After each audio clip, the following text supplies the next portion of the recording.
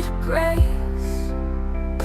Northern stars in turn they trace a cosmic waltz, both strong and wide, proof of the ball on which we ride. In shadows cast a curvature found, eclipses whisper in silence profound. A tilted axis seasons bestow, from melting Arctics to polar glow. Oh, hail the ball, the curve is true, horizons bending out of view. The stars they spin a tale divine, north and south dance along.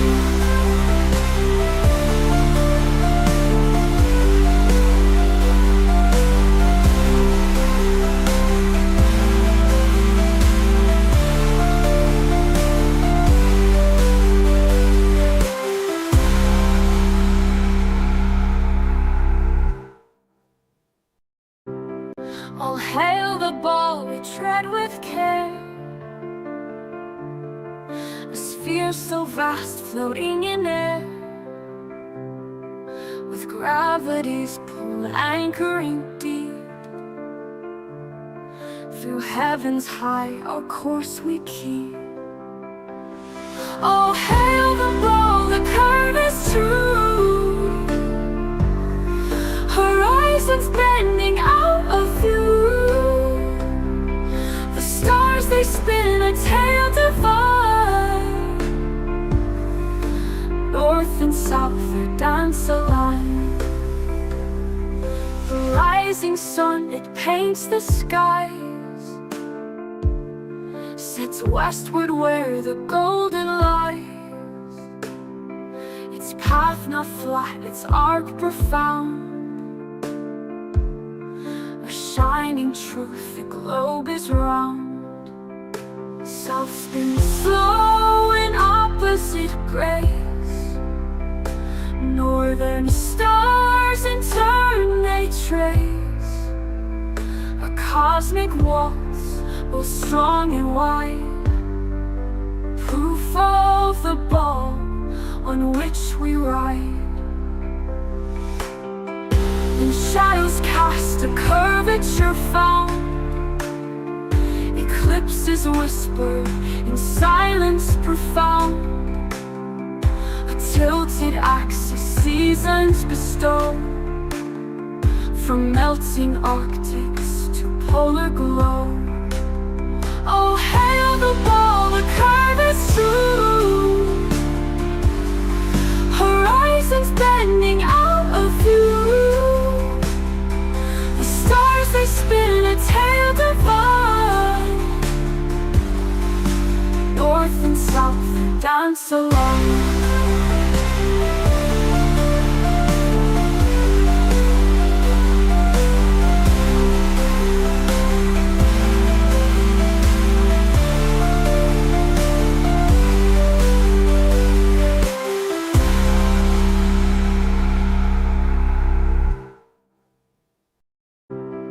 All hail the ball, we tread with care, a sphere so vast floating in air,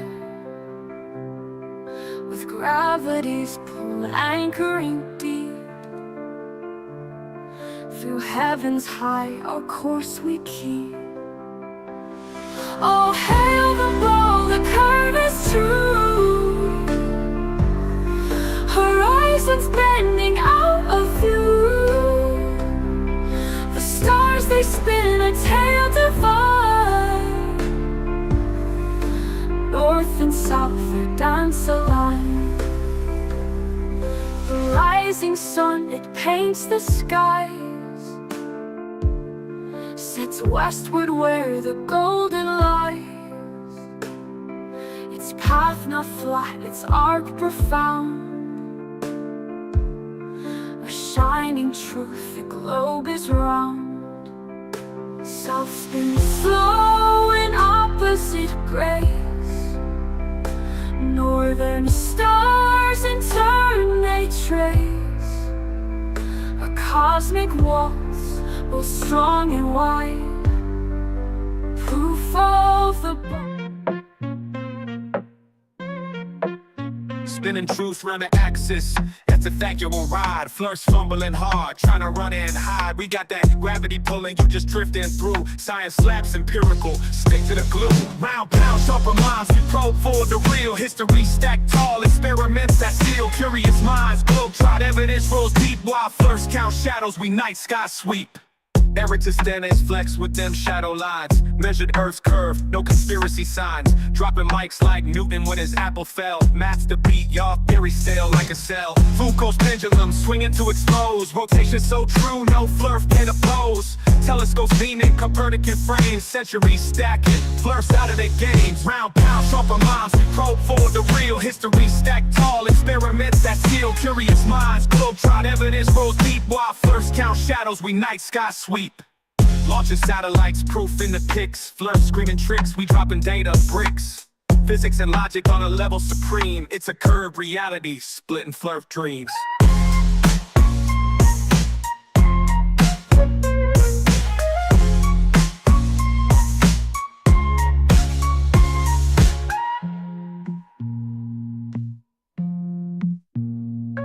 Launching satellites, proof in the pics. Flerf screaming tricks, we dropping data bricks. Physics and logic on a level supreme. It's a curved reality, splitting Flerf dreams.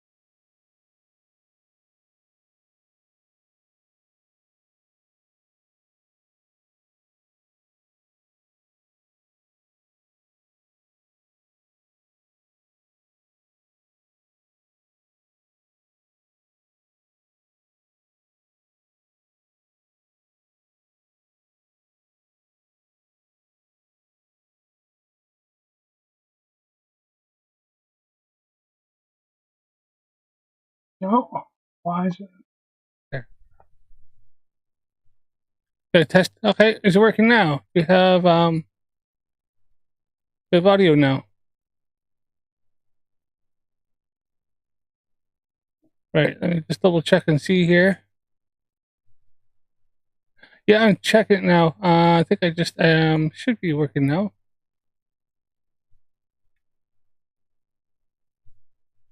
Right. Do you have audio now? Check, check. 1, 2, check. I need to check on my end.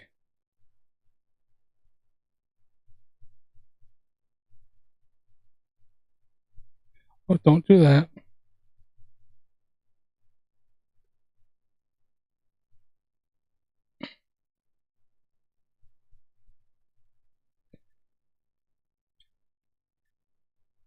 Right, okay. Yeah, I have audio. All right, good.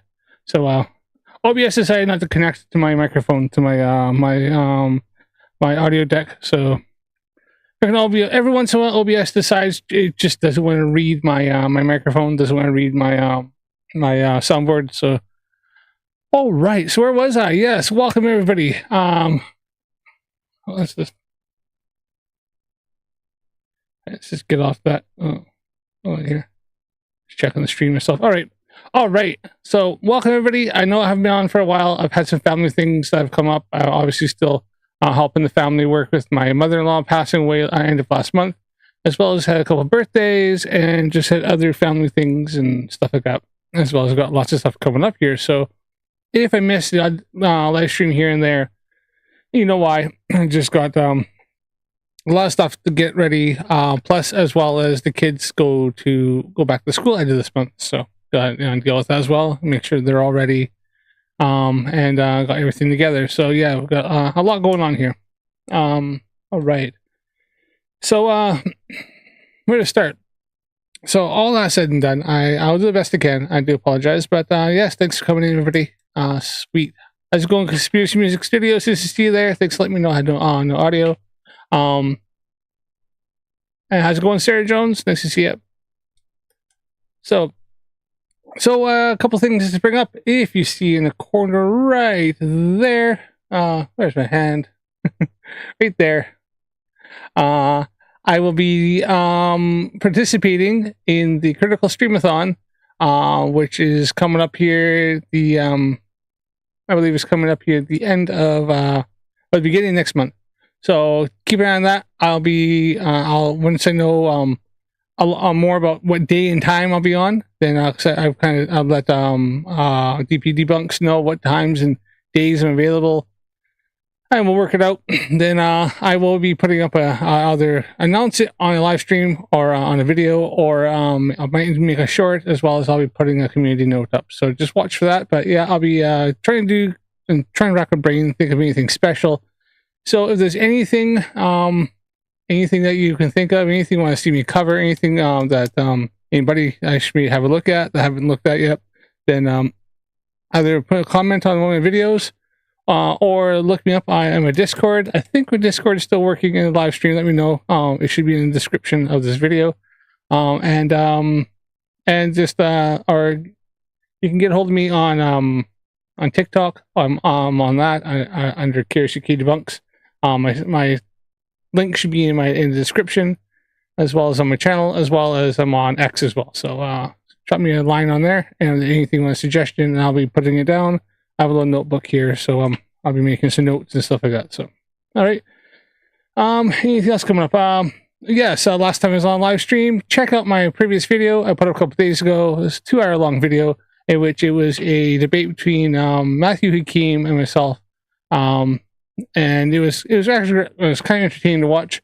I asked Matthew Hakim, obviously he makes lots of claims. I ask him to prove his evidence, and he runs away from it. But it's just funny to watch him. Literally, in one sentence, he'll contradict himself. He'll say one thing, and then he'll automatically contradict himself, and then he accused me of contradicting myself. Never contradicted myself once, which is amazing considering it was 2:00 in the morning.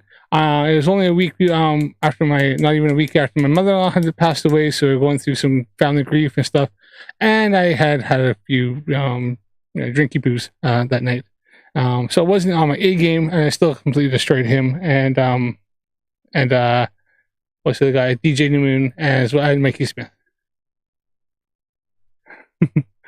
Mikey's games is so stupid, it's almost unbelievable. Yeah, you know, Conspiracy Music Studios, I'm surprised Matthew Hakim even remembers how to get up in the morning, or even remembers how to figure out how to breathe, or I say tie his shoelaces, but he's probably got Velcro.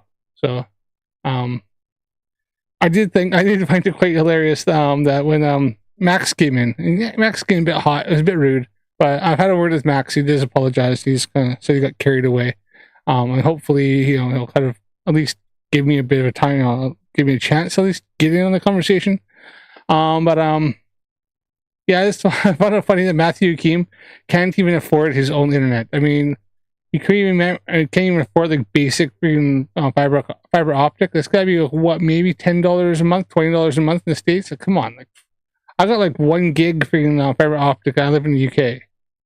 Like, you know, it's like, my house is older than freaking probably even, well, no, these houses aren't quite that old, but I lived in houses that were like 200-300 years old that still had fiber optic. So whatever. I'm a little coffee here, flavored with flat earth tears, as always. You know, the endless supply always coming in. He hates me for some reason. I've never commented. Any of his vids, comments are off now. Or said anything to him anywhere, yet he feels the need to insult me when he gets a chance. Jealousy. Conspiracy Music Studios, considering I think what you put out is like on friggin' like astronomically better than DJ New Moon could even comprehend to put out, could be that.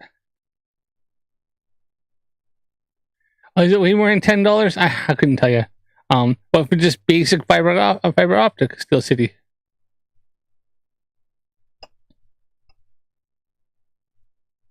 I mean, I pay pretty well. Our household relies on just internet, and so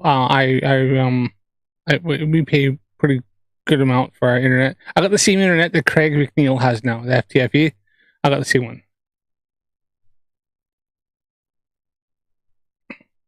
You know where is Conspiracy Music Studios? That one with Flatzoid, man. That song rocks. That song freaking like I love hearing that song. It's a good song. I like that one. So.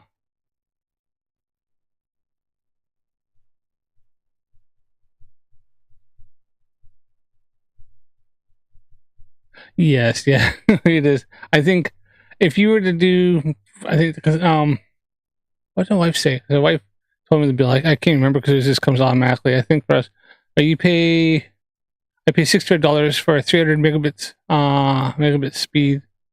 That was after I downgraded it. I think I pay what was I think the wife said we're at. She just seen the new bill. We're at nearly £100 a month. So that's conversion is at $160, $150, $140 American-ish. It goes up and down. And I'm on. We have. I think we have the 1 gig. So.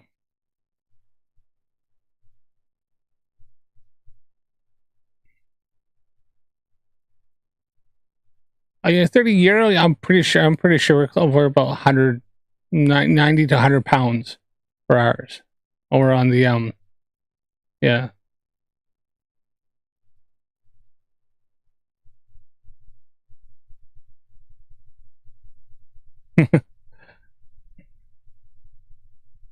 Well, yeah. We got Wi-Fi. It's got Wi-Fi that comes in through the front front wall. Comes in from the street, and that's it. We have Wi-Fi through the house, and I have a range extender at the back because you get to my room, it's mine and my wife's room, and the internet drops off that much. So we have a range extender so that we can have watch internet, watch Netflix and crap in our room, and then it gives us internet into the backyard as well.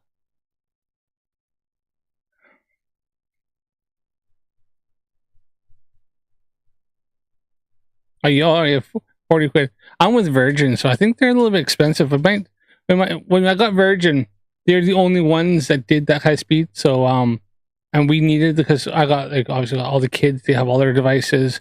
We don't have any kind of like TV package. We don't pay for that. Don't even pay for phone.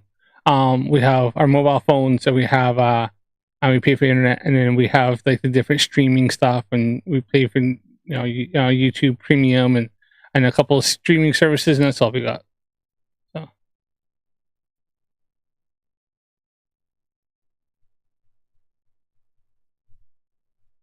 nice. Right. So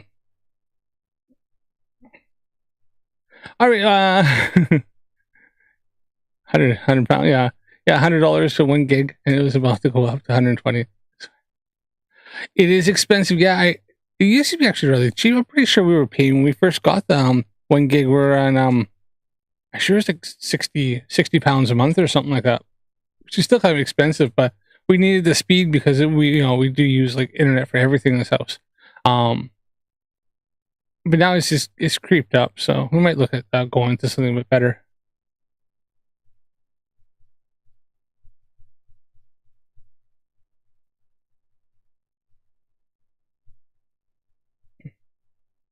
Oh yeah. Our download, our our upload is like half of what their download is for sure. Yeah, I just tested it the other day. Sat right in front of the router, and I used the Virgin app.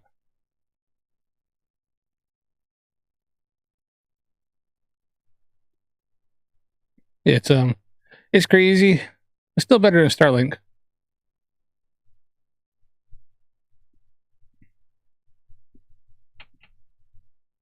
Right. So let's move on here. Kind of wasted some time here. All right. Nice to see everybody in. Nice, the chat's popping. Cool. All right. So we're going to oh crap, I haven't done here. Let me just hold on here. Where is my window capture?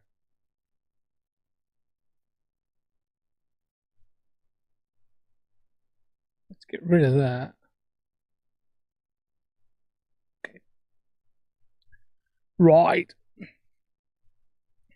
Hey, how's it going there, Dano? Nice to see you. I watched the live stream for a little bit last night, but dude, it was like 3 a.m. and I was like, what? I was like, what? An hour into your stream? I wasn't doing 6 hours, so. But it was cool. Thanks for the shout out. Thanks for posting that in the chat and stuff. I appreciate that. Oh, quick thing. I was gonna message you, but I'll let you know. The Dan, the fucking post office you sent it to, the absolute freaking bell end there. The postmaster himself. Yeah, it went so long. The postmaster himself, the guy dropped it off. The courier dropped it off there. There's even a picture showing that he dropped it off at the window, like on the desk. Apparently, the fellow who works there, the postmaster, runs the place, seen it, thought it was just a customer dropping it off, took the package, put it in the outgoing, and it went back out with the courier. So I had to get a hold of the courier to say, look, this was happened. Can you track it down and send it back there? I've told the guy to look for it, but yeah, I would have picked it up on Saturday. It actually showed up Friday, but I was at my father-in-law's birthday. So I went to go pick up on Saturday afternoon, and they couldn't find it anywhere. And I went out and I found the freaking picture. Went, look, here it is, right there, sitting on that desk right there. And it went, oh, I looked around and then the guy went, oh, yeah, some kid dropped off there, and I thought he was a customer, so I just threw it in the outgoing. I went, did you not look at the freaking the address that was your place? And he didn't. So idiot.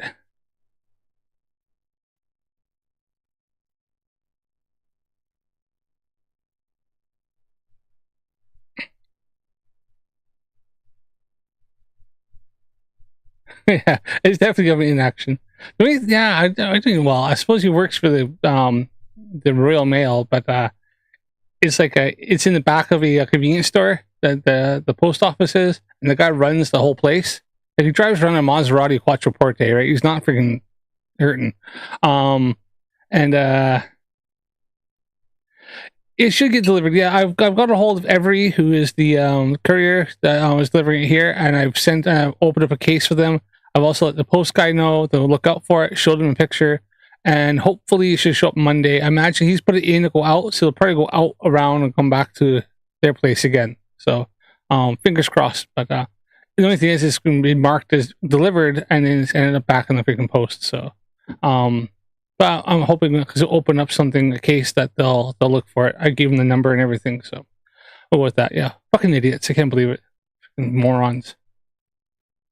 It's so I don't understand it. It's so like, just do your job. That's all I've ever said. Like, if I had the same performance I see at places like fucking McDonald's, at freaking like at that post office, at like the local shop, if I had performed that in my job as the automotive mechanic, I would have got sacked about freaking 20 times over.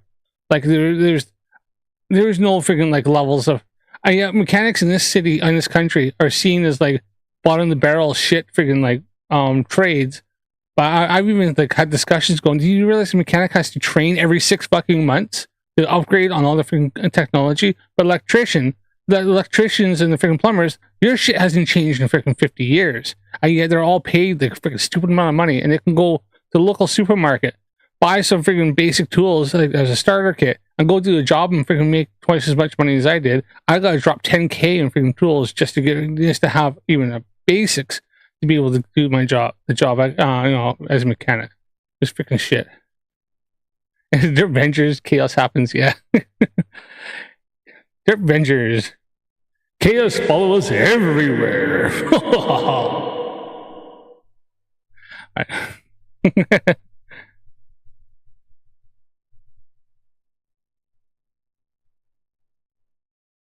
Oh yeah, and for the kid, I've seen your hubris, your hubris salad dressing. Freaking good. That's funny. I like that. She tag witted into that.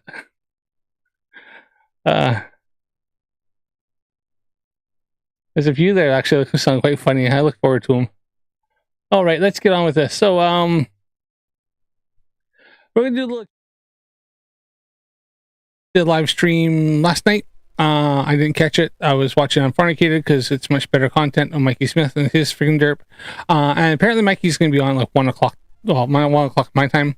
Again, probably doing the same shit he does all the fucking time. Like, I actually kind of get why he doesn't get a lot of stream, because you realize what he does is like the same thing every weekend. Where he just goes out, stands at the sign, gets in, yaps about the same shit, drives around, and then freaking goes home. Like it's so boring. He thinks he's doing something like really fantastic, but really it's just the same shit over and over. Mikey got mooned? Oh, fucking hell, sweet. Oh, no way. That's this stream here. I know this is this stream here I'm on now. So, yeah. I did see he said he's going to go back to the university. The one that he got kicked out last time. If people don't know, I'll show you the little clip in which he got pretty much told 3 times. I think it was the 3rd time he went to go there, and they told him to fuck off. So let's just check this out. Now, as you can see here, quickly, if you haven't seen my video, I did a video which Mikey shows his Venus observations, and I was actually going to do Venus again. I went out the night to do it. Clouds. I was going to do it last night, but I couldn't be asked to stay up till 4 o'clock in the morning because I had shit to do today. I was out doing Saturn and a few other stars. I was trying to get the Andromeda galaxy from my front garden, but it was a full moon, and I live in the city, too much light pollution, and I just couldn't see it. So I was messing with life stacking, but that wasn't working so well for me. But I think because I couldn't see enough stars, it couldn't track. So but yeah, so this is Mikey Smith, and if you've noticed here, see if I can bring it in tight, this is what he thinks Venus looks like. See, pretty sure this is Venus there. Yeah, that's his Venus, right? And just for shits and giggles, because I'm an asshole and all that, I'm going to... That's not it. Where is my window capture? And it.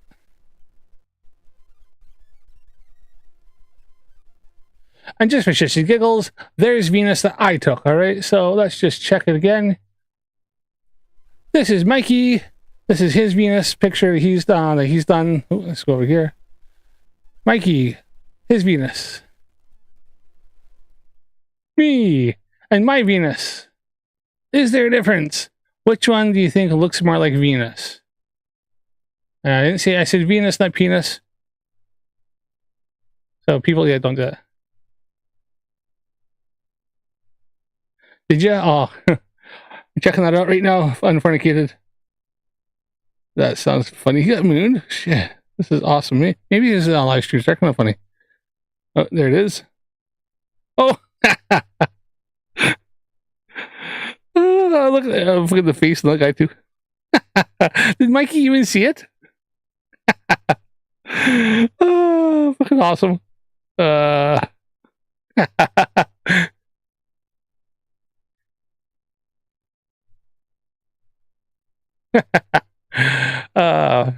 know, that was funny. I like that.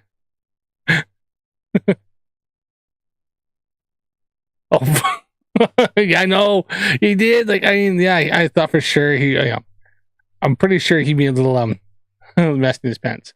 So, let's turn off my sound on this. Not like as much, but I did this back in March. So Mikey, you know, when he hit live stream, he was asking for it, and this is what I was looking for. And there's a video for just anybody freaking reference. There's an actual video of what Venus looks like through a you know, an entry level freaking planetary camera and a entry level telescope. And this is why it's doing that is this is actually run through a it's called PIP, which is planetary. It's like a stacking software that stabilizes the image. So that's why it sits like that, or else it would actually be moving across because they didn't have a tracking mount at that time. So yeah, I just thought I'd show that because this was shits and giggles. I think Mikey does watch some of my stuff, but yeah. So that's what Venus actually looks like, Mikey. I'm sure you're watching.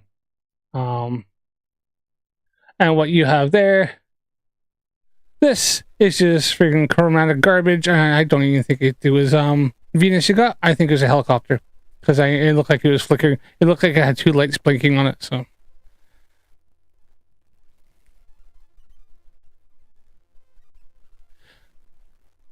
all right, see you at Conspiracy Music Studios. Thanks for coming in, buddy. Almost midnight. Yeah, you're on the mainland. You're in Europe, aren't you? So, you must be a couple hours ahead of me. Yeah. Yeah, because it's like 3 minutes to 10 here, so you went 2 hours ahead of me. Have a good night. It's our weakness to step aside because strength is coming. Oh yeah, Mikey and his whatever. He plays his music, gets himself all pumped up. I guess something new he's kind of started. So. Hey boys and girls, what's happening? What's happening? Full disclosure right now, because we got some fucktards on YouTube talking about Mikey. Supposedly I'm high. Why not? It's sometimes entertaining. It's fun. At least I'll cover a little bits unless there's something big that happens. High all the time. Interesting. Well, it could be. I don't know. I didn't say he's high. I think he's stupid, but he's not high. I don't think. I've never done a drug or drank alcohol ever in my entire life. So, dude, Mikey, you're missing out, lad. Freaking get on with it. Come on, live your life. Live your life. We're only here once. We're not here for a very long time, really. Human life is actually really short. Dude, freaking, I'm here for a good time, not a freaking long time. Good luck stating the false claims about me, because I'm going to come get you. So I would start running, boys and girls. Ooh, I'm so scared. With a big head. Well, what's Mikey going to do? Can he even run? And he can walk, sort of, but fucking hell, he's not going to do anything. Shit. I've seen him run away from some 16-year-old kid took a swing at him, and Mikey went to fetal position. Fuck. You think a grown-ass man is going to be scared of you, Mikey? Come on. Good luck with your falsified lies, your bullshit. Good luck.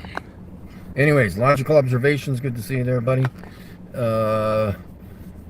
Will Duffy demolish his own final experiment? Yep. They're a bunch of poo-poo heads. Charles. We're here in the city of Saskatoon again. We are going to head over to the Actually, you know what this is? I thought he was the beginning of his last live stream he did, and he talked about his diabetes a little bit. I was gonna cover that. It's only because I had a family member who literally passed away from complications and unchecked. Was it this one? Which one was it he just fucking done?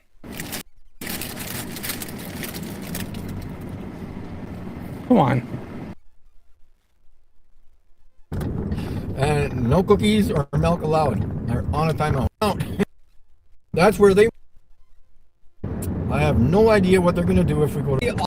Hey, Canadian Space Advocate, how's it going, buddy? Nice to see you in there.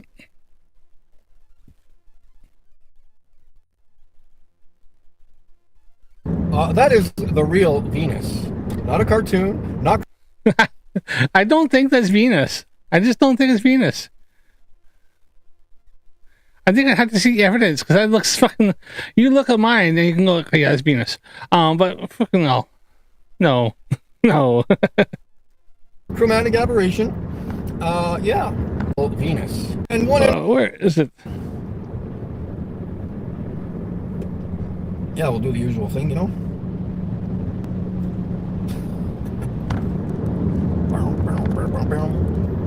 And yes, for those of you who have not seen the original and one and only Venus video, that is the real Venus. Not a cartoon, not chromatic aberration. Yeah. Good luck, guys. I wish Canadian Space Agency all the luck in the world, man. Well. Hey, does anybody know? I asked Mikey this. I think it was on this live stream, actually. I came into this live stream later on in the comments, and I was asking him, when is it he has to hear from the Canadian Space Agency? I'm sure, like, because he's filed and he had, like, so many months. I'm sure it's the end of this month, isn't it? Isn't it the end of August that he's expecting to hear, like, they have to respond to his suit or something like that? Correct me if I'm wrong. I asked Mikey, he wouldn't answer. People could see me in the comments, so it wasn't like I was blocked out of the comments. So I wasn't shadow banned or shit like that. But I'm sure there was something. I was asking him, and he was just ignoring me because Mikey's scared to interact with me. Because especially after the live stream, I went on to his live stream. I don't think I'll be ever allowed to go on there again, but we'll see. I was actually rude to Mikey so much. The fact is that he got really frustrated and pissed off with me because I just asked for evidence every time he made a claim, and then he didn't like that. So I have no idea what they're going to do if we go to trial. I have no idea whatsoever. I don't think it'll go to trial, but if it does, they're pretty much going to bury you in the evidence, and then they're going to take what you've presented, because I don't think Mikey realizes if he presents his evidence, so he has to present, the shit that he fucking shows. If he shows that, then he has to put that in, and then the other side gets to look at it. So they get to look at all the evidence he has. He gets to see the evidence they can have. Let's say this goes to let's just say hypothetically goes to trial. Nobody thinks it's going to go to trial. Judge is going to look at his stuff, look at his paperwork, look at what he's claiming, and pretty much just throw it out. But if it goes to some sort of trial somehow, they're going to have experts look at his stuff and absolutely rip it to shreds. They'll rip apart everything he's done. They'll probably ask questions when he says, I use a Celestron Skymaster or something like that, binoculars 80x20, 80 millimeter refraction, 20 times magnification, and I use my cell phone, but I put on here, and I use this little tiny sensor right there, and I got like this, and they go, dude, like, yeah, okay, and that's it. Does this tear him apart?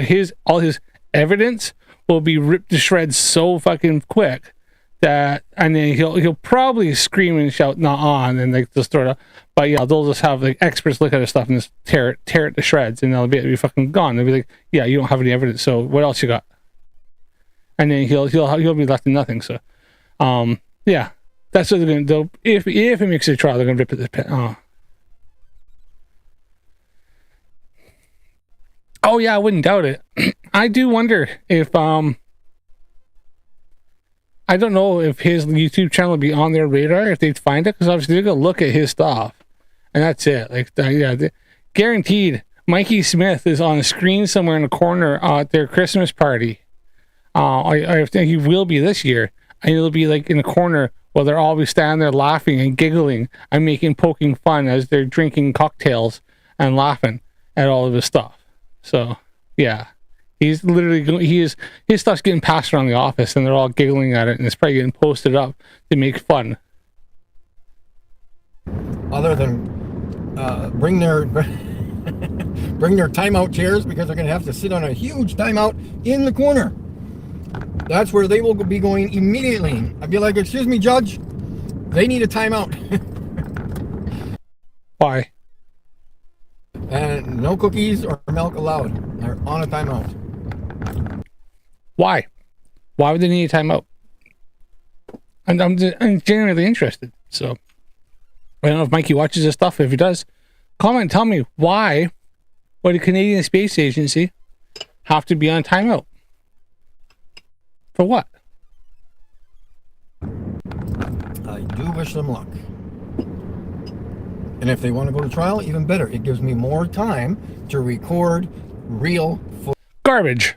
Real, absolute, chromatic aberration with he's took the Vaseline that he has sitting beside his bed and he's took that lens like this, he's gone like this and gone. Good. That's all he's fucking doing.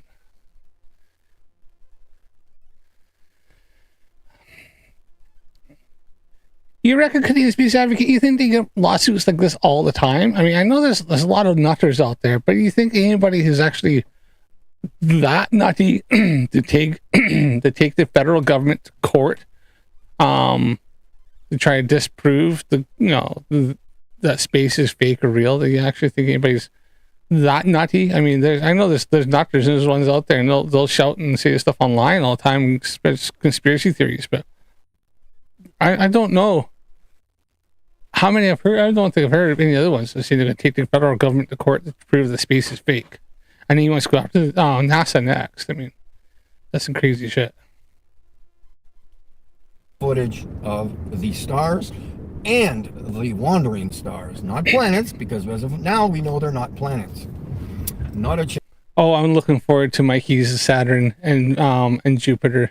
I'm looking forward to that. I was just getting Saturn last night, a telescope. I've had Saturn a few times, so I'm really hoping that Mikey does a live stream show Saturn and Jupiter. I got lots of Jupiter too. I got some really indecent Jupiter shots. So, I'm looking forward to that. Chance. So I'm going to beg to differ. I'm going to say that Saturn with the rings are not actually rings. I bet you it's a solid light that goes around or looks like a C shape. That's my theory. Oh. Yeah, fuck it. Where is it?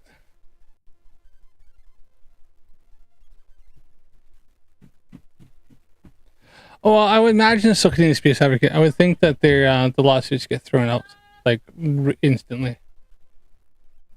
I can't see me making it very far. I said, I think you even said that. I don't think they're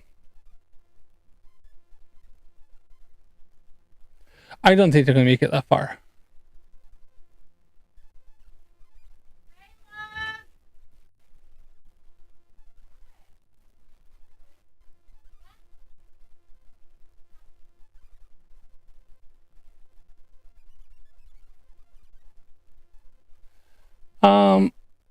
Where is that one? Is this one here?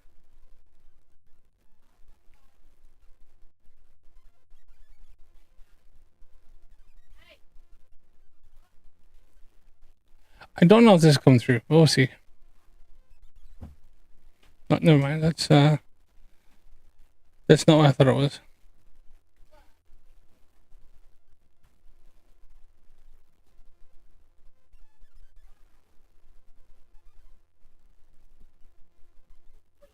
Oh, for sure. Yeah, this is that's not what I'm looking for. Cancel. Unfortunately, yeah, this is definitely ones that end up in the break room that they all giggle and laugh at. Is this one showing up?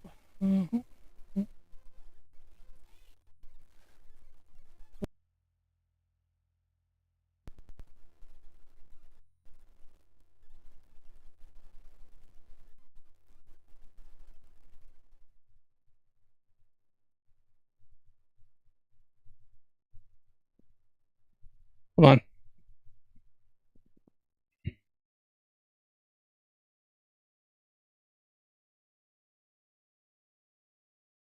I was looking at the moon yesterday. Yeah, it was like that last night. That's why I was out there for so long.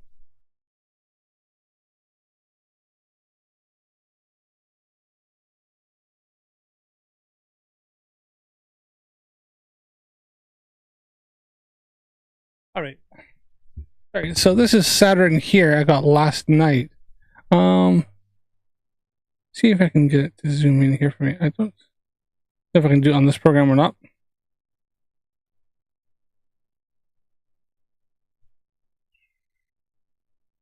Right, so I don't know how well it's showing up. No, you're not gonna zoom in, are you? No, okay. So this is a video. I haven't processed this one yet, so that's why you'll probably see it moving a bit. Hold on, see here. What is that? Where's this other thing? Because Mikey thinks that it's going to be lights. Well, let's there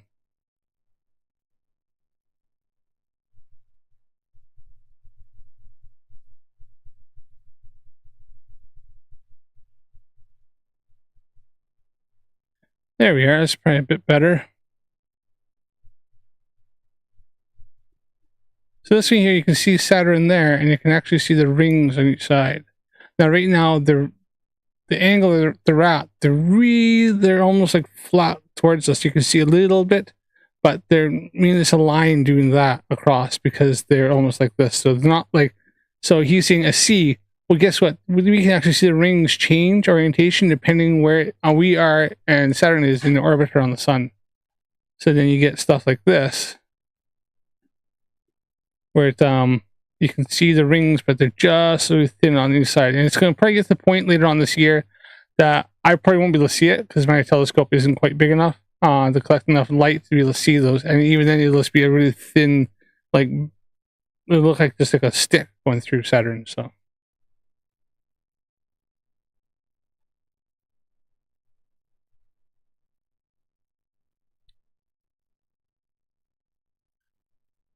Yeah, and for Mikey, it's going to be a punchline in the court orders, psych evaluation. Sarah Jones is like, in a way, I'd love to see these cases against NASA make it to court. It would be fun to see them directly confront with proof of green screen glitches or just out of contact clips. Yeah, Mikey swears it's going to court, and CSA has to provide evidence they don't have. He actually thinks he has it locked up. He does, yes. And for Daniel, you are 100% right. Mikey thinks he has this one in the bag. He thinks, especially if it goes to trial, that's it. It's open and shut.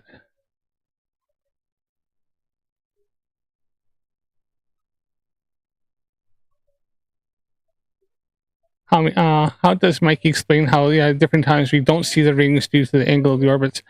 That's a good question. I would like Mikey to explain that. Why is it sometimes we can see the rings where like you can see them like you can see where they're like this on each side, you can see it going front and goes behind, and other times we can see it where it looks more like the image on the screen here. Now it's kind of small. Anybody's watching on something smaller. I will I did process some of these. I haven't done all of mine yet, so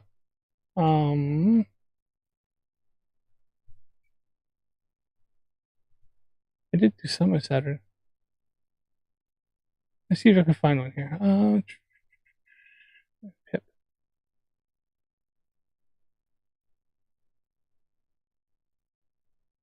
This one's more promising. So this I ran it through Pip. So all it's done is that it's stabilized the image. So it's not cleaned up. That's why it's still quite fuzzy. I didn't quite have my collimation in done quite well. And it was low on the horizon, so the seeing wasn't the greatest, but I'm gonna see what I can do with it. Nothing else. It gives you a challenge to mess around with it and try to clean up in astrophotography. But this is once again Saturn. It's probably a lot easier to see on other devices, but here you can see the rings going each side here and there. And then that is that's Saturn. This was from this is from last night. This would have been around 11 o'clock last night. So.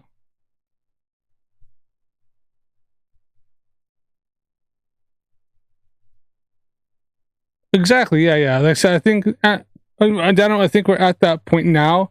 I think I was watching some guys explain it, and we're almost at the point where we're going to be in an inclination where the rings would be really, really hard to see because they're going to be edge on us. Yes, Mikey is planning on buying a couple of different Subarus, and I think he wants a pickup truck, and I don't know. Yeah, he's spending whatever is it, $66 million or how many $33 million or 300, and I don't know. He's got so many millions of dollars. So here you are, Mikey. Am I sharing this in my live? Let's make sure. Yes, I am. There, that is Saturn, and this was from last night. This would have been taken on the 9th, August 9th, 2025. That's Saturn. That is a video, literally a raw video, unprocessed. The only thing that's done is I've run it through to stabilize it. So if it's still, instead of moving across the screen, it's just took the images and stabilized them and put them into one spot. I haven't even run it through anything else where to help clean it up and like and stack it where I can stack it to the top 50% and stuff like that. I have that's from last night. I was listening to Unfornicated. I was doing that, and it was like, hello cat.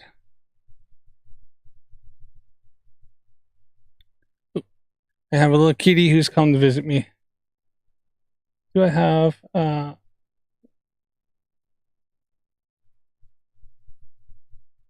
think I have some processed ones here. Do I? Yeah.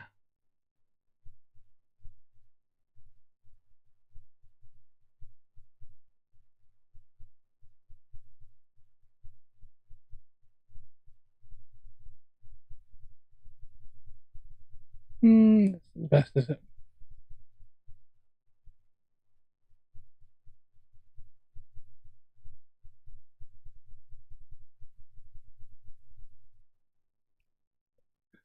I've been messing around trying to get stuff, but here's an image of. Ooh, am I sharing that?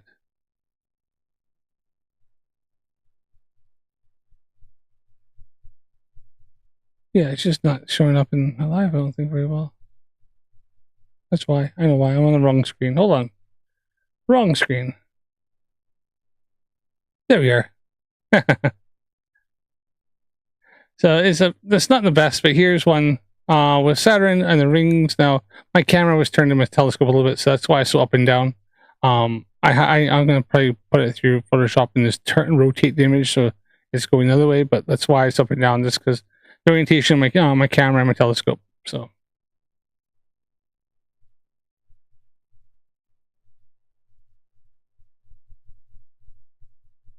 You got a better one here.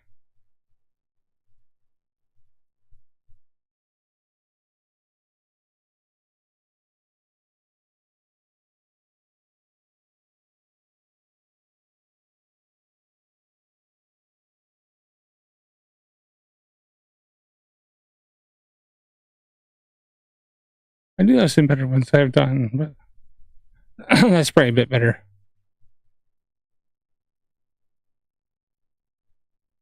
All right, last one, just to wrap it all up. So there we are. It is not, as Mikey said, it is not a solid light. In fact, you can see the ring here go right in front of the planet and then go around to the side. And obviously dependent on orientation of the camera. But it's not, like he says, C, but it doesn't do that. So. Right. Not fucking about. Get back to it.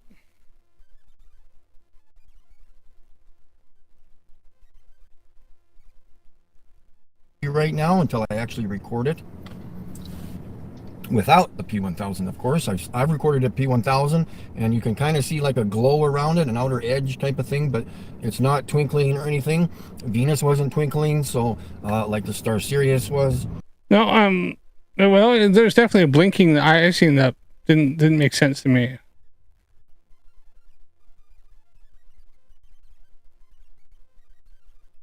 He probably thinks it's black amazing tail like the.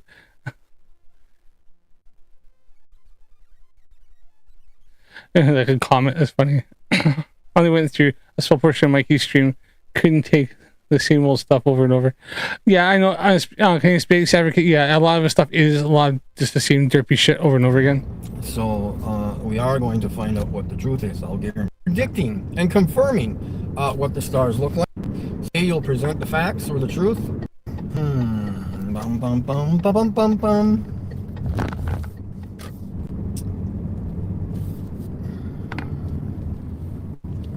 We got there. We got.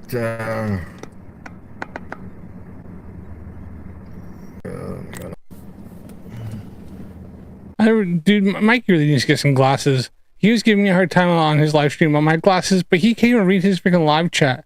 With my glasses, I can sit back and I can read everything like way further back. I see it perfectly fine. I don't have to go right up and like squint and try to like on my live stream. So he needs glasses. He's just too fucking stubborn to get them. The next time he has to probably renew his license. He'll probably get a shock. He'll be told he can't have a license until he gets some corrective lenses. Or he lies. We have some people in the chat with problems. Again, I don't know what it is, if they're not happy the way they look. Maybe their ears are all out of proportion. I don't know. Like Mikey's the fucking one to talk. I don't know what it is with you guys. Calder. Good point. Touche. Mikey doesn't believe in optics.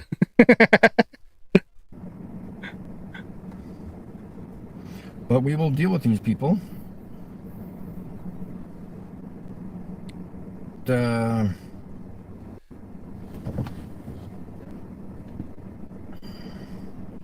Drunk Debunk Show, I love your comments, buddy.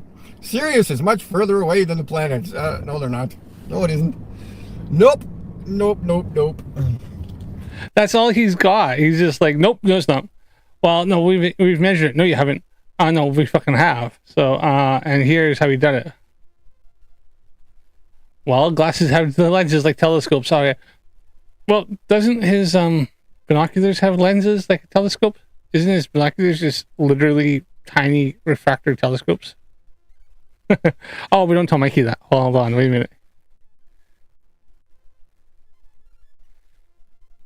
Was you looking at the full moon last night? I was looking. Luckily, funny enough, my wife just came and told me because the moon's quite nice and bright out there. There's a full moon. It was full moon last night. I was looking at it. I was using it to. I use the moon a lot of times just to help align my finder scope and my telescope.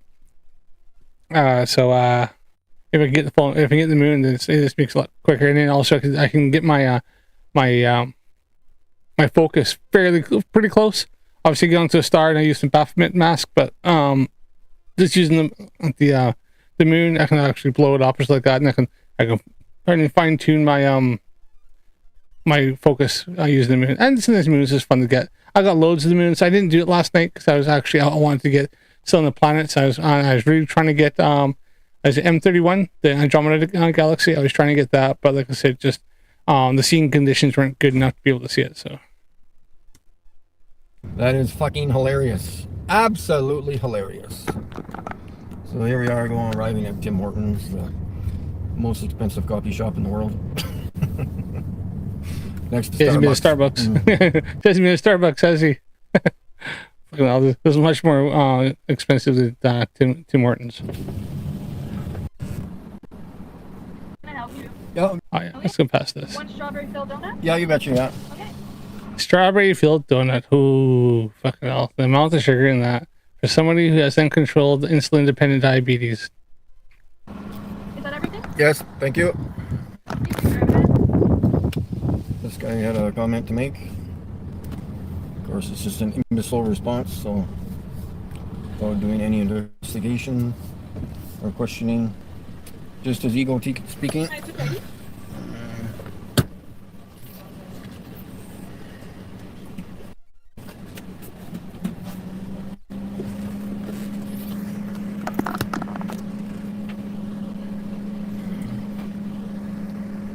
Where's... We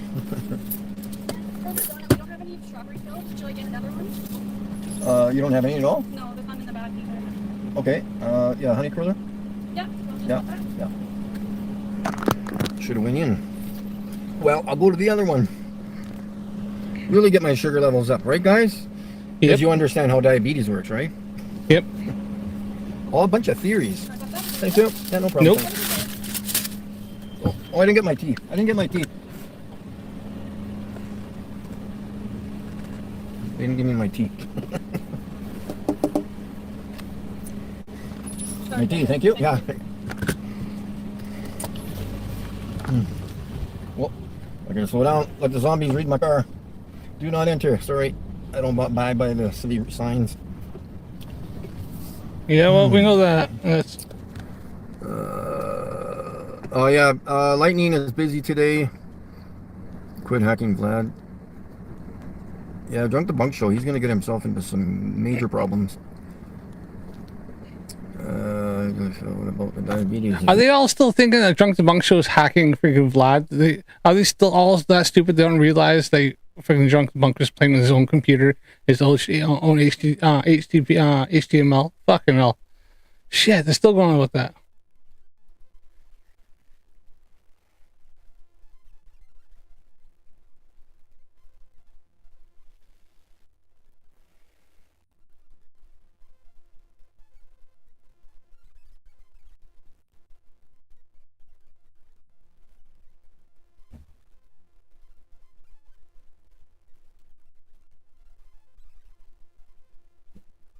Exactly. What about it? Well, you explain how diabetes works to me, how it works then, and how eating throughout the day, depending on what you eat, you explain that to me, how that all works, okay? Yeah, no problem. Okay. So what I know from that diabetes is quite simple. Is the fact is that as you eat throughout the day, every time you eat, your blood sugars will rise. Right now, this happens in a regular person. Every person, when you eat, it does actually. Your body converts the sugars or the food into it, like carbohydrates, glucose, fructose, all that. Breaks it down into your system, puts it in your bloodstream. Now, doing that, your body will. You have a pancreas. Pancreas releases enzyme in there, which helps to take that that sugars and stuff that is being carried in the bloodstream and actually has is able to convert it and into the cells to be used as energy. Now, if your pancreas is not working, like in somebody with diabetes, either you're born with it where your pancreas is just malfunctioning, isn't working properly, or you get to a point where either maybe you've had too much sugary stuff and you had disposition to eventually develop that. You can see through genetics and stuff like that, you can have a higher disposition to develop diabetes later on in life, or sometimes you have this poor health, excessive drinking. There's lots of different things that can damage your pancreas. Now your pancreas is damaged and it's not able to keep up with that. So as you have blood sugars, the sugars get converted from your digestive tract, get put into your is absorbed into your blood.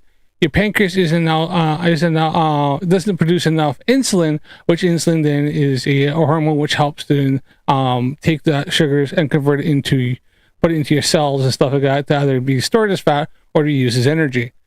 So what happens is the sugars stays in your system and stays in your bloodstream, and that's you get high blood sugar. So eating throughout the day, if you eat, you're supposed to eat more kind of regular and often, and you try to eat foods and stuff like that, and certain combinations that you don't get the big spikes. You don't want to have a spike going up, high blood sugars, and then you have to wait, and then eventually goes down. Now you can sometimes, if you don't have enough, you can go hyperglycemic, and what happens is you don't have enough blood sugars sugar in your blood sugars drop too low. You can have hyperglycemic, or some people are hypoglycemic where the pancreas is overactive, or you can be hypoglycemic, in which then it's under, which tends to be diabetic, in which then the blood sugars will rise up and they'll stay very high. But even like that, you start getting tissue damage and you start getting damage to your organs. So and we have that, it can actually cause issues where you have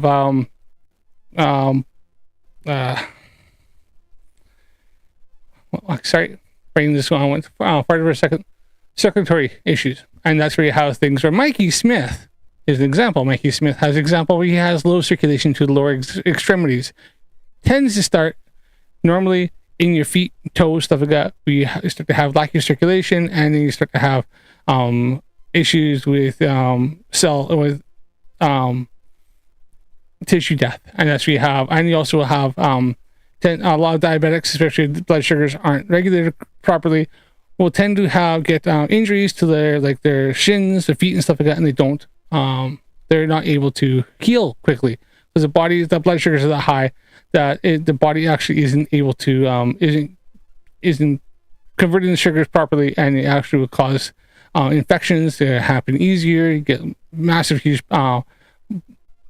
wounds. You have like a little knock, it'll get bigger, and you'll have a big abscess and stuff like that. I've seen this purposely. So firsthand, I had said my mother, who passed away from this, she used to have them all the time. She'd get a little knock on her shin, and you look for weeks, months later, and that knock would be a huge, massive infected wound on her shin, and it would take forever and ever and ever. I think I've seen some that lasted nearly almost a year. She'd still have a sore on her leg that wasn't completely healed up, and then she'd have this big like scars. So yeah. Now what Mikey's going to claim here is completely wrong in every single sorts of way. See, now you know all about diabetes and how sugar works and how other things we eat work, and you can just go ahead and tell me all that stuff right now. I'd be delighted to listen.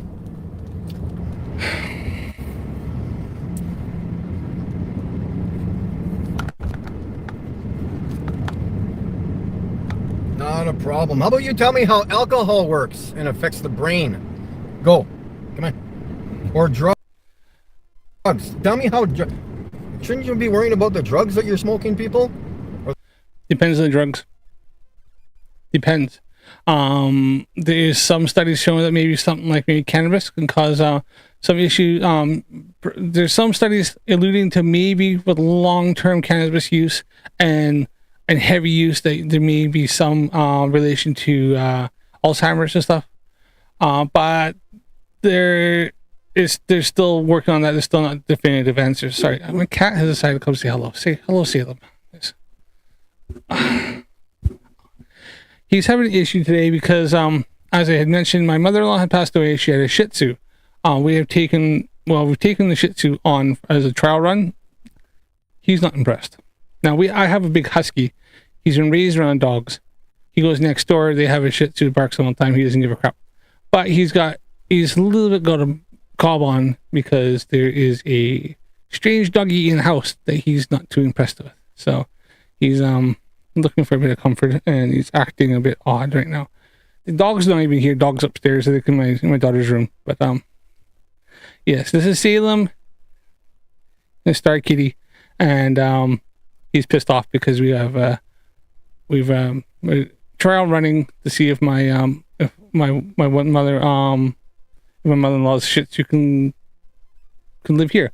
So you might have a sister, and you just might have to get on with the kitty cat. You're bigger than she is anyway, so. Right, so yeah, the cat he's took to me when he was younger. I saved him from a tree when he climbed up a tree, couldn't get down, and he's just kind of became my little buddy here. The dog was supposed to be mine. Loki, my husky, was supposed to be mine. He's taken to my wife. And the cat was supposed to be hers, and he took it to me. And I'm gonna have to drop you down. I need this hand back. I need this arm back. Get the claws out of me. He's got his claws into my... Ow, ow, ow! Jerk. Okay. Yeah, he's got an attitude. Just stay there. Okay, I think he's found somewhere to curl up that he'll feel safe, I think. Stay there.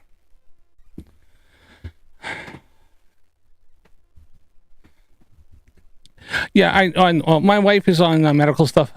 She's just been prescribed it because she's got chronic pain, and she's also got a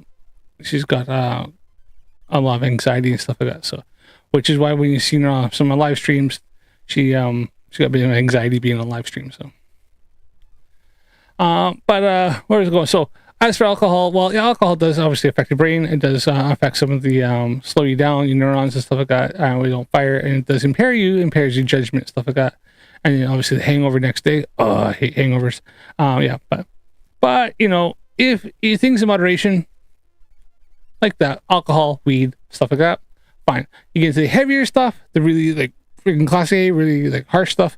Well, you know, then you start dealing with more chemical stuff, and then it can go bad. So we won't go there because I don't want to get monetized or get a strike. But yeah. But that's different than a medical condition. For example, I have something called hemochromatosis, and it's a genetic condition, also known as the Celtic curse. My body doesn't deal with my ferritin levels. Sips nice cold beer, yeah. I have so my body doesn't. My body's ferritin levels don't regulate properly, and so every 6 months or so, because mine's fairly mild, I have to go and I have to essentially I have to have a bloodletting. I have to have about a pint of blood drained out to bring my to drain the blood out that takes down my ferritin levels down a bit. And then I can maintain for a while, and then they'll eventually start climbing up. If I leave it untreated, if I do what Mikey does, I will start experiencing organ damage and different issues. Well, my liver and my kidneys and stuff will eventually start to get damaged because I'll have too high of iron in my blood, too much ferritin. So I have to go, and how I do it is I donate blood. I donate every 6 months or so, and they're happy because it's I have is high ferritin levels, high iron in the blood, and usually going to people who have need blood transfusions or they've lost blood and they need to have and getting that with high blood, it helps them produce red blood cells. So it's kind of a my condition can help other people, but if I don't do it, then I can start doing damage to my body.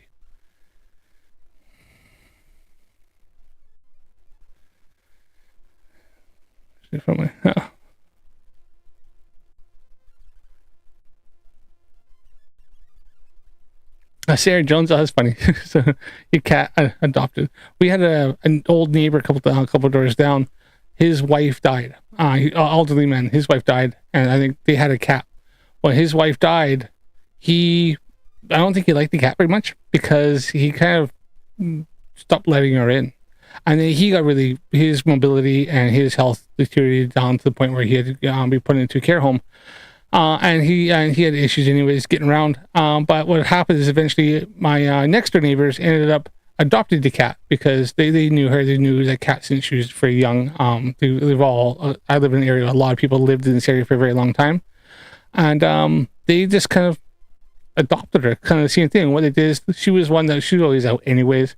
And they had her come in, and she got to the point where she'd stay outside their house. They'd feed her. They made gave her a little cat hutch with some straw in it so she could lay in it at night so she wouldn't get wet and stay warm. And she's got to the point that it enticed her, and eventually she'd come in more, but she wanted to go out, so let her out. She was an outdoor cat. And then eventually she got to the point where she just stopped wanting to go out. She was happy to be home. So yeah, cat distribution system at work. Yeah, so they ended up adopting their next door neighbor, next door to them, adopted the cat because the old fella just didn't care to look after the cat anymore. And kind of fair play, he couldn't even look after himself. So they have like a whole bunch of indoor cats anyways. Like my next door neighbor, she's like, obsessed with cats. She loves cats. She got a massive orange cat stuff. But her cats are all indoor cats. She lets them go out in the front yard a bit. It's a fenced yard. And she'll stand out there, let them kind of sun a bit, sniff around.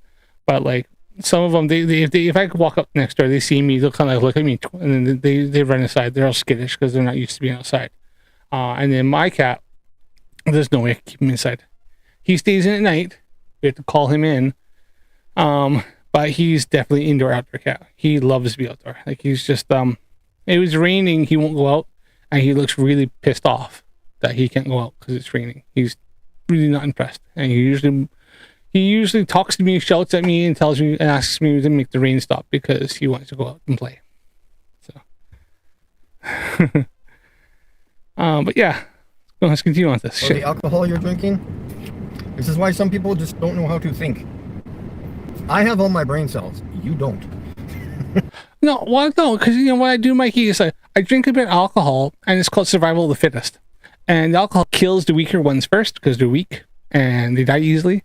And then the strong ones who can survive it, they stick around. So all I'm doing is I'm flushing out all the old weak ones, and I only have the best, strongest brain cells.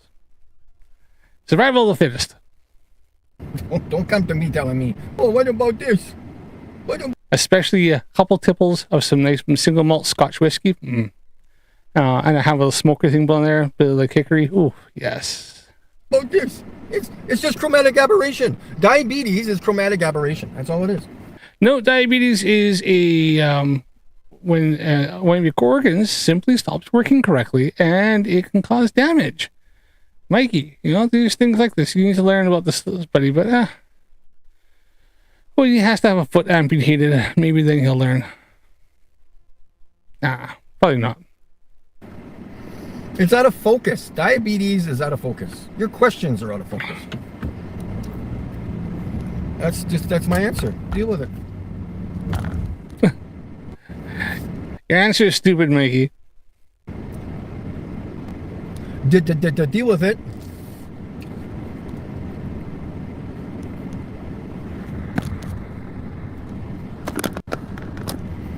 So we will be at the exhibition grounds, maybe 10 minutes. Well, we'll be eventually get there. Due to the lack of spin of the earth, it is stationary. My car is moving along the stationary earth.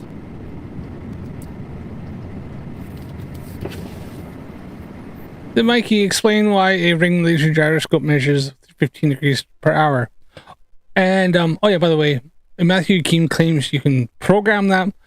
Exactly how do you program a laser that hits a prism, which then splits the beam into two different paths, 90 degrees from each other, which go around and it hit a couple of mirrors, and it hit a detector that detects the light and can detect what the frequency is. Exactly how is that programmed? Because he claimed this was something that was, I brought up, and Mattem Hakim claimed that they programmed the box. But exactly how? Now, I did ask him this. I said, how do you program the a ring laser gyroscope? And he ran away from that. But there's one that's even better. I have seen, I can show you videos of a physical, mechanical gyroscope. And all it is that it's hooked up, has it uses compressed air, which spins it up, it keeps it running, and it measures 15 degrees per hour. Now, exactly how is that programmed? Because it's purely mechanical, and it either measures or doesn't measure the rotation of the Earth. And mechanical gyroscopes, when they're spun up, do measure 15 degrees per hour.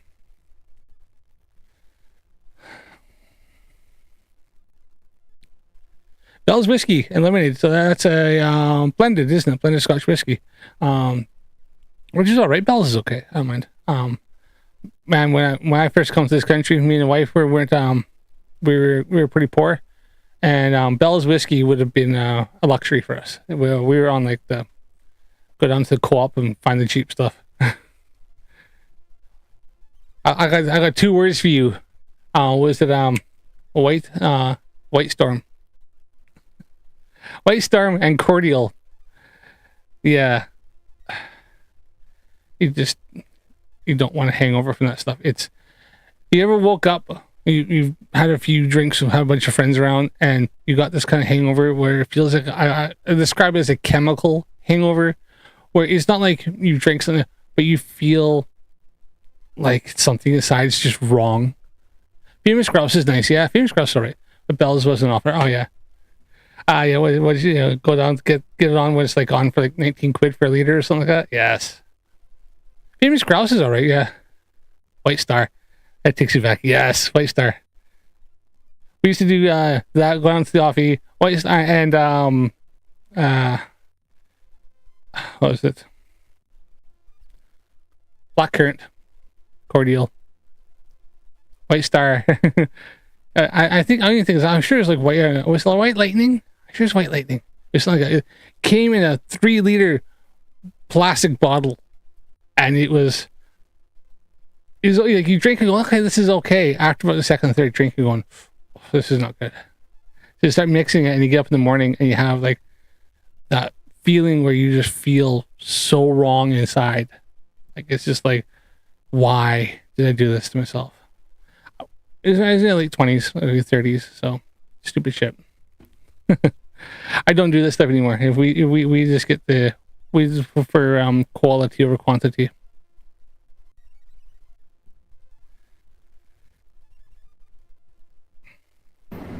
So there we go, folks.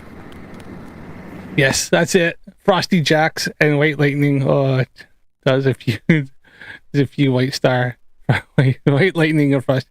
Yes, White Lightning and Frosty Jacks. Oh, it's yeah. What we've been doing lately, actually, is Home Bargains is just selling like hooch and stuff with black currant to make it drinkable. That's what, yeah, exactly, Sarah. That's what we used to drink with the black currant. Yeah, mix it with black currant cordial. That's the only way to make it drinkable. But and you have too much of that, the next day, rough. I mean, rough. So. Yeah, we've been doing. Sometimes we're going down to Home Bargain and getting some like the they got hooch, and they have oh, what is the other one? Crap, wasn't it hooch? It's one. It's orange and pineapple. It comes in a bottle. Crap. I'm not with yet. It's something my wife used to drink. It's nice, but it goes down really easy. Like it's like really nice fruit. It's a nice drink. But man, that stuff disappears. Looking, hold on, I had like 12 of those. Where'd they all go? I can't think of it now. No, that's gonna do my head in. But I'll look it up while doing this.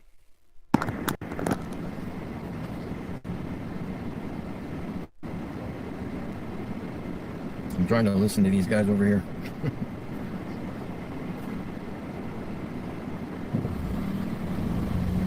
No response. Anyways.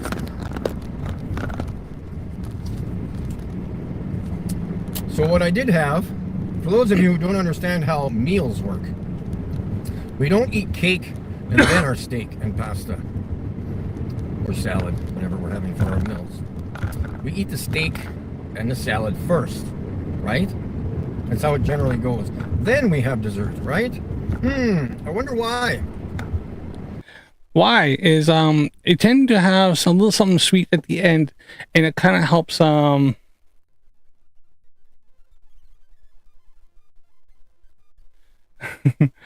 have something sweet at the end, and it kind of tends to be, it's like for your body, it gives you a little, like after you have all the food, it gives you a little sweet thing, and it helps kind of finish your meal off. People tend to find that after having a little something like that at the end, which a lot of times restaurants will give you your bill and they'll give you a little mint.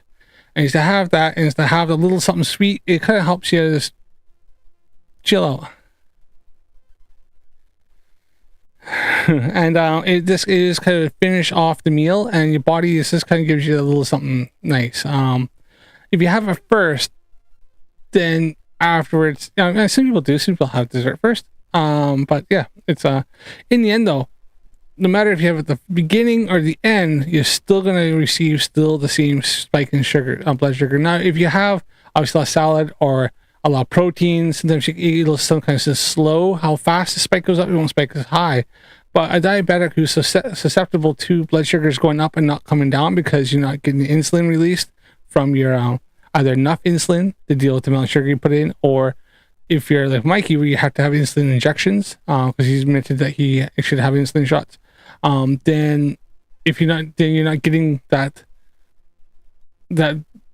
insulin to help move the sugars from your blood stream into the tissues, into the muscles and stuff to be used as fuel.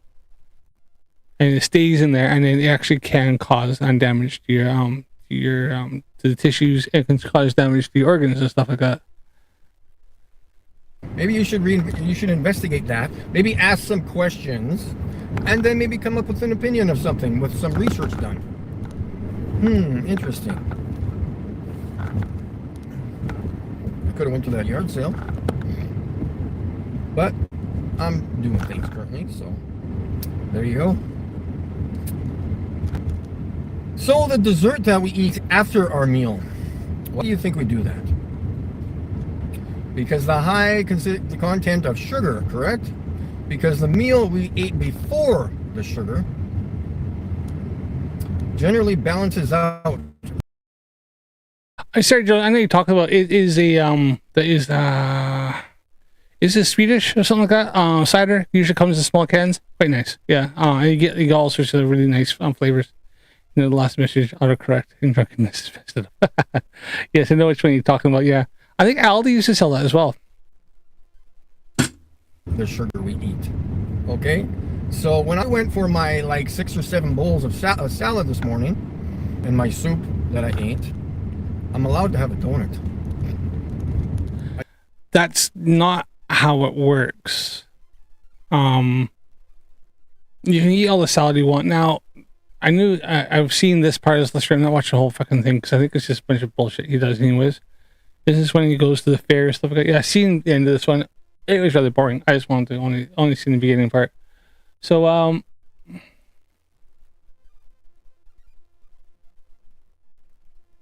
yes, I know you're talking Sarah Jones. Yeah, it is weak, but it is really easy to drink because it's really nice.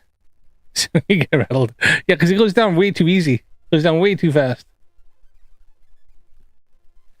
I was trying to look to see if I could find... It was Home... I know Home Bargain sells it. I'm just looking to see... Drinks. I should have got drinks there.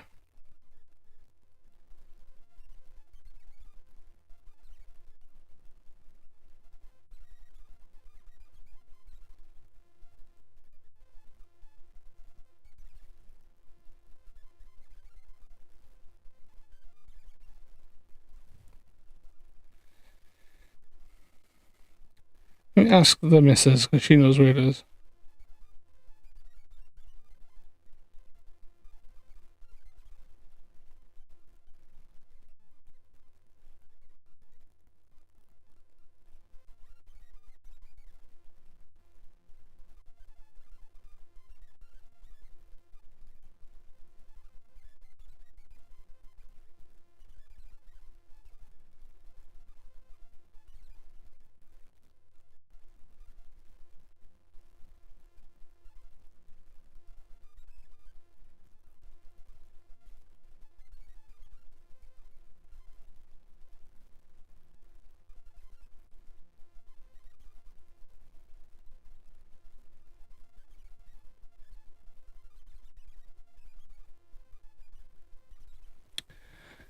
See the missus answer. I don't know which one. I know which one I'm thinking of, but I can't think of it right at this moment in time. It's not Hooch. It was... It's like a little green bottle. Whatever. That's quite nice as well. Let's get debunky here.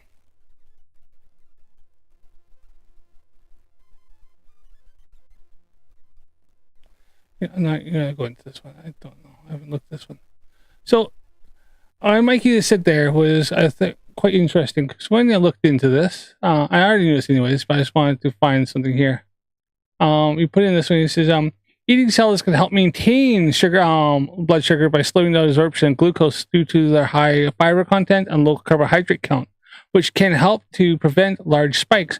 While salads can improve overall blood sugar regulation, they do not give you permission to eat unlimited sugary snacks. Instead, incorporating salads into your meals, especially before carbohydrates, helps balance the meal and can reduce the overall impact of sugary foods, according to the Mayo Clinic.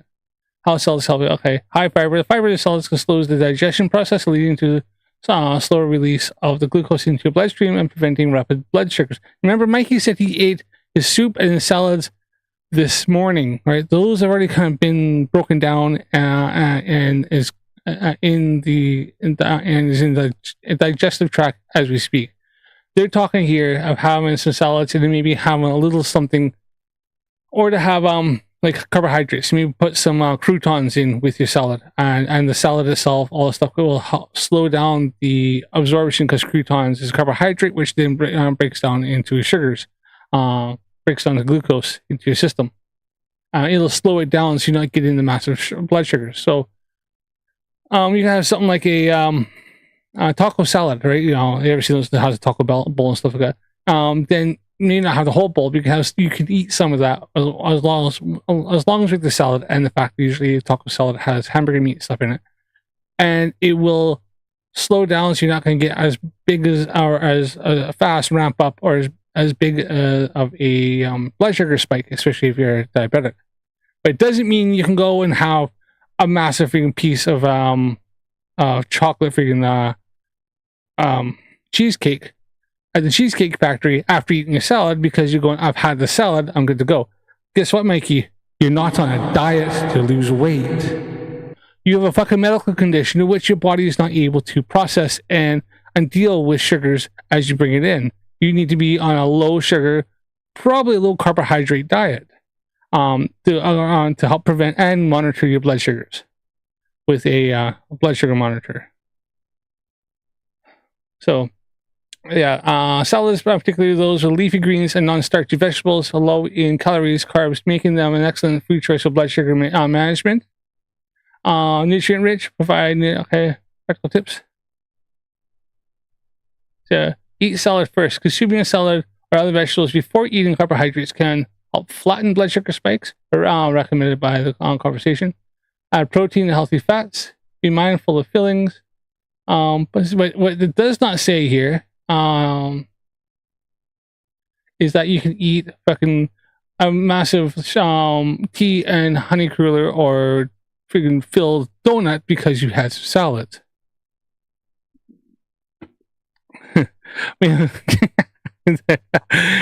Driver Dan, Mikey probably thinks the Mayo Clinic is a Hellman's conspiracy. That's funny. But yeah. So he thinks because he's had some salads. And what it says, Mikey has, like, he's done what every flat earther has done. He's probably read the headline and going, eating salads helps manage blood sugars by slowing the absorption of glucose by the use a high fiber content, low carbohydrate count, which can help you prevent large spikes. He's gone, good enough. Yep, that's all I need. I'll read the first sentence. That's all the information I need. Don't need to read anything more. That's all I need to know. No, that's just the fucking first thing. That's what the next sentence saying, Mikey. While salads can improve overall blood sugar regulation, they do not give you permission to eat unlimited sugary snacks. Holy fuck!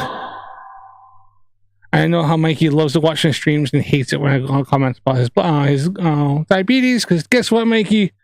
I grew up with somebody who had diabetes for 20 fucking years, and I was very highly involved in helping to maintain, and I knew things that went on. I also seen what happens when somebody doesn't match their blood sugars, which is why I look after myself. I don't eat a lot of sugars. I don't eat a lot of I try to keep my carbohydrate levels down. I do work out and look after myself, which is why I'm 44 years old and I'm probably in a fucking far better health than you are, buddy.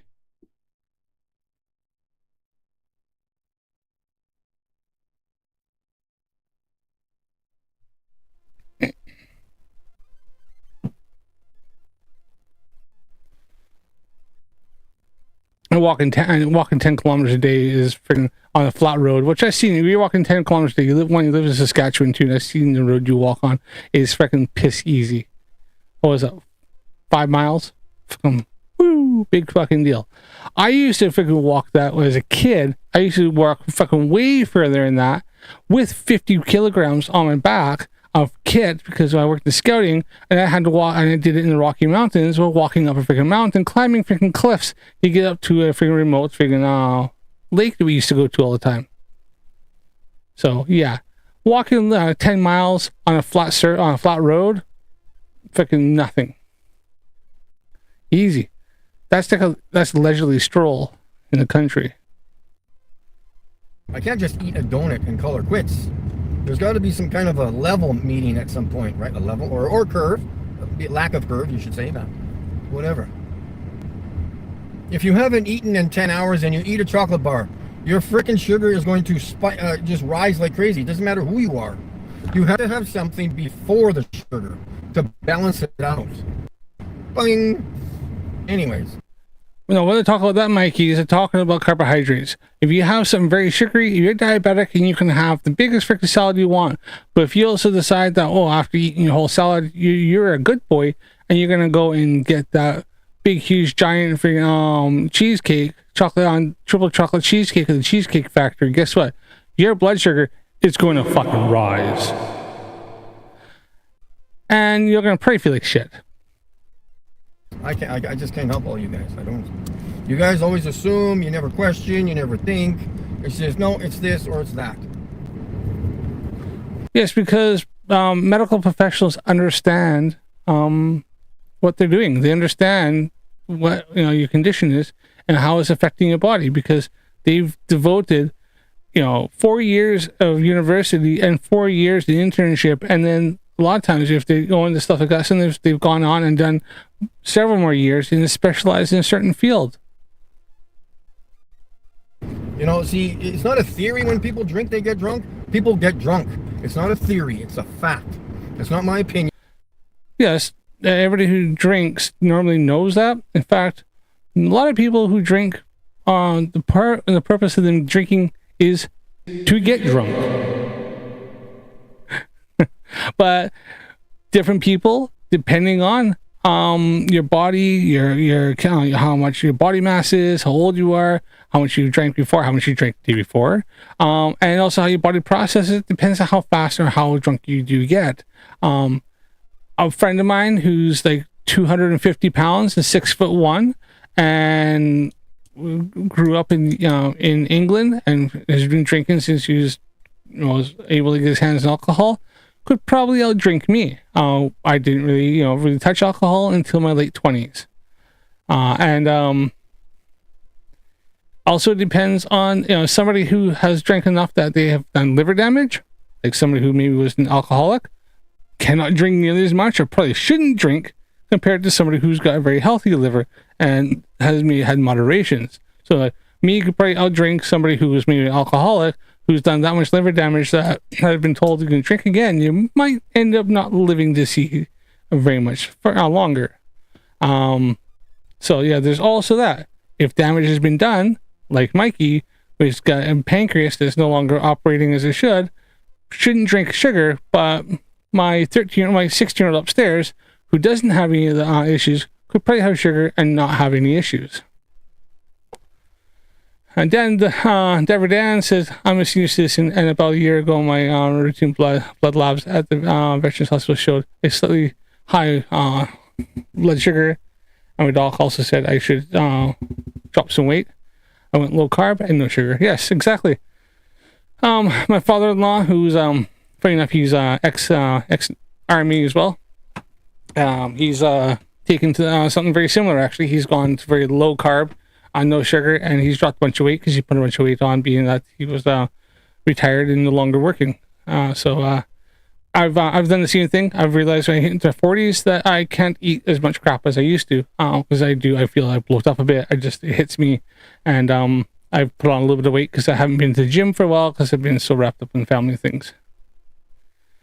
As I say now, within a few months, my blood sugars was normal, and I dropped 50 pounds. Still low carb, not full keto. Yeah, they're more like I think I heard dirty keto, or like that, a mixed keto. That was out while I was on. That's why I'm going to probably go back on here probably in next month.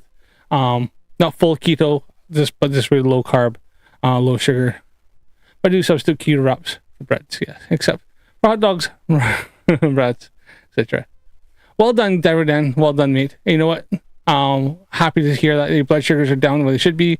50 pounds. Good job. You know what? That's you probably feel like $1 million compared to what you did before, and that's going to definitely give you a good higher quality of life, and it's going to give you a longer life. You're going to probably feel going to stay healthier longer and be able to stay active and stuff like that. So good to hear. Yeah, well done. I love to always hear it when somebody's gets their health and is healthy and and looks after himself. I said I have had family who didn't do that, and I've seen the results, and it's sad. So it's what happens. You cannot tell me after 4 or 5 beers that you're not drunk or you don't have alcohol in your system. 4 or 5 beers, probably not drunk, might be buzzed. Do have alcohol system, but in my system, not saying I don't, but doesn't mean I'm drunk. Bullshit. You're not thinking. Oh, that's right. What else is new? Never did think you did think, but we'll just. Yeah, Sarah Jones. This from obviously looking in. I diabetes runs on both sides of my family. My father was a long haul truck driver in the States, and he pretty much did all day, drove long haul all over the continental United States, and he'd sit on his arse driving truck all day, drinking Dr. Pepper and eating potato chips, and he ended up with diabetes. Now he sorted his arse out. I think he's on half a metformin a day, and lost a bunch of weight. And as far as I know, last I spoke to him, it's been a long time because obviously my family shit. Is that he's doing well, and that's us, and he just kind of maintains it and keeps an eye on himself.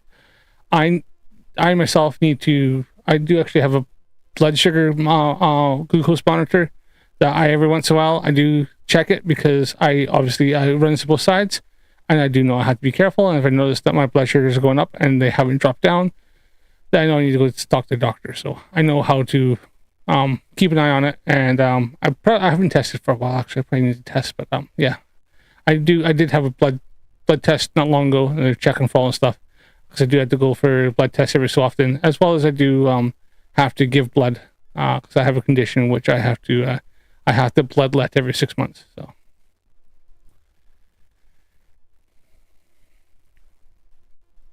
carb eating pasta, actually really good, much lower carbs.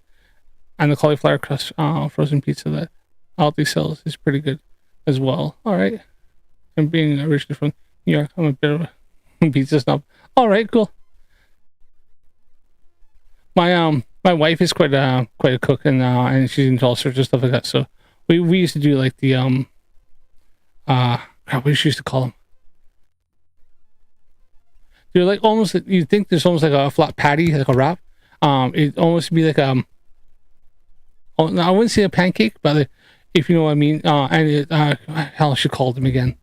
But they're mainly made from like egg and stuff like that. They were like low carb, but they're like, you have one, eat in the morning, and it like fill you up. But it was like low carb, no sugar, just mostly protein with like different like different herbs and stuff in it. And it was always quite nice to have. So we do that quite a bit, actually. Just deal with that. And I do have insulin in the car if I'm ever worried about it. But again, movies are always dramatic. They over-exaggerate. Let me give you an example. The movie Con Air with Nicolas Cage. When they're on the airplane, or the jail plane, whatever you want to call it. One guy is diabetic and he needs his insulin. And supposedly if he doesn't get it, he's going to die. Yes. So I don't know what dramatic part of the movie that needed to be about, but it's over-exaggeration. Okay, your sugar levels go up. So what? Okay, mine 2 years ago was at 30 when I was in the hospital. Okay, it had. Okay, so his blood sugar levels are that high that he ended up in hospital. Now, Mikey's never heard of something called a diabetic coma. And what happens with that is that you can either, if your insulin levels go that high or that low, depending on situation, you can actually go into a coma, and people have had this happen. Legit people have ended up being driving, have either haven't had the insulin on them without maybe running errands, or they haven't had food on them, and their blood sugars have dropped that much, have dropped that low, that they've actually ended up passing out and crashing and getting into a car accident and end up in a coma if it's bad enough, if it drops that low or goes that high. So sure it's but you know, I'm gonna fact check myself. I'm sure diabetic coma.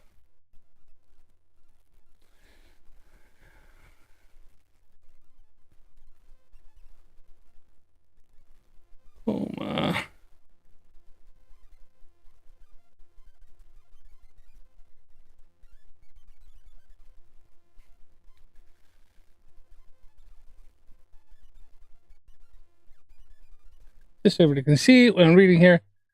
So diabetic coma is caused by dangerously high blood sugar, hyperglycemia, or dangerously low blood sugar, hypoglycemia. Okay, so I got those two. I got hyper and hypo mixed up. I apologize. Two main causes of hyperglycemia-induced diabetic coma are diabetic ketoacidosis, DKA, which involves dangerous ketone buildup and typically affects people with type 1 diabetes and a hypermolar hyperglycemic state, HSS, severe dehydration condition that usually affects people with type 2 diabetes. Severe low blood sugar, hypoglycemia, can also cause a diabetic coma by starving the brain of glucose. Blood sugar, diabetic ketoacidosis occurs when when the body doesn't have enough insulin to use glucose for energy, so it breaks down fat instead, producing ketones. These acidic ketones build up in the blood, leading to a coma. Common in type 1 diabetes, but can happen in type 2 diabetes, triggers missed insulin doses or acute infections. Holy shit. Almost like what happened on the Con Air, isn't it?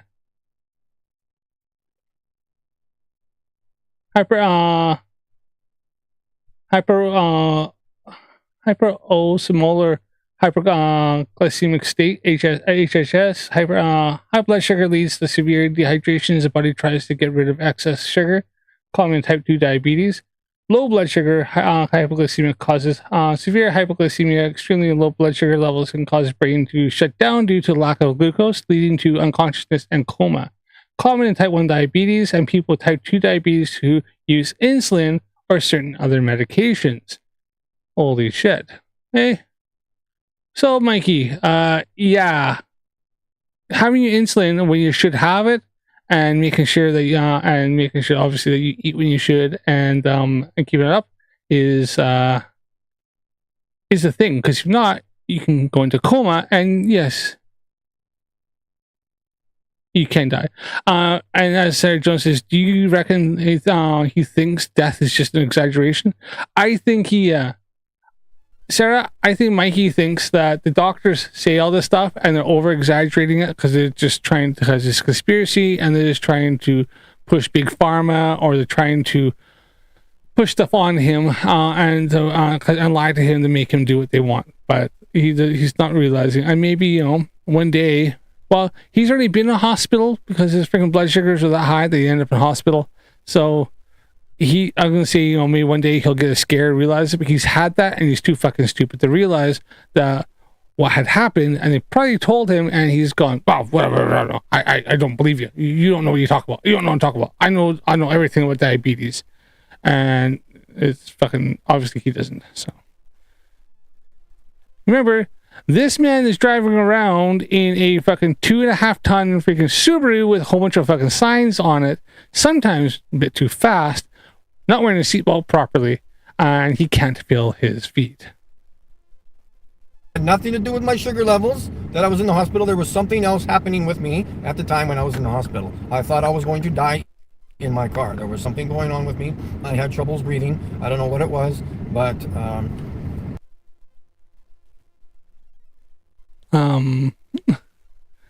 a minute.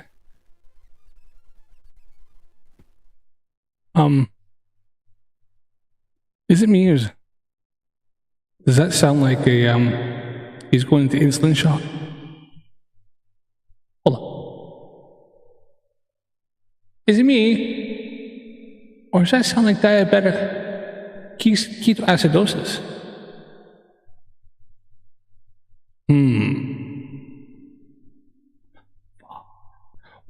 Wow. I mean, really?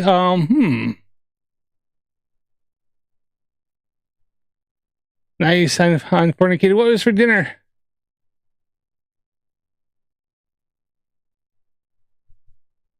I'm going to want this copy that. We're gonna I just want to look something up real quick here. Symptoms.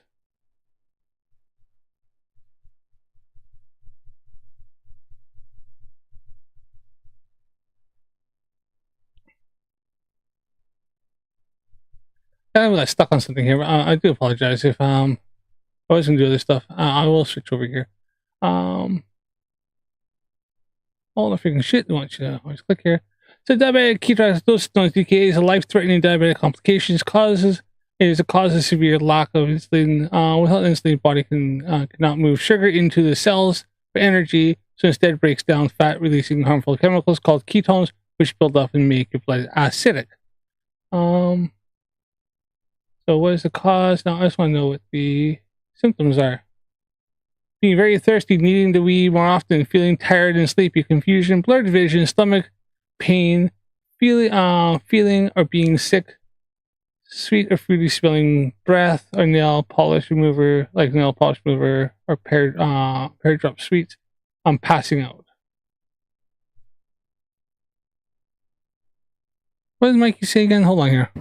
Going on with me at the time when I was in the hospital. With my sugar levels that I was in the hospital, there was something else happening with me at the time when I was in the hospital. I thought I was going to die in my car. There was something going on with me. I had troubles breathing. I don't know what it was, but so again, I don't know what the panic or the dramatic part of the movie was about where he needed.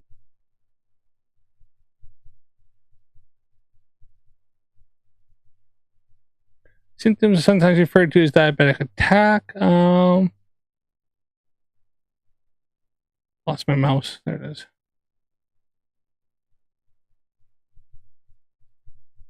it is. I noticed these signs developing over 24 hours. They can come on faster, especially in children if you use insulin pump.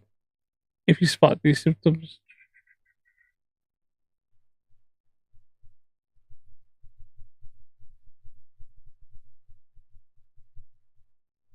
Right. So, I mean, that could have been it there.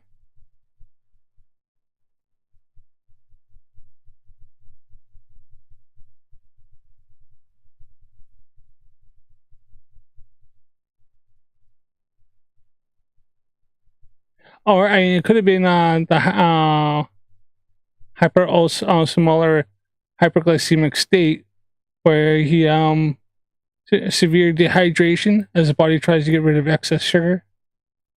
Nah. Hey, is it going Icy Spin? Nice to see you, buddy.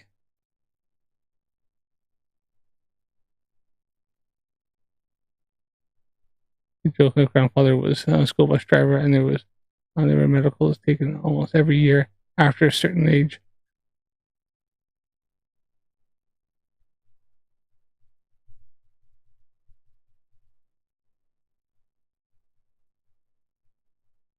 As I said, for some reason, I'm reminded of the joke, don't want to die alone, become a school bus driver.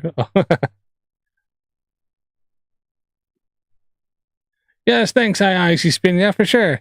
If you haven't yet, click that like button on this stream here. If you haven't subscribed yet, click the subscribe button. Helps me out loads and helps me to grow this channel and get more engagement.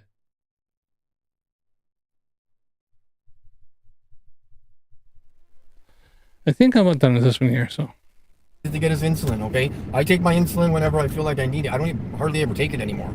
I keep forgetting, and I'm totally fine. You know, so if you... Says the guy who can't feel his fucking feet. Okay. Watch what you eat, exercise, stop drinking, stop polluting your body, you might actually live a long life. Weird, eh? Well, I mean, with that, I'm going to agree with Mikey. Especially with diabetic. Yeah, definitely eat healthier, low sugar, low carbohydrate. Low to no sugar, low carbohydrates. Still have some carbohydrates. You still need to have some sugars and stuff like that. And you best not. A lot of times they don't recommend for people who have diabetes, especially being independent. Don't drink because the alcohol actually could help your blood sugar. Well, cause your blood sugars to spike higher. Due to your body has to break the alcohol down into sugars like through your liver and stuff like that, and so it can cause your blood sugars to spike. Yeah. So if you're smoking and drinking and doing drugs, I wish you luck, folks. Okay. Yeah, smoking is probably not a very good idea either. As for depending what you're smoking though, because I believe weed doesn't actually affect diabetes whatsoever, and can help with other symptoms, especially if you start developing glaucoma and stuff like that. Yeah. Canadian Speech Advocate, you don't think there's some freaking absolute freaking knobheads on the roads around you, like Mikey Smith? I lived in Canada. I lived over in Alberta, but I've been further west there. But I've seen that there used to be a show called Canada's Worst Driver, and they came from all across the country, and it was horrendous to see these people that are on the roads.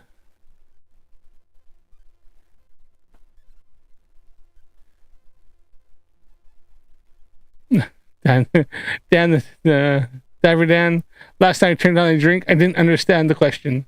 I never drink and drive. Yeah, I never drink and drive. There's absolutely no good reason whatsoever to drink and drive. There's always another option to,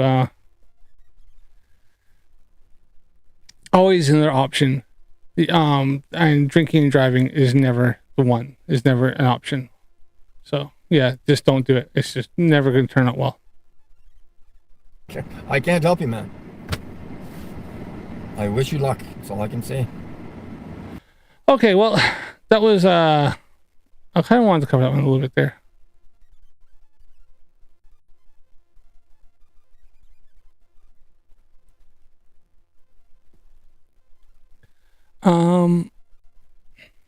Uber loves me, yes.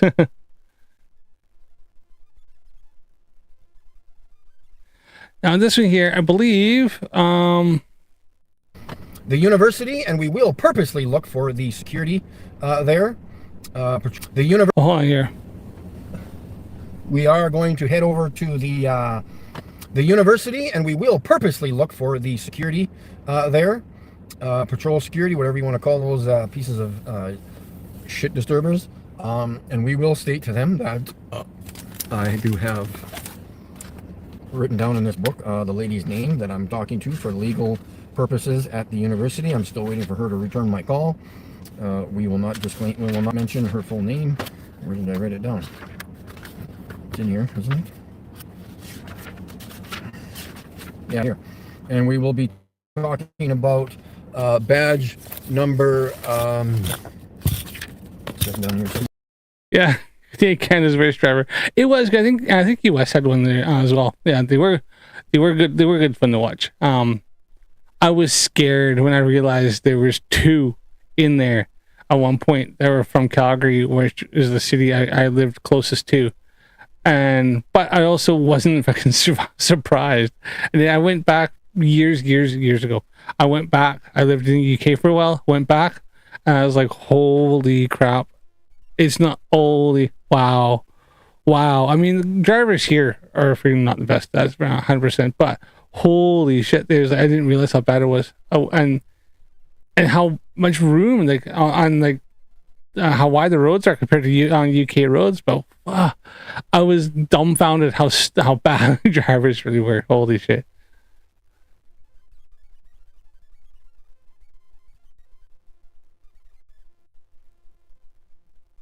It just got to the point when I finished, I just thought, I don't care how much I want one.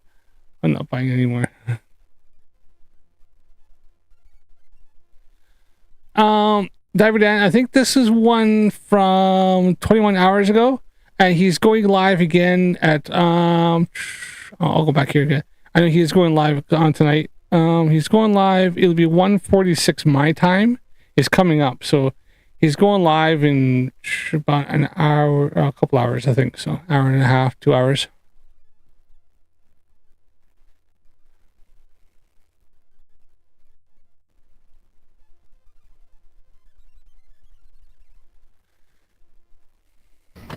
The university, and we will purposely look for the security there. Patrol security, whatever you want to call those pieces of shit disturbers. And we will state to them that I do have written down in this book the lady's name that I'm talking to for legal purposes at the university. I'm still waiting for her to return my call. We will not mention her full name. Where did I write it down? It's in here, isn't it? Canadian Space Advocate, does he say her full name? Because I know he's looking to say her name, but I don't know if does he dox her, say her full name? Yeah, here. And we will be talking about badge number Sitting down here somewhere too. Oops. And we will talk to the schmuckaroo of, where did we write that down? Badge 143. I do not know his name yet, but we will be getting his name. So yeah, we're purposely going there to purposely find the guy. The observatory is not open tonight. Not that I care. And yeah, so we will be, let's take a trip to Polaris. Absolutely. Just saw your car outside Tim Hortons.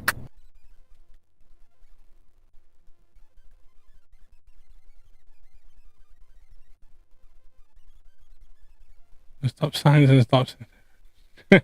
Driver Dan. All right, yeah.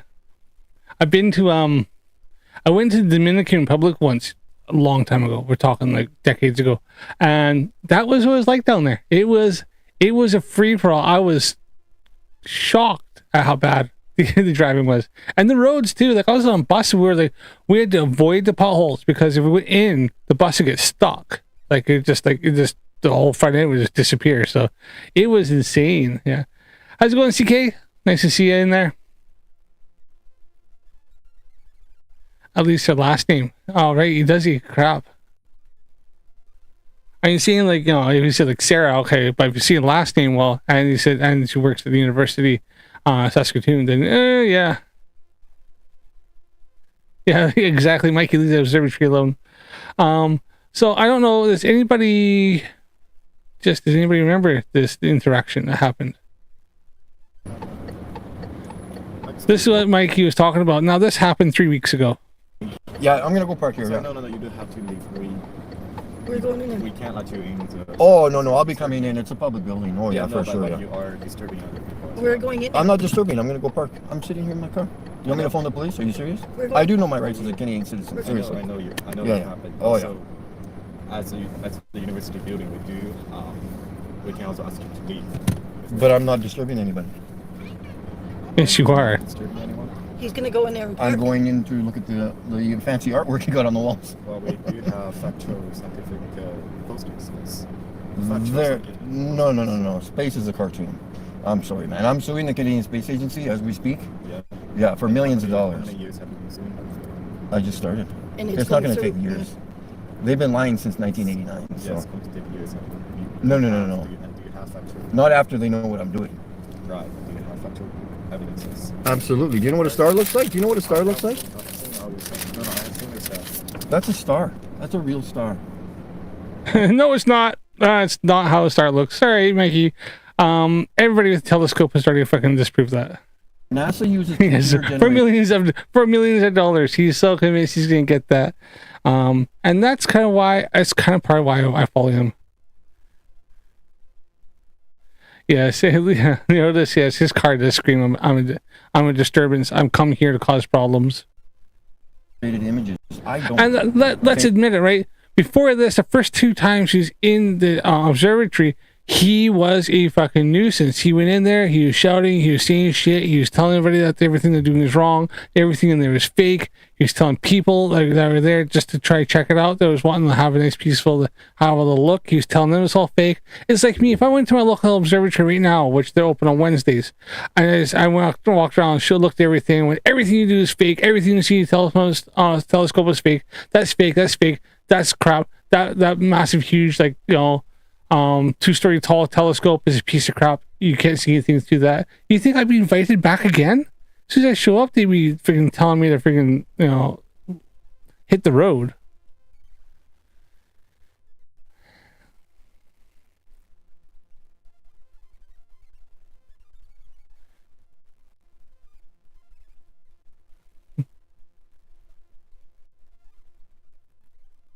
Yes, exactly, Jim Daniels. I was just saying that when he was there last time, and he actually stood there, said stuff, and he ran outside, got his like freaking pieces of paper, and he shouted at people that space is fake and everything they're doing is not real, and they're lying to everybody. You think they're gonna have him back? He's right. That was the second time he did that, Jim. So like, it wasn't like one time he's done this. He's gone. This will be the 3rd time he showed up. It's not like they don't know who he is, right? One, his car freaking, He literally has lights over the fucking thing. It glows. They're gonna go, there's that guy. Tell him to get out of here. Don't even want him in here. And they do have the right because it's still like campus property, and they can tell somebody to get off campus. It's open to the public, but it doesn't mean you have the right to go there.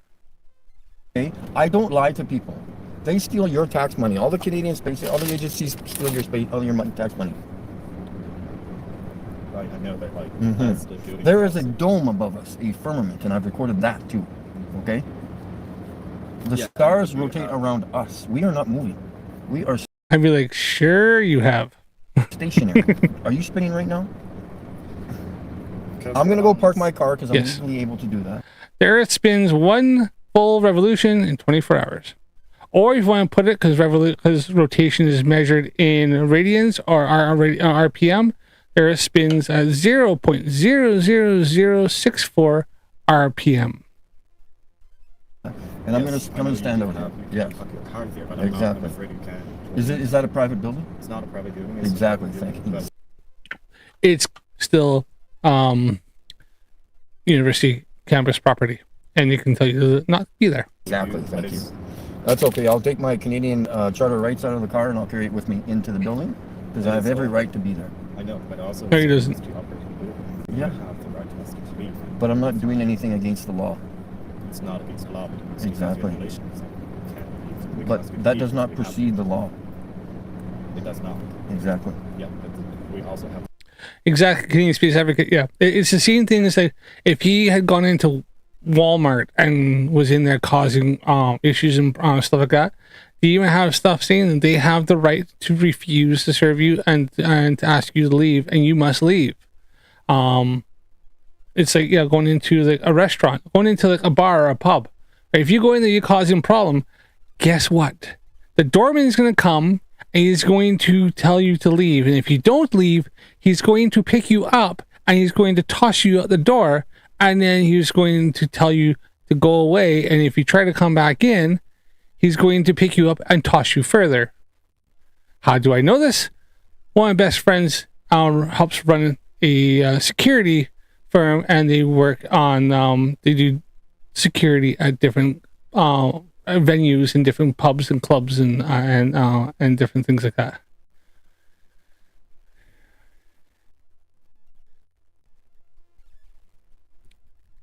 He'll get the medical attention he needs and maybe come to his senses. I don't know, Jim Daniels, if he'll come to his senses and he might get the medical attention he needs.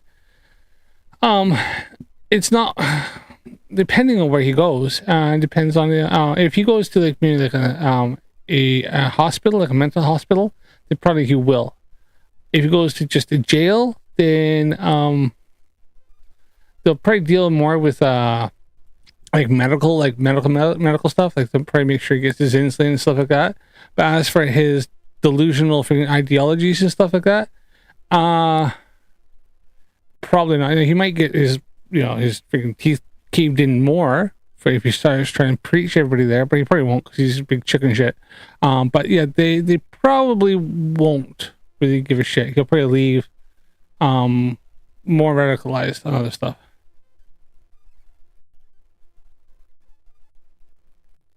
Yeah, Mikey's showing once again only think they have rights. Yeah.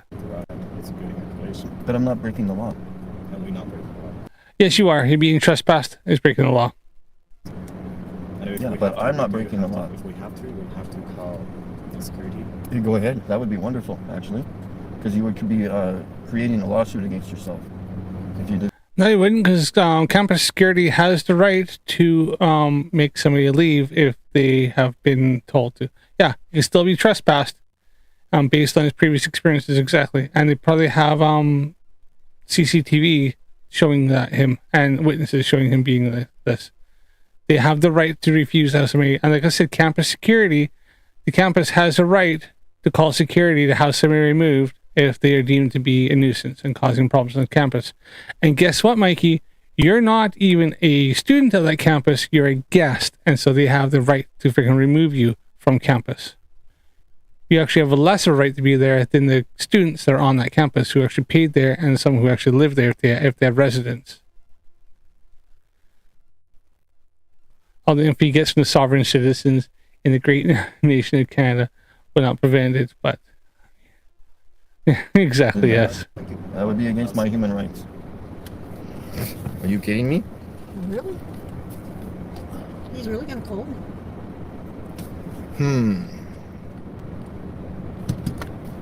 I'm looking for my Canadian charter rights, guys.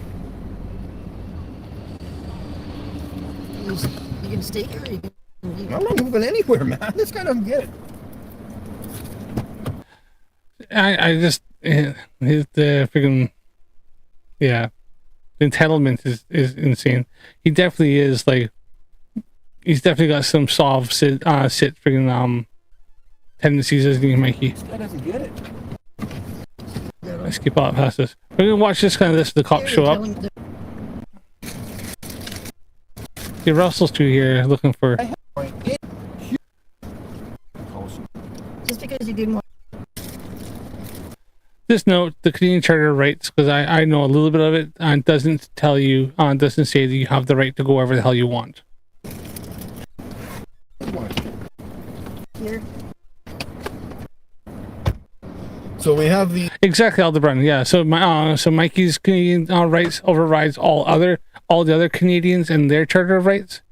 That's it. Mikey thinks that the world owes him fucking everything. And this is where Mikey gets himself in a lot of trouble and gets a lot of hate, is because of his attitude. The Canadian Bill of Rights, the Charter Canadian Bill of Rights, 1960 C-44. Freedom, let me read them to you. Freedom of religion, freedom of speech, freedom of assembly and association, and freedom of the press. Yeah, he's up press. Freedom of association means you can associate who you want. Freedom of speech is you can say what you want within reason, because obviously hate speech and a speech to cause violence or to cause destruction is not protected. The right of individual of life, liberty. Yep. Where was I reading? Security of the person and enjoyment of property, and the right not to be The police. what? And that there, Mikey has just actually, first law, Flerf, his own evidence has debunked him, because the rights that he cites right here, the other people there have these same rights. Where was I reading? Security of the person and enjoyment of property, and the Yep. And that includes the people that told him to leave, including the campus security and the other people who are there enjoying the observatory. right not to be The police. what? The police? Interesting. The cops showed up quick there. I mean, that was impressive. I mean, the cops here wouldn't show up nearly that fast. The right not to be deprived. Exactly. Where does it say freedom to go in places and cause as much trouble as you like? It doesn't say that. In fact, like I said, he said the right to have the enjoyment and to have peace. That means the people there have the right to have peace and enjoyment of the area, which, Mikey, you are impeding on. You're impeding on their Canadian rights. Your rights don't override their rights. So if you're there causing problems and infringing on their rights, then you must leave. Thereof expected by due process of law. Yes. I think what it comes down to is Mikey has read these, but he doesn't understand them.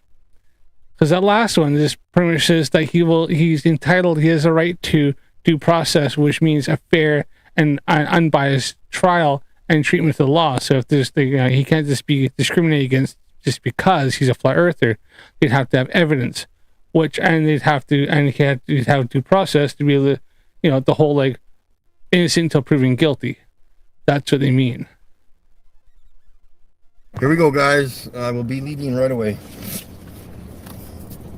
Oh yeah, I love that. As soon as he's seen the police, first he's like, "I'm not going anywhere," and now he's going. Now we leave him right away. So Mikey's like, "Oh, yeah, I'm out." Maybe it'll be the same one we had before. You get that? Mikey's like, "I'm not going anywhere. I have these charter rights. I'm gonna sit here and wait." And he goes, sees the police, turns around and goes, this goes, well, people will be leaving right away." Fuck. He's such a freaking wet rag. Maybe. Hello. Hello, how you doing? Special Hospital telling you guys protective services. We just got reports that you guys were asked to leave and you guys just still wanted to enter the observatory. The parking lot, yeah. Just the parking lot? And that is a public building, is it not? Well, I'm just not sure who asked you to leave. We'll get in contact with them, but were you Yeah, asked by just- staff members? Well, I haven't done anything. I haven't committed any crime or anything, so. I know, did they ask you to leave though? Yeah, but I haven't done anything. Aldebrun. They said you were causing problems. I'm sitting here in my car. I'm filming live on YouTube, so. Yeah. What problems was I creating? I'm not sure. We'll double check with them. My partner's gonna go chat with them. Yeah. I just wanted to know for granted the story. Like, were you Yeah. asked to leave though? I haven't done anything No, wrong. I'm asked. Were you asked to leave? Okay, yes. Okay. But why was I last to leave? We'll find that out. I just want to make sure you were asked Yeah, to leave. and just to let you know, I do have my Bill of Rights here, so I do know what my rights are. Okay, this is like Yeah, I haven't I done just wanna make anything sure illegal. Does Mikey not realize that the police know those charter rights pretty much off by heart? Like, I'm pretty. Don't get me wrong. I was looking to become a police officer. I'm pretty sure part of that. I had a diploma. It doesn't mean much, but I had a diploma in police sciences and law enforcement back in the day. Well, I do. I had earned one, and I'm pretty sure the Charter of Rights, the Canadian Charter of Rights, is like something that they know pretty well because they have to know what rights they have and don't have. And even when they do the Miranda rights, that's part of the Canadian Bill of Rights. We just want to make sure because we did get a report that you were causing problems, so we just want to check. No idea what those problems are. Okay, we'll go find that out. Sure. Just hang tight. Just sitting in my car. We were just sitting here waiting to go in there. Yeah. We just pulled up here. Another police officer. It must be a quiet night because that's another coppers just showed up.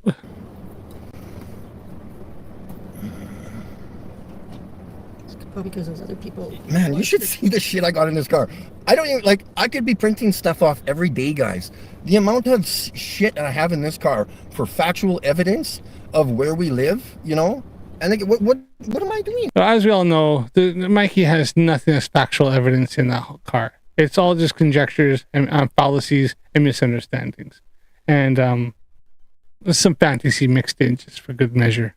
What have I done wrong? Our cops, so many cops see me. Unbelievable. We haven't done anything. We just pulled up here, sitting there talking, waiting to go in there. Yep. We weren't quite for a few minutes. This is what happens when you get the truth, guys. Like you came prepared for trouble, yeah. So yeah, these guys are in for it, man. You can turn the heat down if you want. Well, Lee, now she tells me to turn it down. Turn it up, turn it down. Change your shirt, change your underwear. Eat this, eat that. Don't eat that. Man, if you didn't know, you'd swear these two are dating, or actually a couple.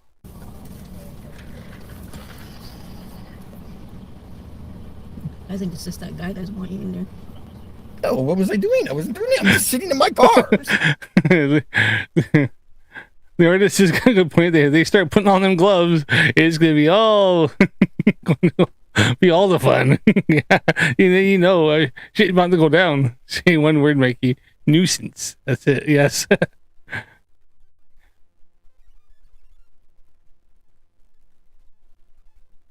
Yeah. As David Dan said, in the U.S., our sacred First Amendment right of free speech is not absolute. Courts have said repeatedly that there can be time, place, and manner restrictions, fighting words, yelling, fire, etc. Exactly. You have the right for a free speech within reason, and with the reasons, you can't suddenly start inciting, talking stuff. You can't say hate speech. You can't say discriminatory things. You can't start calling and inciting violence, rebellion, or inciting people to start causing destruction or chaos and stuff like that. It is within right. It is within reason. If you go in and start saying stuff that's very disruptive and causes disruption to other people to their rights to have a peaceful life, then your right to free speech is no longer valid. And that's where the whole like Miranda right says you have the right to remain silent. And most people probably should should actually utilize the right, but most people do not. Which is where we get some fun freaking dash cam and body cam things. Sitting in here talking. Don't even try me, man. You want a lawsuit or what? Mikey is fucking. He's lawsuit happy. He's gonna sue everybody. Okay. I'm such a shit disturber. It's not even funny. Yeah, he was hiding in the trees. You pulled up, and then he came over to talk to you, and you moved up further, waiting for more people to come, and then we're. I bet you they were waiting for me. Yeah. And then you're gonna go in there. You're just waiting for more people to come. Mm-hmm.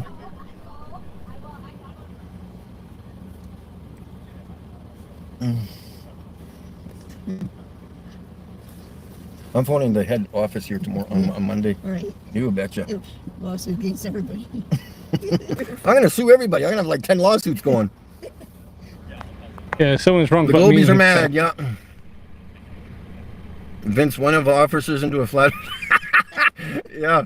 Well, that'd be more than $10. More like I like that, Leotis. Yeah, for freedom of speech, but not freedom from consequences. Yes. $100. Come on, are you kidding me? It was make the flat cops too. Cool. Hey guys. Hey, sorry, and your name is? Good citizen. Good Citizen? Okay. You betcha. Okay. My name is Special Counsel Definitely fucking sovereign citizen bullshit. He's been watching YouTube there. Primary. So essentially the report that we got is you're harassing people, you're yelling at people, you're telling everyone that this is a scam inside. So Interesting, okay. is that I was filming live on YouTube, so that's what I was not saying. Okay. So And if they're going to claim that, there's going to be a huge lawsuit against the university here, so. this is what I'm hearing. Hold on. Mikey's own live streams prove that's exactly what he said. They're not saying he said this now. He's saying he has said this in the past. And Mikey has videotaped this himself, and his own footage can be used and will be used evidence against them, as well as they probably have their own closed circuit television system as well as security cameras and shit. Okay, so what I'm going to tell you is you cannot be doing that. Okay, so this is going to be the one chat where it's if you do it again, I'm just going to issue a ticket. Okay. Yeah. And then I'm going to tell you you're not welcome back on university. Okay, property. so you only get one side of the story then, right? Okay. So listen. Okay, I'm that's good. Going through my side. Could I get your badge number, by the way? 143. Okay, good. I'm going to come after you too. I'm going to write up a report on sounds YouTube. good. I'm Good just, stuff. Yeah, I'm just telling you what the next steps are here. Yeah. Okay. Cool. So what's the plan for tonight? I love it when you start threatening the police. Police are like, cool, go on then.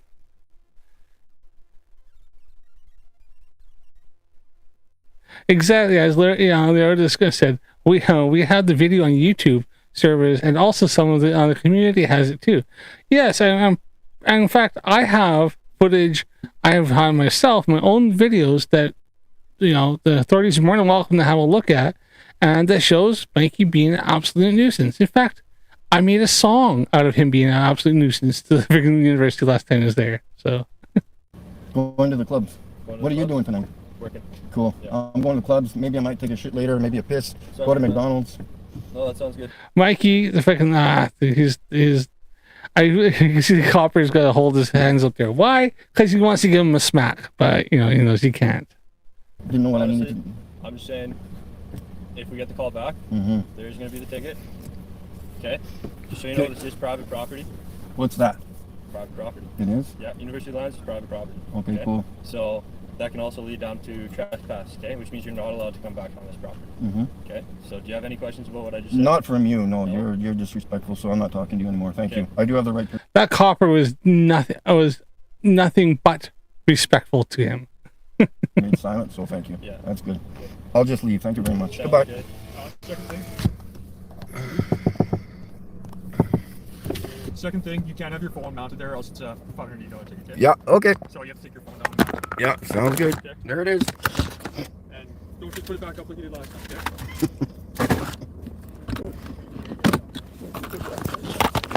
Okay?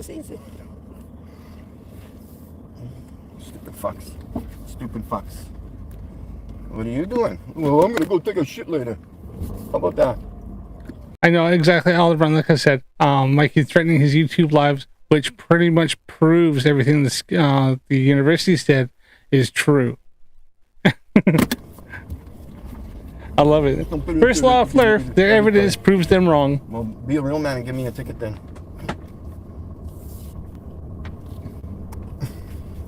Just give me a minute, guys. Yes, they made him take the phone down because they said you can't have your phone up there because it's illegal. And he went, yeah, he started giggling. But in about 30 seconds, he puts his phone right back up where it was. And if the copper wanted to be an asshole, he could have, well, especially when Mike is giggling, I would have known instantly he's going to put the phone right back up there. And if the cop, probably nothing else to do, or just thought, you know what a little dickhead, followed him, watched him put his phone up, and he's going, whoop, whoop, freaking pulled him over and gave him a ticket. I need to go off the property, I guess. Fucking losers. Put on up there like last time. And he's like, I didn't even remove it last time, did I? I just left 3, it there. 2, 1, and Yeah. he'll put it up in a second. Right about, he's got it in his hand. Oh So my he's God, actually that's breaking the law right now because he's got the phone in his hand. So he's driving while he's got a mobile phone in his hand while being used for the purposes other than just being a sat nav, which you should have it in the cradle. So he's actually breaking the law right now. Yeah, well, it's been recorded here. See, and boom, there it is. That's all right. I'll get a phone. I'll phone him. Bunch of dinks. Yep. I thought anybody. Yeah, Joanne is a very much an enabler. Yeah, I don't know if part of it is that she likes the chaos because maybe she's just bored and she's just sitting there along for the ride watching Mikey just fucking do shit and laughing. Can go. It's free to the public to go in. Yeah. Well, I'll find out. I will find out. So yeah, there's that one there. So Mikey is threatening that he is going to go and go back. So now I haven't seen all this, but I do know I want to see him go back. So I'm going to scrub through this real quick, and we're going to see what happens when he goes back. Is this the university? It looks like it might be it.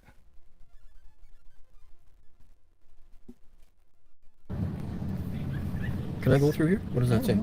I didn't enter. Oh.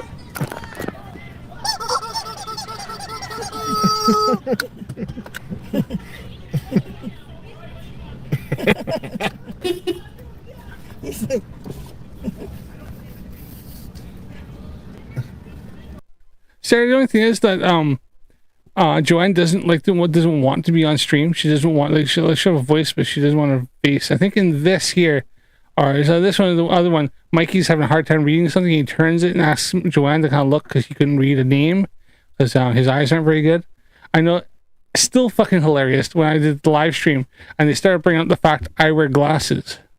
I've had to wear glasses since 18 years old because my genetic thing. I got astigmatism, so my lens, my eye is misshapen. And I've had pretty much the same prescription for probably the last, I'm in my 40s now, so probably the last maybe 20 years or so. And every time I go there, they don't have to change it. And they say, with my glasses on, last I had an eye exam about a year ago, they said I have pretty much 20/20 vision. I have nearly, you can't get any better. Like, my vision is pretty fucking good with my glasses on. So him saying that something like, oh, you have to wear glasses so you can't see well. Dude, I can see fucking better with the glasses on than you can because you don't need to wear them and you need to wear glasses. It doesn't. So it's like big whoop. They try to bring out the whole thing. Oh, you have to wear glasses. You don't have very good vision. Yes, I know. But with my glasses, I have nearly perfect vision. And I can put contacts on and you would never even know that. I'm just lazy and I find a pain in the ass to put contacts in. I try to take them out and touch my eyes, and it's easier for me to get up and turn my glasses on. So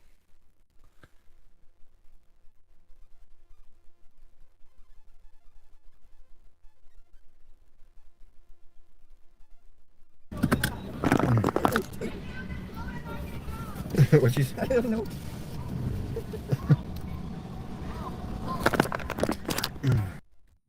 Diver Dan, I think so. I think Mikey and Joanne are, yeah. I think it's a little something going, bon chicka wah wah, you know. Absolutely, 100%.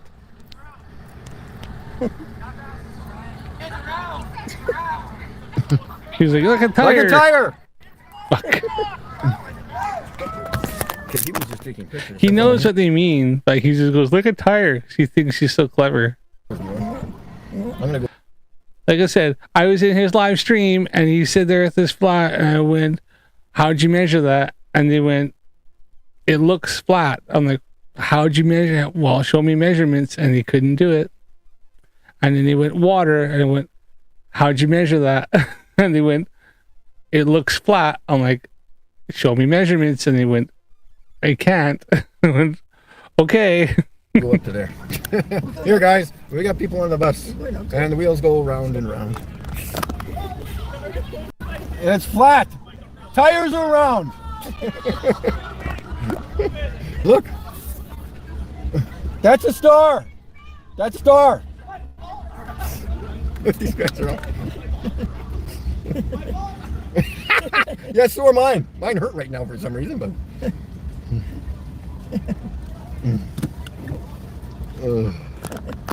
All right, guys, we got some little action there. We should follow that bus, maybe. Oh, they'll be down at the clubs later tonight, I bet you. Yeah, we should have asked them. Yeah. But I hate when there's like 8 people talking to me at once. I know. I think, how do you even have a conversation like? Oh, dude, freaking Sarah. The boss tore his eye open while chiseling concrete. Oof.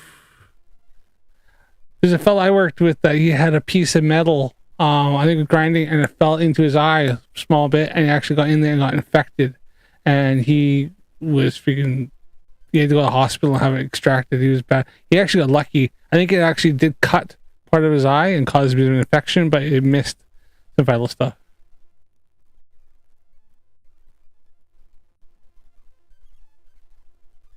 David Dan, you could be right.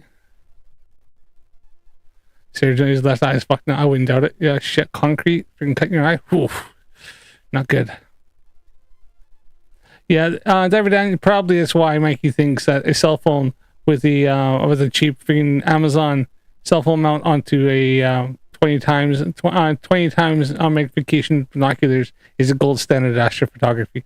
Yeah, nothing, nothing like a large aperture freaking like a long focal length telescope in an observatory. No, those are shit. Something that costs like 15, 20, $50,000. No, the optics in that shit. No, but no, $100 pair of binoculars, top range. Like that. Hey, Blondie, Mikey, get the.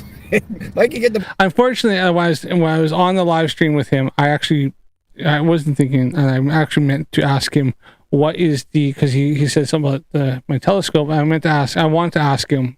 I planned on, if I had been thinking, what the magnification is of his binoculars, and then if I knew how to use Streamlabs. Because it brought up the magnification of his binoculars being 20 times, and the max magnification of my telescope, which I think last I looked, if I remember correctly, I looked up as 307 times. So he says I see the whole night sky, but I can zoom in 200 times more than his can. If it ain't blurry, it ain't right. If he ain't blurry with like loads of freaking like lines and look completely unrecognizable to what everybody else is getting, it ain't right. It has to look like something that nobody else in the whole world is getting from their backyards with their astrophotography kit. Blondie's phone number. And I'm talking telescopes and cameras, being film or DSLRs. I gotta find that building that has like weird stuff on it. What does that mean? She's like, what the fuck? What the fuck? She's probably shouting her number. We're calling her. Where is it? Does it say that? Oh yeah, peace. Oh yeah, just in case. Oh yeah, just in case. Let's get this down here. Just gonna move you down here for a second, guys, just in case they complain about me. But live streaming while driving around, because like that's illegal. This is so slippery, this phone. What are we doing? Oh, good.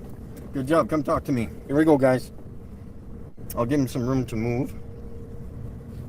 And let's go here. What's his number again? 143? Yeah. Just going to pass on the message. What number was it? Number 143. He's going to cause this university to have a huge lawsuit against them. Because number 143, peace officer. Okay, oh, it I don't know. I just know his badge number, 143. What's wrong with that? Which one was what? What's wrong with him? Oh, everything. He's not allowing me to be on this property. I was doing something wrong a few weeks ago, supposedly sitting in my car. So he's going to cause a problem, a lawsuit. I'm talking to what's her name here? I'm just waiting for her to call me back. Her name is Mandy Burnett. She's one that deals with the rights of. Okay, who said that he's gonna give her name on live stream? Okay, who said that? Was it Canadian Space Advocate? Look at all this doxter right there. 143 hurt Mikey's feelings. He did. He thought he was being rude. That guy with that copper was nothing but nice. Who said that Mikey gave that? I'm sure that was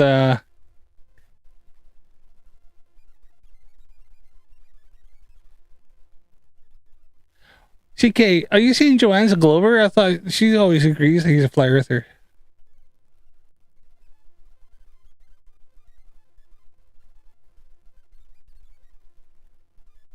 CK, how do you know Joanne's a Glober?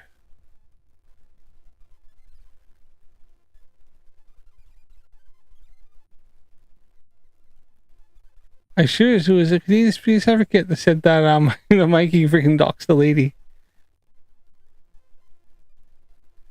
I just want to go look back. Hold on.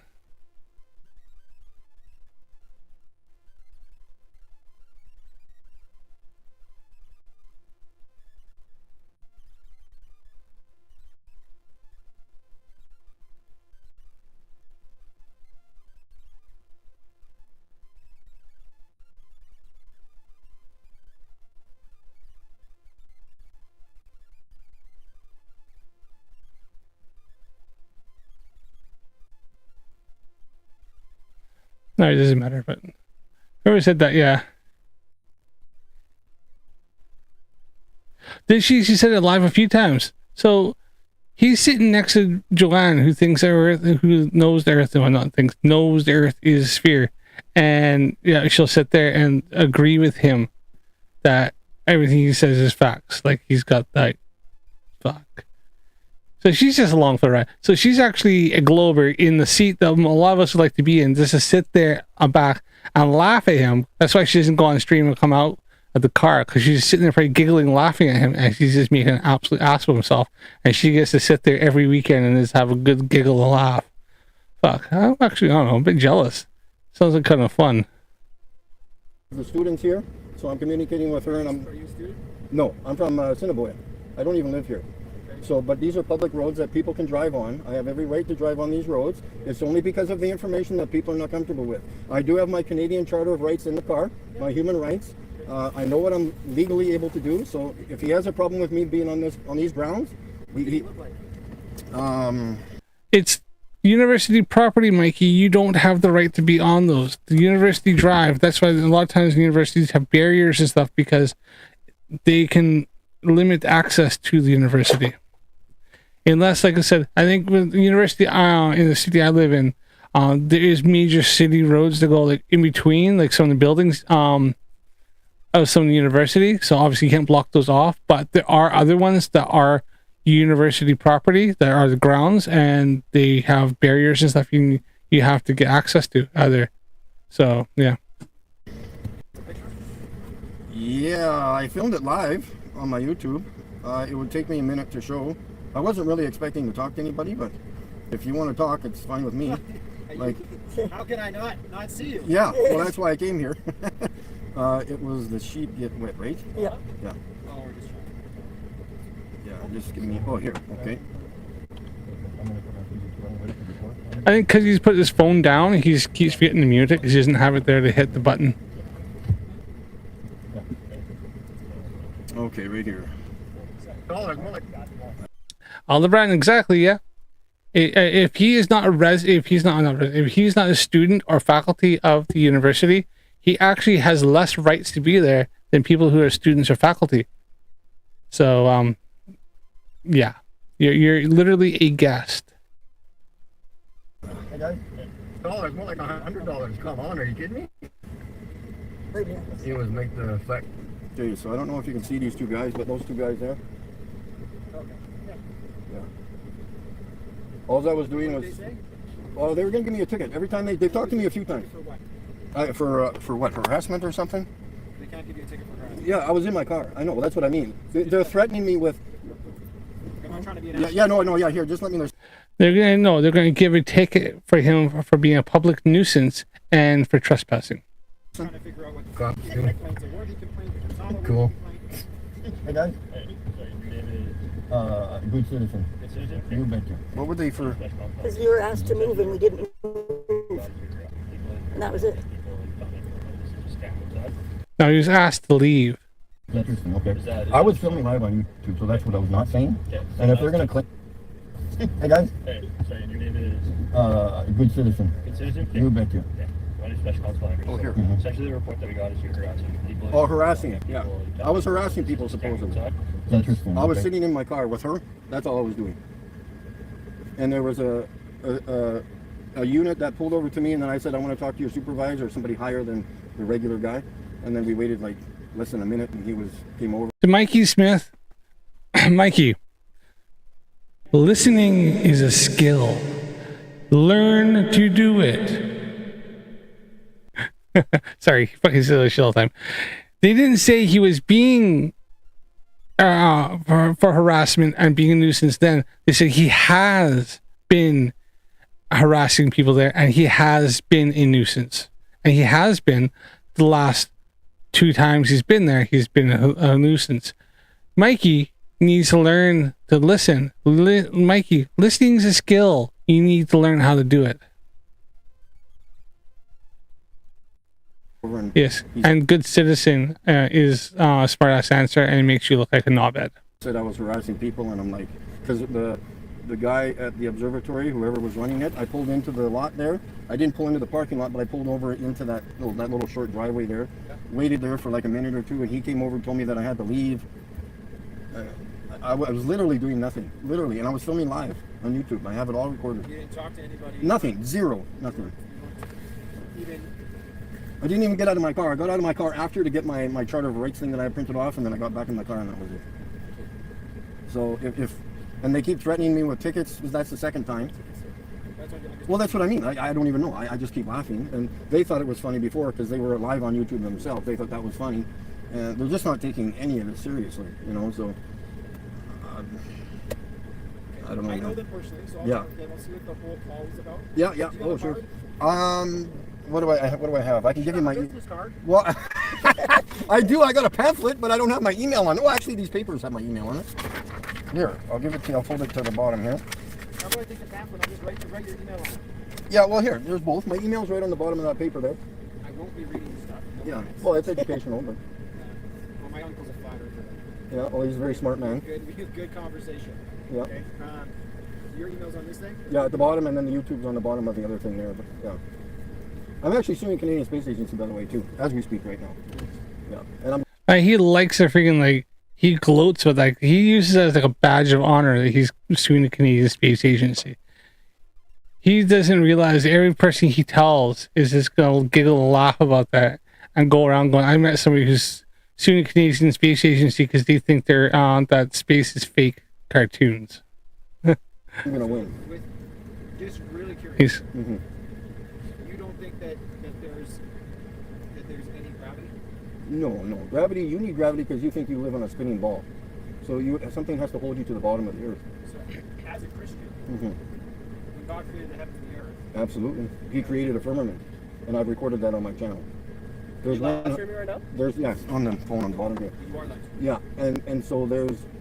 Well, I've always liked to ask flat earthers this. Okay, if gravity doesn't exist, can they explain the results of the Pound replica experiment, in which they use gamma radiation and the frequency going up a tower, the 60-foot tall tower, and they were able to measure the change in frequency due to the Doppler effect of gamma rays going up and down, and due to the gravitational effect of the Earth. But when they did the same, use the same exact things going laterally, going horizontally, they didn't measure a Doppler shift in the gamma rays. But when they went vertically up and down against the forces of gravity, they were able to measure a frequency shift in the gamma radiation. Can you explain that? Because the only thing that works with that, the whole experiment was in a sealed tube that was a vacuum tube, was temperature controlled, was grounded, so it wasn't electromagnetism, it wasn't temperature variation. The whole thing was controlled. They controlled for all existing variables, and they were able to prove that the gravitational effect of the Earth affects gamma radiation. Can you explain that? Because buoyancy and density don't work for that. I recorded that myself. There is a dome above us, 100%. I recorded that with pictures and video. So I go on a plane and I see the actual curvature of the Earth. You don't. You don't. What do I see? Well, you see the horizon rise to your eye level. Horizon doesn't rise to eye level. I've proven it, as many other people have, including anybody who uses theodolite or uses a total station. They can measure that the horizon does not rise to eye level. There is no. You don't see curvature. You see the videos where You do. prove that the Earth is round? I don't. You see objects disappearing bottom up, and you can actually see them start to disappear and go down due to curvature of the Earth. They don't prove. They use a fisheye lens or GoPro. GoPro will curve that wall in front of you. This went to Canadian Space Advocate. Just went to the bathroom. I'm suing Canadian Space Agency. Yeah. You know, you go to your hotel. Yeah, you go to your hotel. You look through the people. The wall in front of the door is curved, but you step outside the door and it's flat. Same thing that NASA does. No, because there's not all images that NASA uses are using a wide-angle fisheye lens. There are some that uses a rectilinear corrective lens that doesn't have any barrel distortion. But flat earthers don't like to ignore. They like to ignore all that shit, don't they? Like when Max came on and showed Mr. Sensible his experiment using a rectilinear lens, and he even had pieces of string going up and down, showing there's no barrel distortion, or also string would have been bending this way and been bending that way. And yet they weren't doing that. And it's called an but it's called an airplane for a reason. You fly in the air over a plane. It's not Incorrect. Airplanes is called an airplane. It has to do with the wings, and the wings are a plane in which air flows over top and underneath them.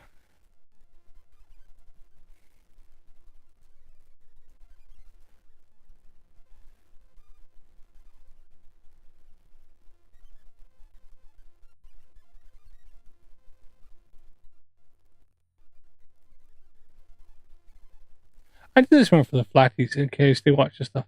So an airplane is called an airplane because the word is derived from the French aeroplane, which combines the Greek aero, meaning air, and the French verb planere, meaning to soar, and Latin planus, meaning level or flat. The term originally referred to the flat wing-like surfaces that allowed the craft to soar through the air. In American English, and prefix aero was simplified to air, resulting in airplane, but originally it was called aeroplane. So Greek air, this root means air. French planier, the verb means to soar. Latin planus, which means level or flat. Combined aeroplane, the French word aero was the first used to describe the insect wings, which are flat and soar, and then fixed wings to a flying machine. Airplane in the United States, the prefix was Americanized from aero to air, leading to the word airplane. The term for the entire flying machine evolved from the word for its flat airlifting surfaces, a concept known as a centro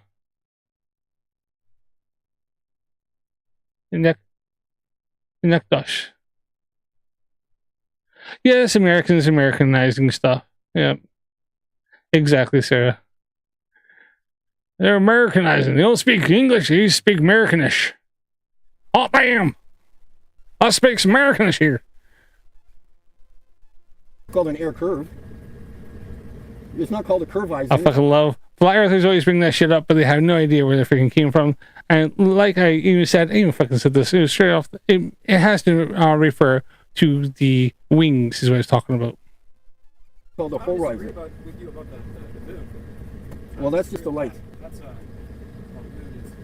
It's a light. He created a light to rule the day, the sun.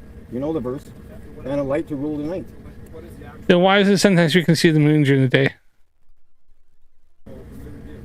Well, I don't know. It illuminates itself. It's not a rock. It illuminates itself. You can't reflect light off a rock. You can't take If you can see a rock, you can reflect light off of it, fucking dumbass. your flashlight and bounce it off the bricks off the building and illuminate this parking lot.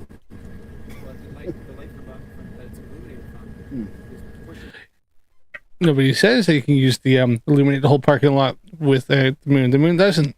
You get a bit of glow, but it's very, very dark. It's very dark because the light reflecting off the moon is not very bright. That's why night is dark. But yet the light, being the sun, is very bright, which that's why you have daytime. It's the same atmosphere, the same Earth, be illuminated, but the one off the moon is not very bright because it's reflecting. And you can tell it's reflecting because you can actually trace the reflection, the light on the moon, and you can trace it straight back to where the sun is. Yeah, so exactly. So all mountains are visible. Thanks, Mikey, because see, this is flat earthers don't realize if you can see something, that is because light is reflecting off it, because that's how our eyes work. Our eyes need to receive photons. They need to receive photons of light. You see color because certain photons of the light spectrum are being reflected to our eyes, and other ones are being absorbed. You would see the sun, the light come from the sun to illuminate the moon. You don't see that. No, because there's nothing for the sunlight to reflect off, because you need to have something reflect off to see stuff. So vacuum, space has nothing in it. It's very open, very empty. There's nothing there. It is the absence of matter.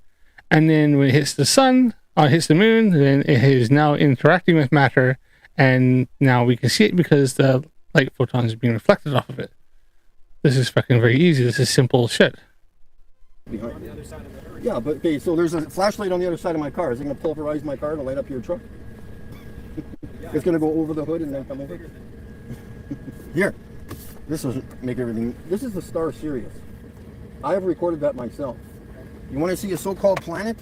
This is the planet Venus. That's not Sirius, and that's not Venus. Okay. And Mikey, you're more than welcome to email me. Just gonna unblock me from your email first, you chicken shit. And or comment on this, or tag me in something and prove that you were looking at Sirius, and prove to me that you were looking at Venus. Prove that it was Venus that you were looking at, where you took that shitty ass glob of freaking goo because you forgot to wipe the freaking Vaseline off your hands after doing what you need to do. Obviously shaking hands with the Pope. That's a planet. Okay.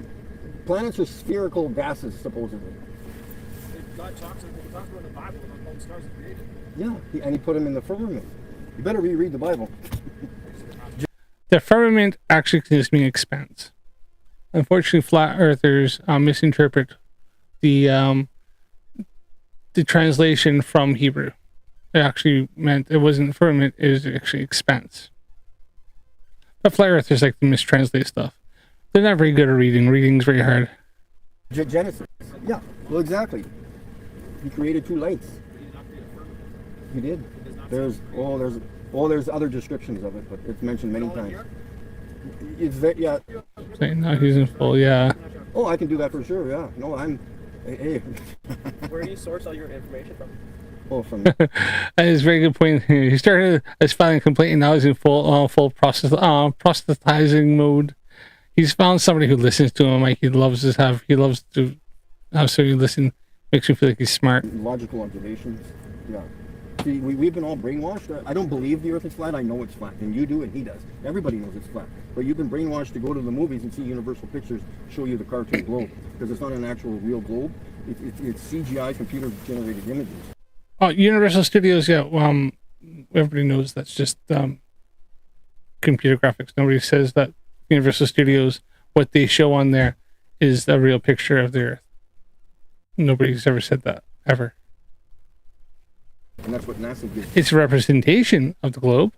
It's a representation of what it looks like, but nobody claims that that's an actual image. Us too. They film in front of green screens. You never see the fourth wall of the International Space Station. There's only 3 walls. The other wall is for the camera crew. Wrong.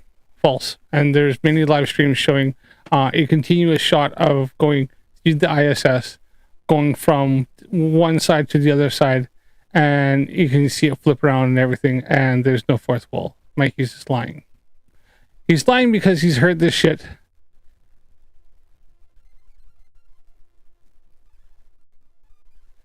All the run, yes, exactly, yeah.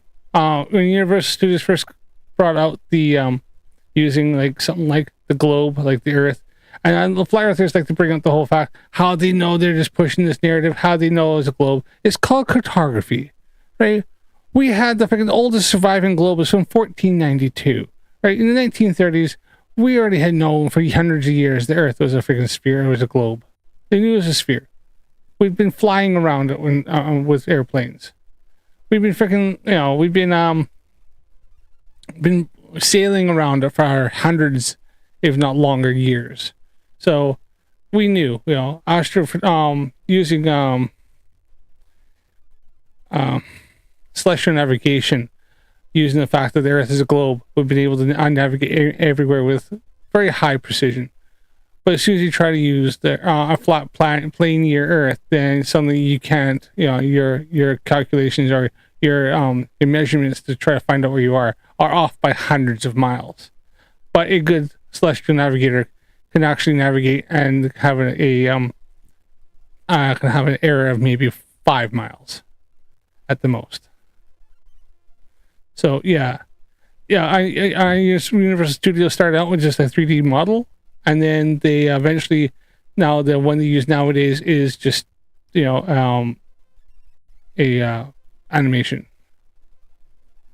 And it's just, it's silly. Well, space doesn't exist.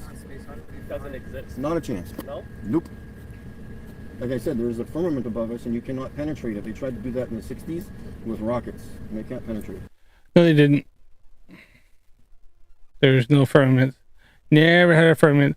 U2 rocket first took pictures of the Earth, and I think it was in 1949 or something like that. U2 rocket first picture of the Earth.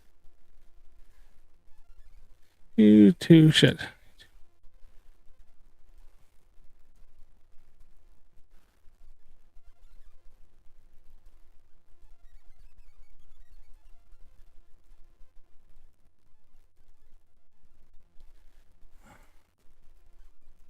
Oh shit. Crap.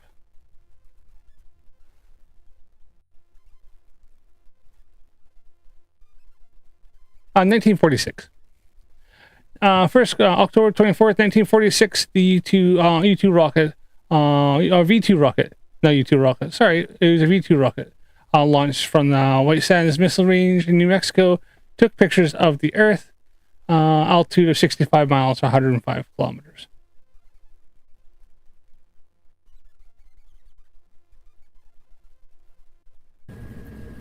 So in relation to space, space is supposed to be a vacuum. Okay, so you... Yeah, vacuums still suck. Vacuum just means absence of matter. Just for anybody, just curiosity, here is the picture of the V2 rocket. Sorry, I know I said U2. Sorry, it wasn't U2. V2 rocket. And here it is. And if you look at this, it actually does show curvature of the Earth. I know flat Earth is trying to use flat, but if you put a straight line over this, it actually shows that it is curved. Remember, this is 65 miles up. So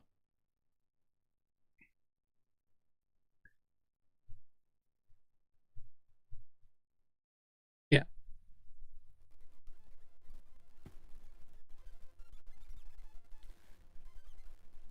and take off from the school to witness Apollo 11 TV. It was CGI, even though there was no such thing in 1969, right? God, smart. Yeah, exactly.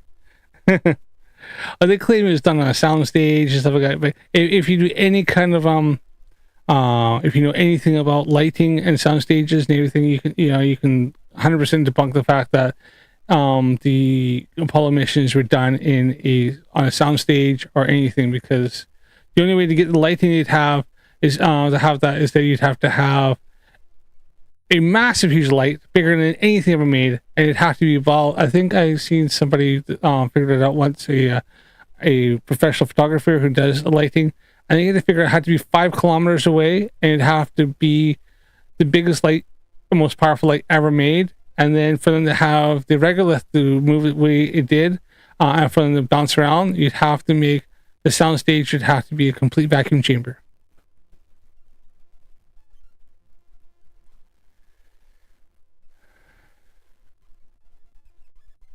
All the pictures stitched together looks better than V2. I mean, all right.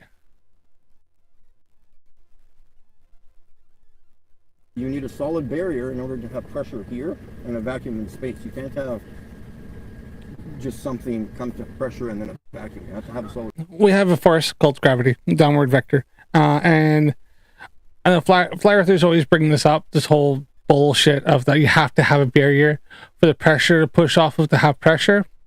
Okay, let's take their own premise. So why do we have a pressure gradient? So as you get closer to the supposed firmament, how come we have less pressure, and the higher you go we have less and less? So how is the air or the atmospheric pressure pushing off of your supposed barrier when there's the closer you get to the barrier, the less pressure there is? It's not pushing off anything. But the further you go down away from the firmament, the higher the pressure is. So there's no need for there to be a barrier for the pressure to push off, because the closer you get, the less pressure there is. So it's not pushing off there because there's nothing there. Because you don't need this. There's no pressure up there to further push down off of. You think the higher you go up, the higher the pressure get, because you're getting closer and closer to the pressure pushing off, and it's having to push down. And then as you get further away, you should be getting less. But you don't. The further away you get from the firmament, the higher the pressure gets. So you actually could take away that barrier and the pressure still stay the way it is. Welcome to the air, and welcome to the globe. Welcome to gravity. Solid barrier. When you think about God and what God designed, when you truly think about the sun, if you believe the sun's a real thing. Yeah, I've recorded them. Yeah, it's the sun. Does the sun give off heat? That's a good question. I don't know. Well, then how do we get... But the guy asked, "Does the sun give off heat?" He goes, "I don't know." Let me think. When it's sunny out, it's hot, and when it's nighttime or it's behind clouds, it's not as hot because the sun isn't. Yep, the sun gives off heat. Yep, 100% confirmed. Daytime, sun out, hot, warm. Nighttime, sun not out, cold. Sun gives off heat. Well, when the sun goes further south, we get cold for some reason. Why do we get cold? I thought because the sun is the energy from the sun and the rays are not directly hitting us, and they're actually more of them are actually reflecting off the atmosphere, and the days are also shorter, nights are longer, so we're not receiving as much energy from the sun. Fucking there you are. Well, this is easy stuff. the sun gave off heat. See you, Canadian Space Advocate. Thanks for popping in and having a chat. And don't forget to hit the like button if you haven't already on the way out. Thanks for being there, mate. Enjoy it. Because we're spinning. How do you prove we're spinning? How do you prove we're spinning? When you think about the axis of the Earth, okay? Yeah. See, prove this spinning. We've got Focus pendulum, any kind of gyroscope. In fact, the gyroscope was made by Foucault to demonstrate the curvature on the rotation of the Earth. Coriolis effect, north and south. You can obviously got videos like the satellites, like the Epic satellite, which is actually geostationary orbit, and actually no, it's in stationary orbit, and it actually observes. You can see a time lapse of the sun rotating.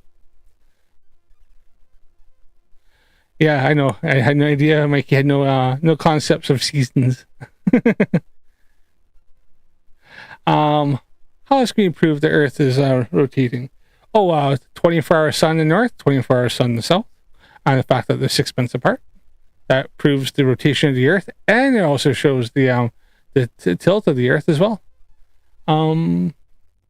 Sunrise and sunset, and also the star trails, northern and southern star trails. The fact that we have a northern Polaris, which is right above the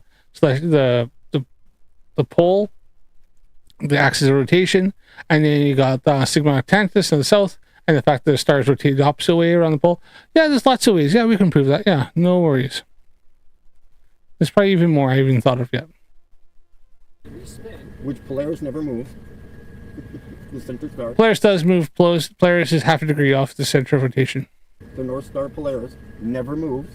And also, Polaris wasn't the original. When the Egyptians were around, they actually recorded that Thuban was the pole star at the time, and not Polaris. And then we can actually see where Polaris has moved over like 50 years. You can look at star charts and show where Polaris has changed its orientation. It's gotten closer to the pole, and in this prediction showing that Polaris will eventually start to move away, and then it will be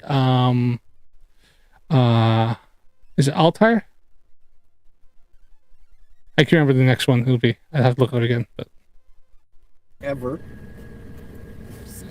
No, it's wrong. It never moves. You ever heard of the Georgia Guidestones? Which they blew up. The government blew up. Let me rephrase this. Yeah. Yes, Polaris never moves. The Georgia Guidestones were only around for 40 years. How much movement in Polaris would we have seen in 40 years? What was it? Less than a quarter of a degree. So, and that hole was about yay big, about the size of a golf ball. So that's several arc minutes of degrees that you're seeing. And Polaris, they weren't around long enough for Polaris to not be seen inside that hole. Also, you can take a hole, you can move around a little bit because it was tapered, so it was bigger in the back and thin in the front. That allows for a greater degree of observation from one side than the other. So Why would Polaris move? Well, you're spinning in 3 different directions, supposedly. No, I'm spinning.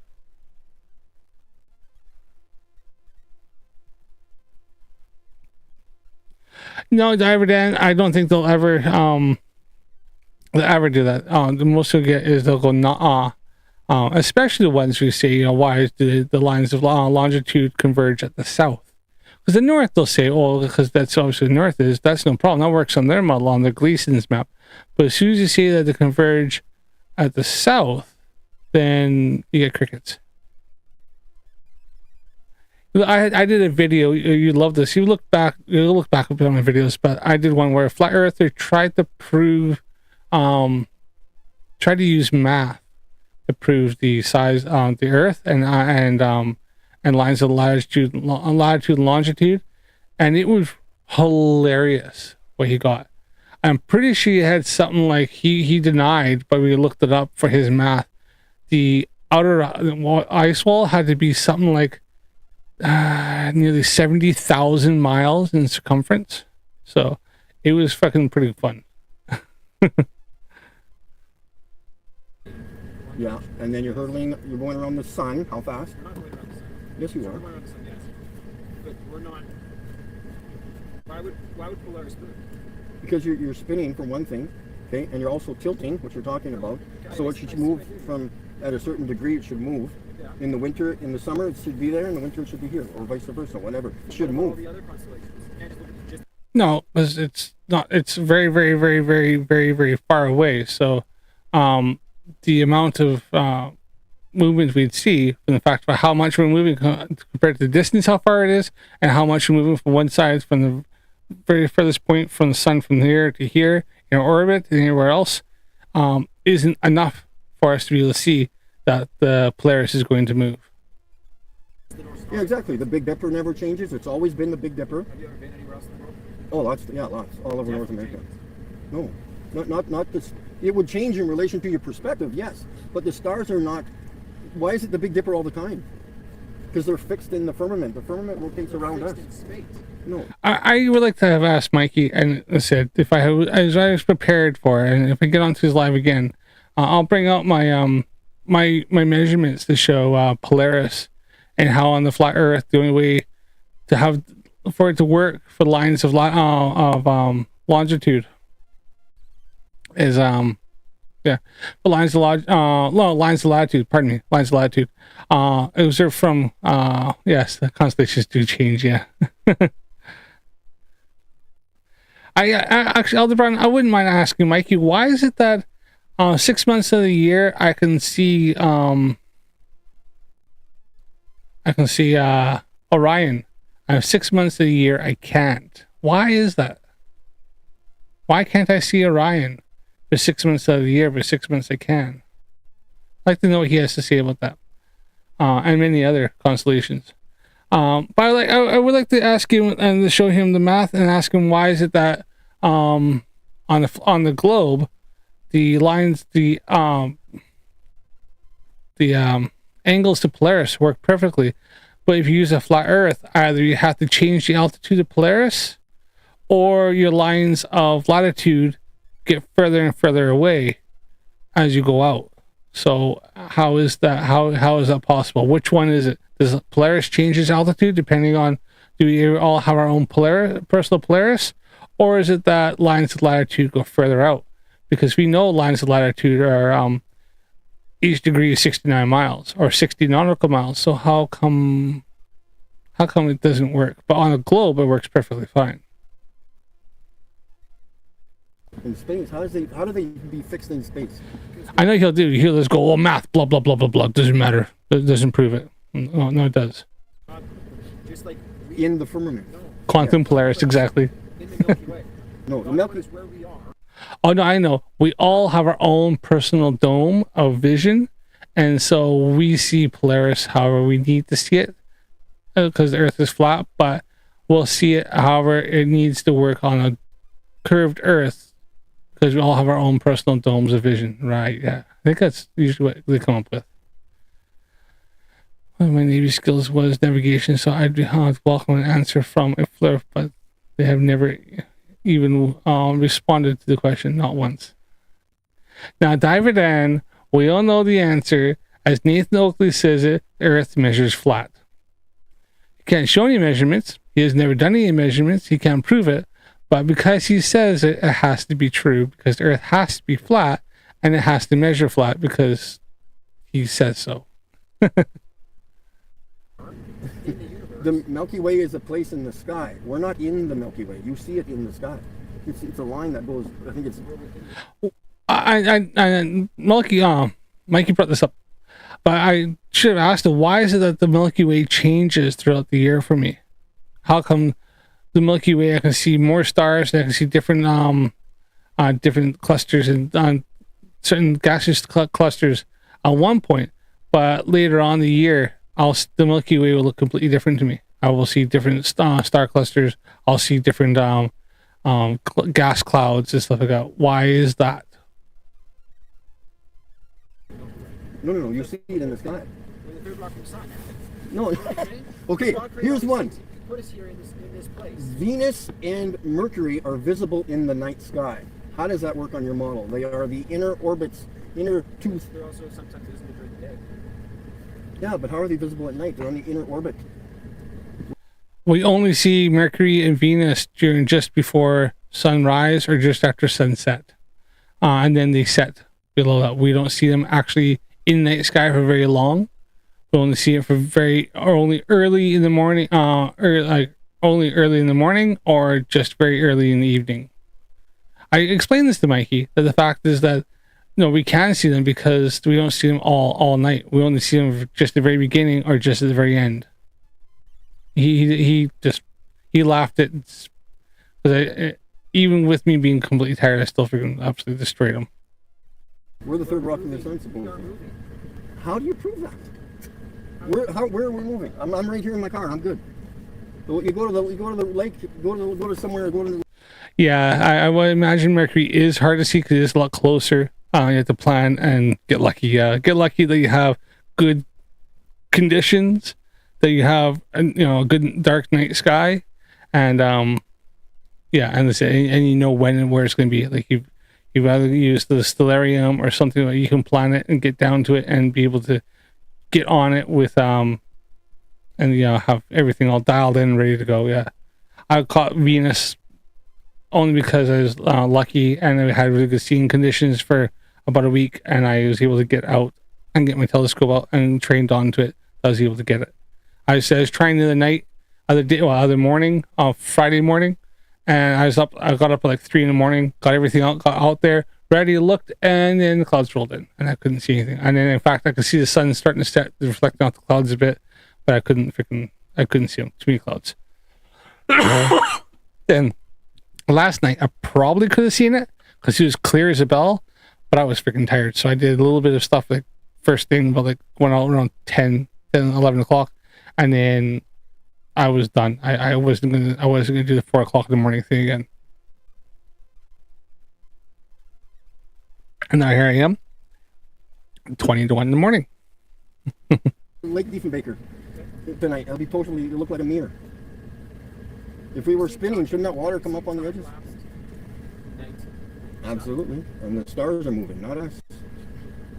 But how can you prove that, though? Oh, easy. You go and look at them. They're moving. Yeah, we're not moving. Concept. It's the same concept. That you're saying the stars are moving, Yeah, we're not moving? that's easy. How do you know we're not going like this? Because we're not moving. We sense that we're not moving. We can tell we're not. Are you moving right now?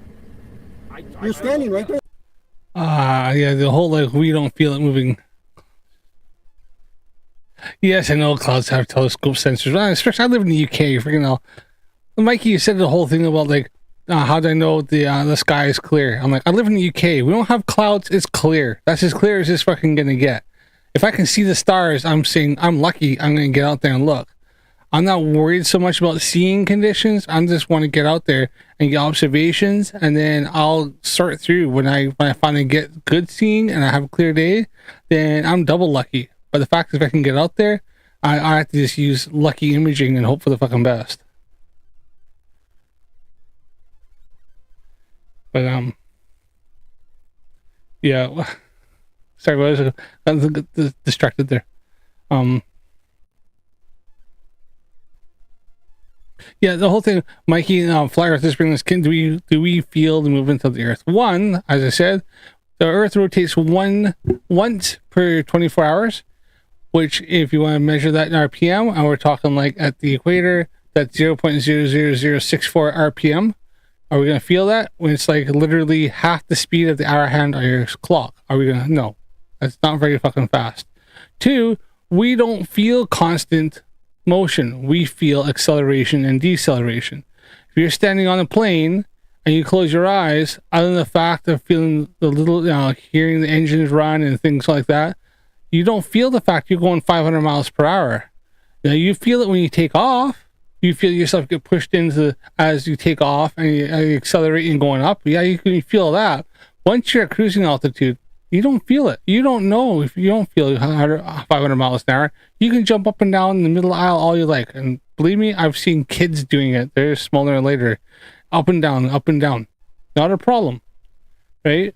Nothing feels it. I can sit there with a cup of tea, and I have done this because I've flew freaking British Air, and sit there with a cup of tea, PG Tips, sipping away, and it's freaking calm as can be. Just as calm as sitting on my kitchen table right now. So yeah, that's fucking bullshit.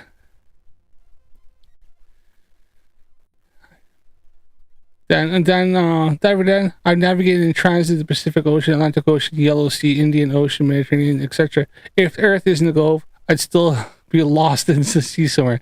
Exactly. Fuck. You and freaking every other freaking boat.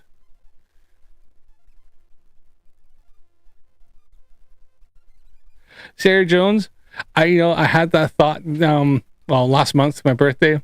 I was thinking, standing up going, you know what? I'm pretty sure I can feel the Earth moving because fucking I cannot seem to be I'm all over the place here. And the Earth is freaking, is somebody stopping and starting this thing? Holy shit. I can feel, I was sitting on my couch and I could feel the Earth moving because, boy, I tell you what, things are spinning around me. Perfectly fine.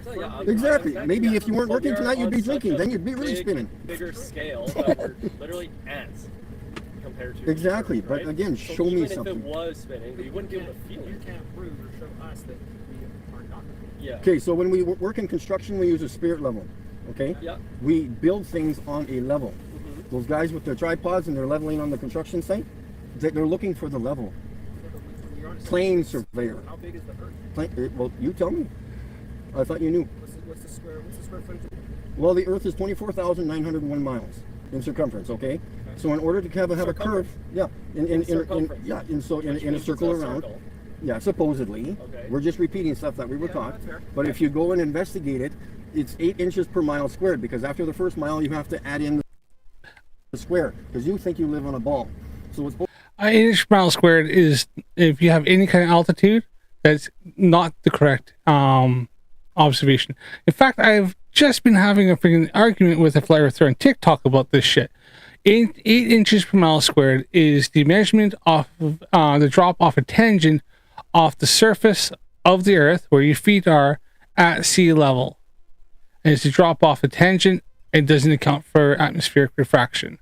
As soon as you apply any kind of altitude to that, 8 inches per mile squared is not the correct formula, and you have to use a different formula that takes into account your altitude from observer height, and then your which distance you're looking. Because you don't look straight out. Well, actually, we look down towards the horizon and we're looking at something. So we don't look straight.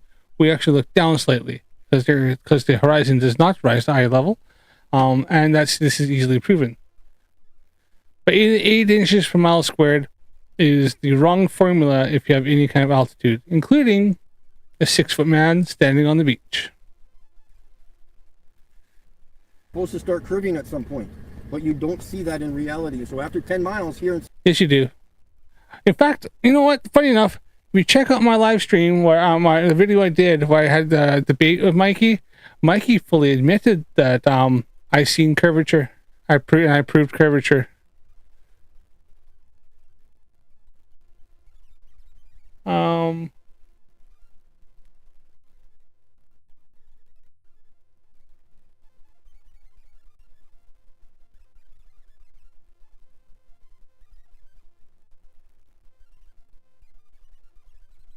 Come on.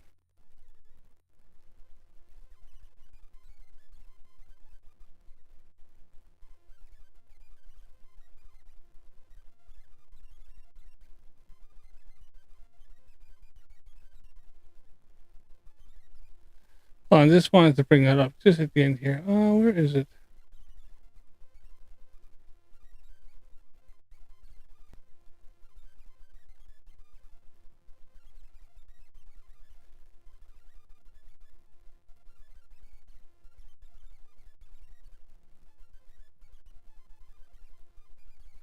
Why did that to me?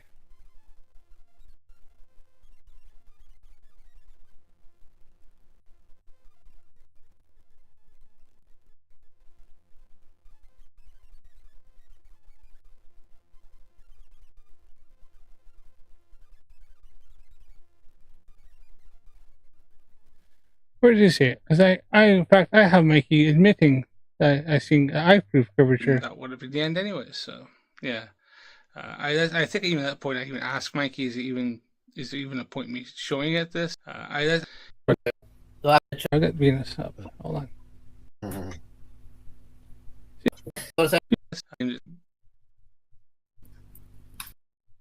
Star lens. Where was it now? The night sky. Really, in essence, his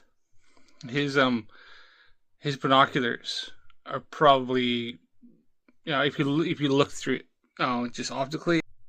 Okay. Millions. There is millions. No. There you are, right here. On to do different maintenance and stuff like that past the curvature, past the horizon over the curvature of the Earth, even to the point there where those large wind turbines were actually dropping down. That if the Earth was flat, those wind turbines would actually be the blades be hitting the water, which we know it doesn't happen. As you can see, the closer ones, they're quite high up. So that shows there with definitive proof that the Earth is curving. Now there's something much further away. There's actually an extension as I showed you there, and that's about 8 miles, just over 8 miles past.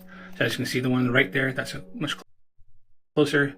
And if you go to the ones on the left, you can see now that those blades are actually coming in contact with like the horizon. Obviously they're not, because they're going down, the Earth's curving away, and you're seeing that those are now appearing to be lower down on the horizon because it's the Earth is the curvatures. You can quite clearly see it. And here you can see every day is it they're moving. Let's even bring up the nuclear nitro when asked about converging latitude lines. You just ignore the question, which is why it should be the very in every debate with them, in my opinion.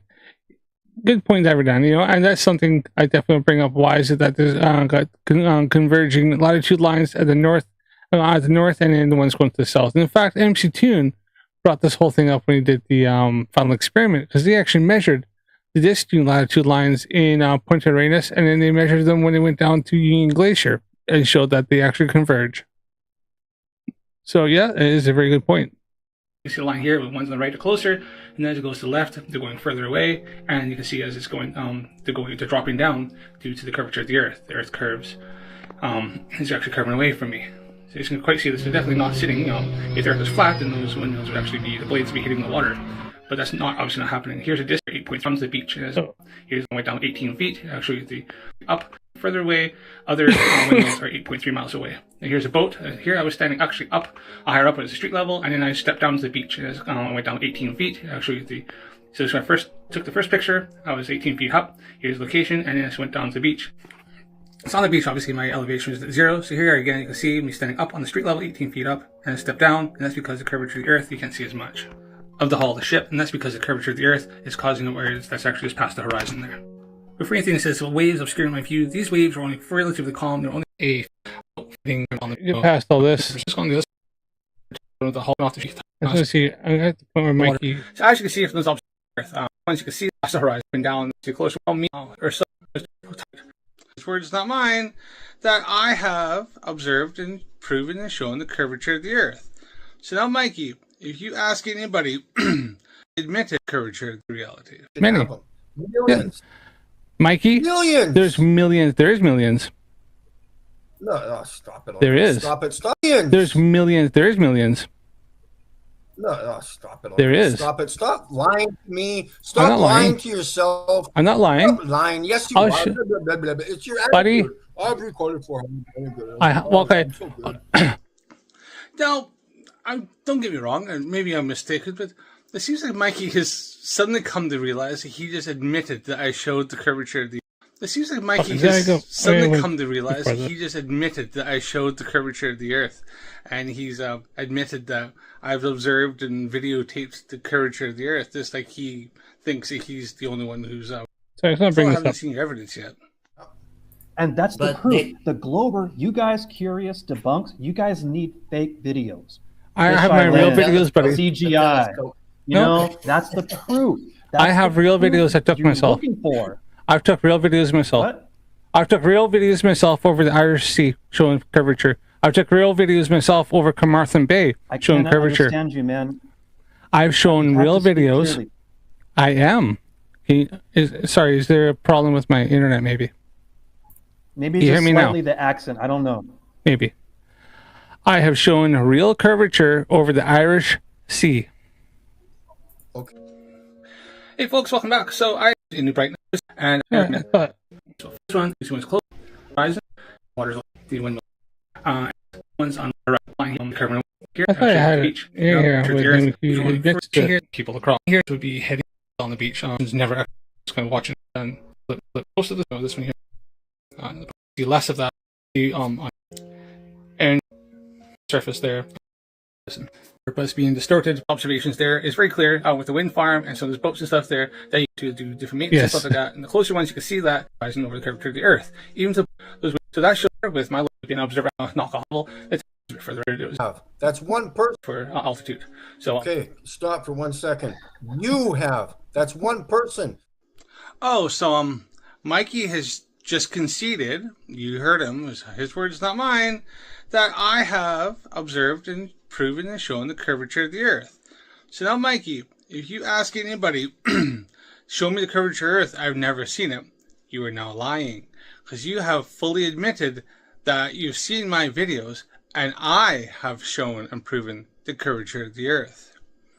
You're welcome. Welcome to the globe, Mikey. Welcome back to reality.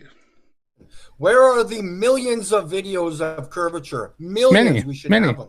Millions. Yeah. Mikey? Millions. There's millions. There is millions. No, stop it. There is. Stop it. Stop lying to me. Stop lying to yourself. I'm not lying. Stop lying. Yes, you are. It's your attitude. Buddy. But you all heard it. You all heard it. Mikey admitted, I said, I have shown curvature of the Earth. And he went, you have shown curvature of the Earth. So he's admitted that I have shown and proven the curvature of the Earth with my videos. So, thank you, Mikey Smith, for fully admitting that I have shown and proven the Earth has curvature using my videos over the Irish Sea, which I did just over a year ago. And I also have ones I did over Carmarthen Bay, which is off the south of Wales, over and heading out into the Atlantic Ocean. And which I was looking at a town called, wasn't Tenby. It wasn't. I had to look at my video. It's on there. I can't remember the video. But it was a 15 miles observation from, it was out Carmarthen Bay and over into a different town. I showed all the observations and stuff there. Check out my video. But yeah, Mikey fully admitted that I have shown the curvature of the Earth. Saskatchewan, after 10 miles, there should be 66 feet of curvature. But you don't see that. But why would I? Because you think you live in a ball. Yeah, There'd be curvature everywhere. Way higher than that. Why would I see the curve? I'm moving with the curve. Go on an airplane. You should see it all the time. Pilots even are telling people that there's no curve. Okay, here's a question. I see the curve as I fly. No, you think you do. The horizon rises to your eye level. So the guy said he sees curvature as he flies, and Mikey goes, no, you think you do. So somebody has seen it, and they can prove it, but Mikey's just like, no, that's not there. Well, the guy's like, oh, no, it is there, because I've seen it personally myself. And as you've just seen, Mikey has admitted that I have proven curvature. Even at 30,000 feet, you should see curve everywhere. You shouldn't see a drastic curve. Why not? It's gradual, because it's so big. Exactly. You keep saying it's so big, but you don't know your own model. So if I fly to Chile, at what point does the plane dip its nose? It should be dipping its nose every 2 or 3 minutes. But it doesn't do that. It flies straight and level. That's what... It flies level and strong. Well, actually, planes actually don't fly exactly straight and level. They fly about 3 degrees nose up. It's called a tack angle. And then how they maintain their altitude, or go up or down altitude, is they throttle up and throttle down. And throttle down and they'll drop down a bit, and throttle up and they'll rise up a bit. And you ask any pilots. I've actually spoke to commercial pilots, and they've confirmed that's exactly how they do it. So as for that, the plane does, it keeps a tangential speed to the a level, a downward vector, being that the gravitational pull of the Earth, and use something called INS, which is an inertia navigation system, and it actually has accelerometers that, as it gradually goes over the curvature of the Earth without any drastic changes in like pitch up, down, left, or right, that they actually have is on a platform, and it measures the downward vector, and it actually will adjust all the gyros and stuff to stay level to the downward vector of the gravitational pull of the Earth. And so it actually naturally adjusts for the curvature of the Earth.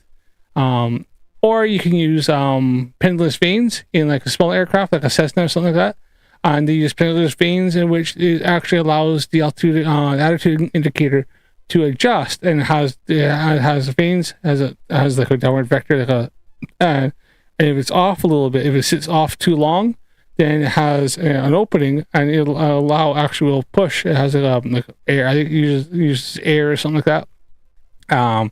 A small little pump, and it'll actually push it over until both holes are covered again, and then it only does it very slowly. So fast movements up and down and stuff like that, it'll move.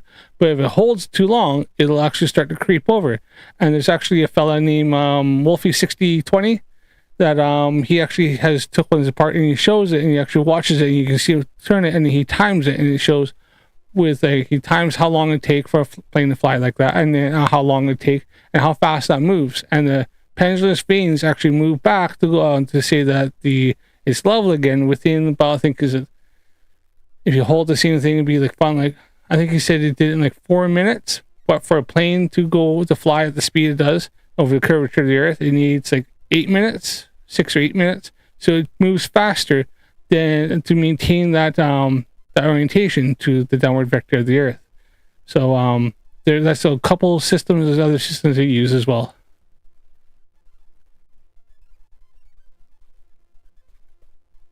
I'll post links for good union related training and fast track. Oh, very cool. So yeah, I've explained this to my flyers a few times, and they either run or they just not about pendulous vanes and INS. So what airplanes do. The artificial horizon in their cockpit with the straight line, they fly level with that for hours. So why wouldn't they? What do you mean, Like I'm thinking, like with the gravity, with all of that stuff, it's still pulling us down. No, nothing's pulling us. Again, if you're in an airplane and you're in your seat. There's no gravity. Okay, you're flying anywhere in an airplane. What holds you to your seat? gravity. How? Explain that to me. Does it come from this ground all the way up into the airplane and hold your ass to the seat? Yes. Pressure of what? It's your weight. No.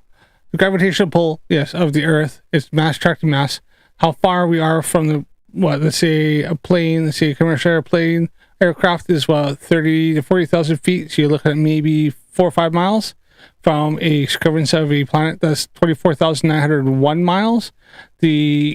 The ratio of how far you are is fucking so tiny, you might as well be right against it. So, yeah, the gravitational pull of the mass of the Earth extends that far out that it does. Teach your mass. Why are we, okay, with, just like the sun, holds us exactly in place where we need to be? How do you prove that?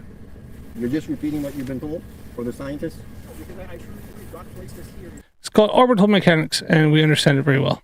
Again, it's a belief. I know where I live. You have a belief. I know there's a creator. You believe in something. You believe you're on a ball. If you knew there was God, Mm-hmm. why would you believe it? Well, I don't believe it. I know it because I've recorded it. I've recorded the firmament. I've taken pictures. I've recorded the firmament guy. Like, I'm serious. This is why I'm suing the space agency. Okay? It's crazy, man. Like, you got to watch my content. I'm the only honest one on there. How many subs do you have? Well, now I got 28.7. 2,000? Almost 3,000. 2.8? Yeah. Let me just show you a quick video here. Do you have family on across the world or anything? No, but I do have friends. I have friends. Okay. Well, I have family in China right now, Mm-hmm. and if I FaceTime them right now, Yeah. they're light right now because we're night, exactly. we're 14 hours ahead. Exactly. Yeah, I know. I'll How do you explain explain it. that we're getting dark here, but they're getting the sun? Exactly. So that orange, you take out those two lights, those orange ones. You only have that orange one, and take out all the rest of the lights on the grounds here. Shut them off. Only turn on that one light. Is it going to illuminate the north part of the property here? But if we're not moving, But you keep saying we're moving. But I don't know also what the this Earth is. But if we're versus not the moving- size of the sun. how do we get sun and they don't? Yeah. And they get sun and we don't if we're not moving. Okay, this was April the 9th. You're almost asking the right questions. The fact is, like, the question is, if he says that the sun's moving, then the question would be how. Explain the mechanism. How is the sun floating above the Earth? How is the sun moving? What's keeping it moving? What's keeping it on the circuit? Just watch this for a few seconds. All right. Right. So, all right.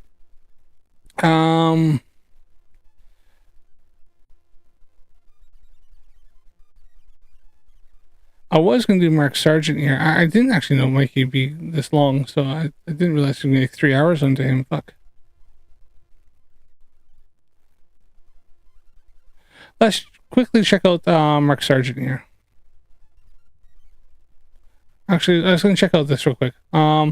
This is obviously Flatzoid, and he's a little bit of Flerf action, in which he's having a go at Flat Earth Banjo. apparently they have a little beef. Okay, guys, so this is Eddie's last stream talking about me again. For some odd reason, I seem to be very obsessed in his mind lately. But you can see it's his last stream where it says, Flat Earth on Sunday, surrounded by, threatened by shills. I don't know who he's threatened and surrounded by shills, but that's quite a thing to say. Yes, Diver Dan, there was a whole discussion when I was on their debate talking about how do helicopters work on the Earth, and I repeatedly asked them if they knew how helicopters worked, because they said, how come a ring laser can measure the 15 degrees per hour, which obviously is very, very fucking sensitive, but a helicopter can't. And I simply asked them if they even had a clue how helicopters worked. And they just ran away from it. Okay. Anyway, let's see what he says. And I will get back to the banner later. For now, let's just use the screen. So I hope you guys can hear me well. I'm having trouble checking my own sound. Thanks, Russell. Okay, so let's go ahead and get started, okay? So last week I uploaded a video. I was talking about Flatzoid and his channel and his symbolism. Okay, so I made a video first about 2 weeks ago. He went wild. He had a lot of reactions to that. And okay, I have to stop that there. No, Eddie. First of all, it wasn't a video. You did a live stream. Second of all, I didn't go wild about it. Don't know where you're getting that from. But yeah, we'll actually see just now what I actually said in those streams. To just clarify the air. So yes, just to point out, Eddie's already saying it's a video, which is false. It's a live stream. And he lies about me saying that I'm. If he's watching the replay, it's a fucking video, Flatzoid. Fuck. This is a very long one. Like right now, I'm doing a live stream. When live stream is up in my video on my channel, it's a video. It's going to be a 3-hour video because I've been on this a long time. A nearly 4-hour video, but it's still a video. Going crazy about it. Okay. Anyway. So I made a second video. Flatzoid loves to fucking pull these stupid semantic games. They're absolutely fucking pointless. Last week, and the second video, he really, the guys really went wild. So let me share here. The guys really went wild. Who's these guys really going wild, Eddie? Seems he's trying to create drama where there's no drama, people. Just to let you know. Threatened, and I'm going to share with you guys here. This is my presentation for today. So I still have the video up. I uploaded to my backup channel. Max is live right now. 1 hour 34:01. So he set it to private. Okay. Notice that we are not able to set because he set it to private. I actually wanted to show some things from this, but unfortunately he set it to private, so we wouldn't be able to show those things because even in what he was showing on there was lying and misrepresenting again. It's private, but we will not need it anymore because I'm going to make the presentation again today. And I just want to point out to you guys, if he's forced to take it down, why does it show no restrictions? Why is there no restrictions under his restrictions? Because he wasn't forced to take it out. He's actually misrepresenting what Sandro actually said to him. So again, Eddie, your fruit, not showing too good, man. Just going to make some changes. So I'm going to show here, Banjo is crying, say I threatened him, so he took down 2 videos. This is a copy of what I commented. Eddie, please have a good think about what you have done. You do not know me. You have made me feel a certain way, and I have depression and anxiety. So when the guy told me he had depression and anxiety, I felt really bad. I don't want anybody to harm themselves because of any videos. So, although I felt like betrayed later, and I will explain. He felt betrayed after he just read Sandro has depression and anxiety. First of all, Sandro has depression and anxiety doesn't mean he's going to do anything to himself. He's trying to make a point that your actions of your lying and misrepresenting and slandering people can cause an issue with people. You are making Sandro out to be something he's not, and because he suffers from depression and anxiety, you are adding to that. Now you're saying you feel betrayed later. What is that? So you're playing victim now because he says he suffers from depression and anxiety. So here's the threat right here. I am the threat. Okay. First of all, it's not a threat. Let's actually read through it properly, what Eddie doesn't really do. He says, okay, after anxiety, you may think you have fake evidence, but zero actual proof for your vain babblings. I demand a public apology video apologizing to everyone you have slandered. Yes, Eddie, you have slandered many people. You have even banned people just for being associated with me because they're telling you what you're doing is wrong.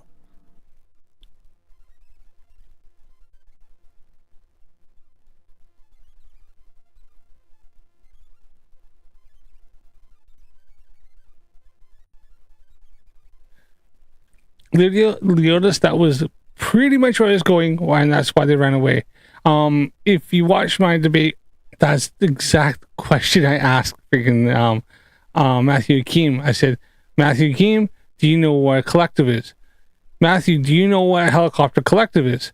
Do you know what a cyclic is? Do you know what a freaking and I was like, do you know what a collective is? Because the first thing I could think of, and he just ran away because he's listening. He knew instantly. And even besides all that fucking point, here's the thing. A regular laser gyroscope is sitting on the surface of the Earth, and it's measuring the surface. A helicopter has got a pilot, has control surfaces, and one way that how they hover, because I have a video showing how a helicopter, a guy learning how to fly a helicopter, and the instructor explained it to him. He says, you don't look down, like at the ground, you look way out at the, the trees, like maybe let's say 100 meters away, and you keep fixed on that, and you hold it, and you're watching that, and as you're doing that, you use it as a fixed point to maintain a hover. So you're looking straight out, looking past everything, and that's how you're collecting. And even then, he's still all over the place. It's like, it's a really, you have to realize the movements you make are so, slight. You have to know how to balance it. You have to know how to feel that machine. It's a lot, right? But you're fixed watching the surface of the Earth, and you're making sure to hover in relation to what you're fixed on, a fixed point. So so if the Earth is moving, you could be on a fucking train going full tilt down the road, down the track, and you can take off, and because you're going to take off, you're going to freaking fix point on, let's say, the engine at the front, or let's say halfway down, the back of the train, you're halfway down, you're going to fix point, you're going to head up, you're going to hover, your relations, you're going to take off at the speed of the train, and then your reference frame of how fast you're going, you're hovering, and you think you're not moving, is over the top of that train. What you're looking at, so you're going to adjust all your adjustments, everything you're going to do is going to make sure that you're going to stay in relation to that train and that fixed point that you're looking at. Everything else is moving around you, don't give a fuck, you're pointing at that. That's hovering. That's the same way as if you're hovering on the Earth that's going 1,000 miles an hour. You're fixed looking at that surface. You're staying hovering over that point. That point can be moving. Guess what? You're moving with. You start off moving with it, and you're just going to keep on moving with it. So it's not. This is how helicopter pilots take off and land on freaking aircraft carriers or any kind of ship out on the sea. They go from their reference frame moving over the sea to suddenly, bam, now they're on a fixed point over top of the ship. And now the ship and the helicopter are in the same reference frame. Sorry, I freaking went off on a tangent there a little bit. Let's go. Yes, okay. I am downloading these videos as there is enough said for a good case by all of us for slander. And that is the truth. All of us can take this up to slander because that's exactly what it is, Eddie. Defamation, yes. Of character and harassment, yes. I would even go as far as to report your channel to YouTube for the harassment and victimization. Now notice, that is not a threat. He's just making it plain and simple. He can do this based on what you are presenting. No threat there. Then he says, then what will you do? He's telling you to grow up. I pray for you as it seems you need it. As for your little... I just want to take a little bit. I just want to ask a question. I heard somebody say that Flatzoid was leaving the Flat Earth community. He was no longer a Flat Earther, or he was not going to be preaching Flat Earth anymore. When was that? Because this was uploaded 5 days ago. That's why I was just cycling down here a bit. This is 5 days ago you put this up. I'm pretty sure it's a fairly new one from Flatzoid. So when did he? I'm sure he said like over a week ago that he was leaving Flat Earth, like the Flat Earth community. He still believes Earth is flat, but he's no longer going to deal with that. So why is he commenting on fucking like Flat Earth Banjo? Puppies, they are just snakes in the grass, making you seem a bigger fool. We are meant to be on the same team. Do you understand what he's saying here, Eddie? Do you know that we are getting harassed by your gullible audience because of the slander and harassment from you? Yes, Eddie. From the lies that you push, we are all getting harassed and getting treated wrongly. In other words, you literally broke the 9th commandment. You are bearing false witness against all of us for some weird old reason that we have no idea why. But let's carry on. Holding these videos as there is enough said for a good case by all of us for slander. We ought to say, I thought so. I thought he is still Flat Earth, but he's leaving. He's leaving at the community as everyone's toxic. Well, Flatzoid himself is fucking like in with the toxics. And he was hanging out with fucking like Brian's Logic and friggin' and Psalm. So friggin' like both of those are friggin' absolute toxic pieces of shit. I haven't interacted with them myself directly, but I've seen enough of them to know they're both freaking POSs. And Leotis is like, said he's gonna leave a few times. I know he's left a few times. He said he's gonna leave, or he's not gonna deal with Globers anymore. He's just gonna, that's why he changed it to Creality Jesus Saves, blah blah blah. He's not gonna be talking about Flat Earth or reacting to Flat Earth or debunking videos. And then it was like, what, maybe like not even a week later, and he was like doing a reaction video to a live stream. Like, fucking funny. Information of character and harassment. I wouldn't even go as far as to report your channel to YouTube for harassment and victimization, which I did nothing on that. I just asked the question, what's up with this symbolism? I just asked this question. And I answered that. I literally answered it live. Actually, I did it 3 times live. Because, first of all, there is no one-eye symbolism. You are making a case where there is none. The first one, it's my full banner. If you open my full banner, it shows my full face. Second one, it is an old logo that was set. And when someone pointed it out, I changed it straight away.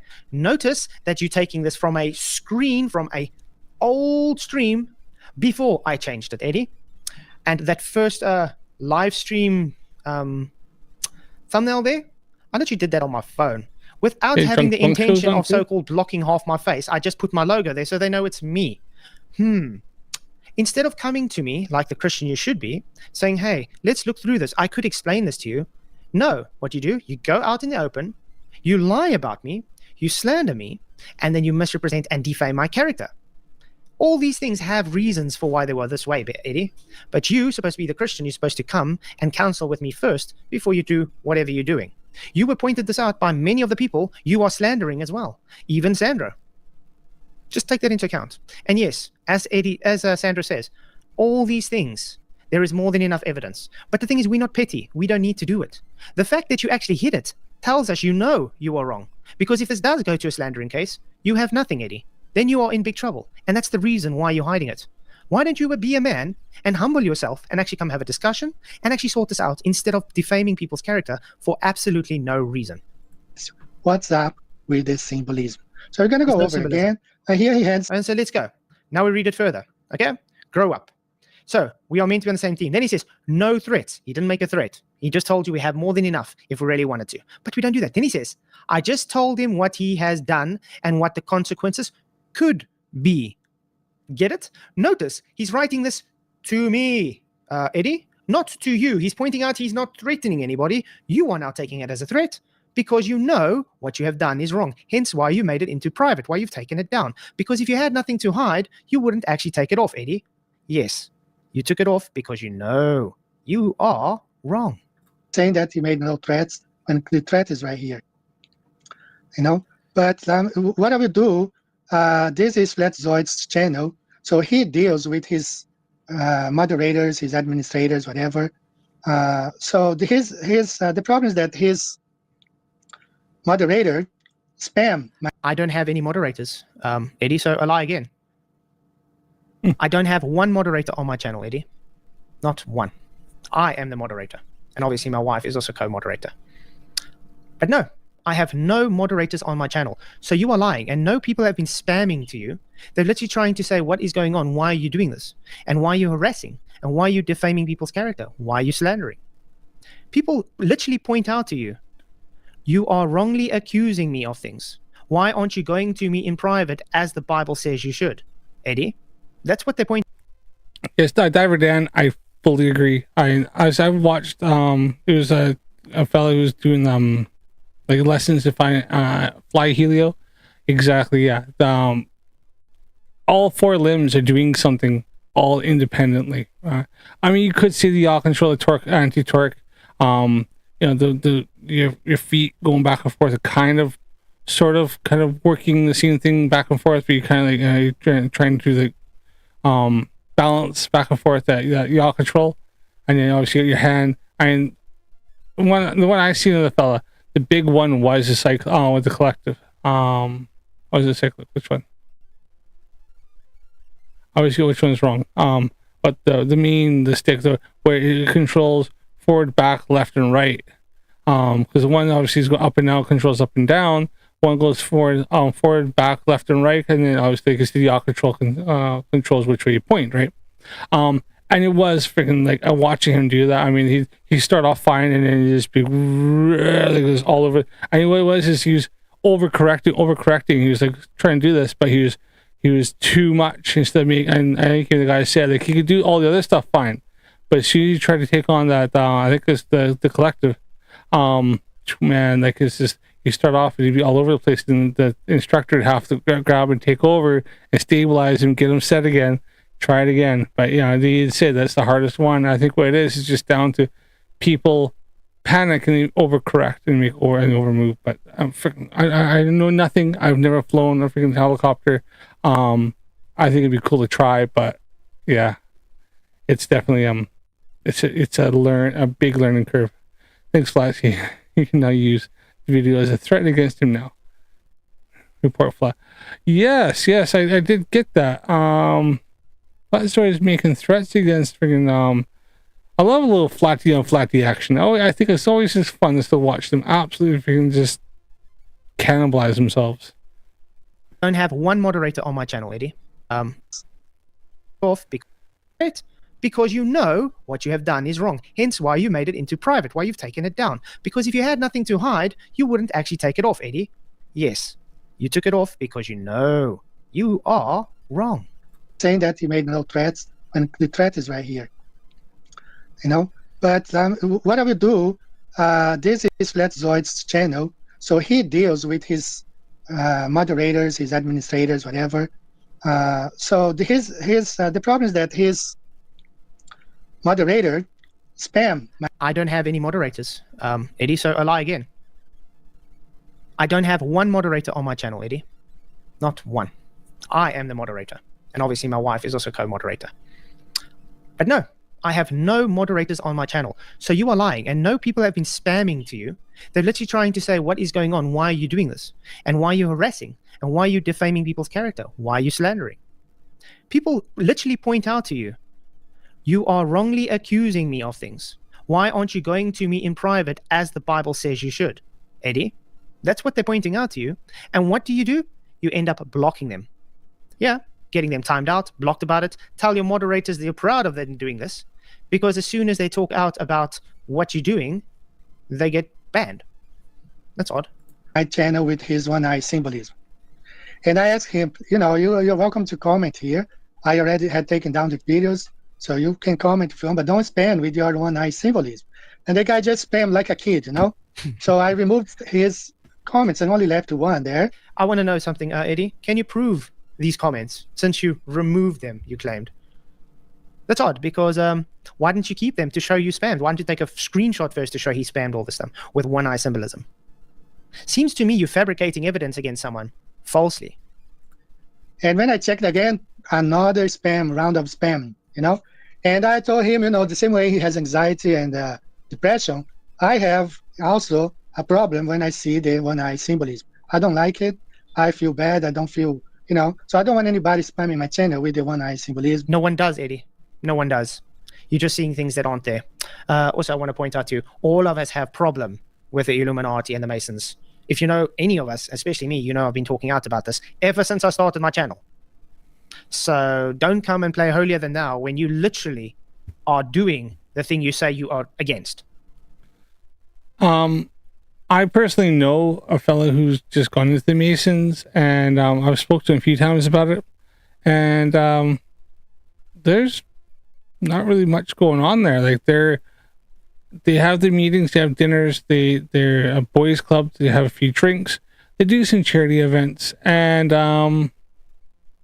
help out around the community, talk about different charities they're doing, and that's about it.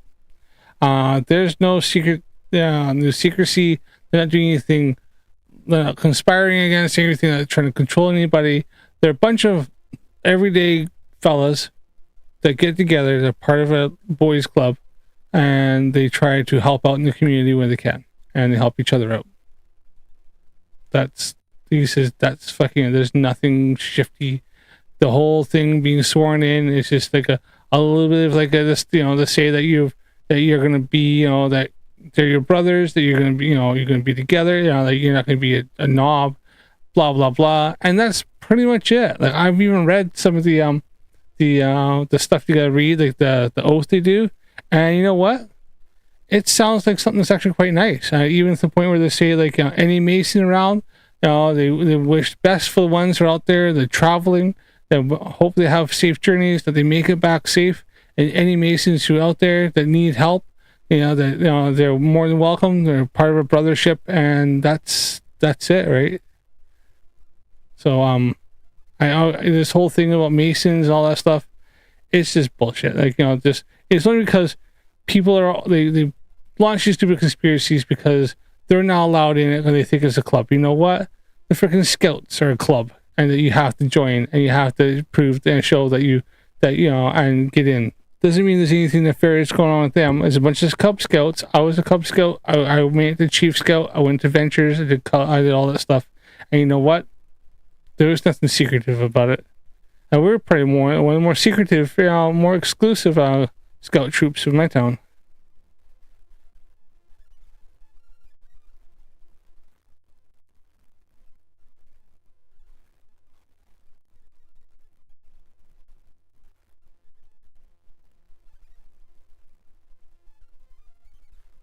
Well, very cool, Diver Den. Well done. I think some people probably find Helio. I think some people just find that they have the touch, and they find where this is just a little easier. They just kind of connect with the craft and are able to just kind of feel it, and everything's kind of works. And I think some people, it's just one of those, like, it's just, there's just a talent they just may not have. It might take them longer to finally get there. Not saying they can't do it, but some people just find that they have the touch, and some people find they don't. So, sounds like you may have the touch, buddy. So that's really cool.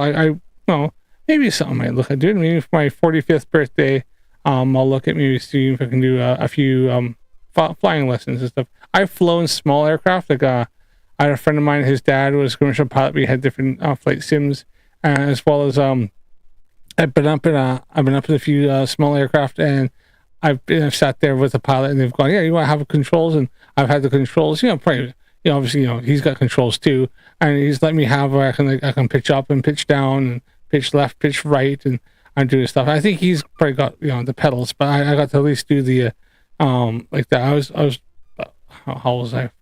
14, 15 years old. So it was pretty cool. But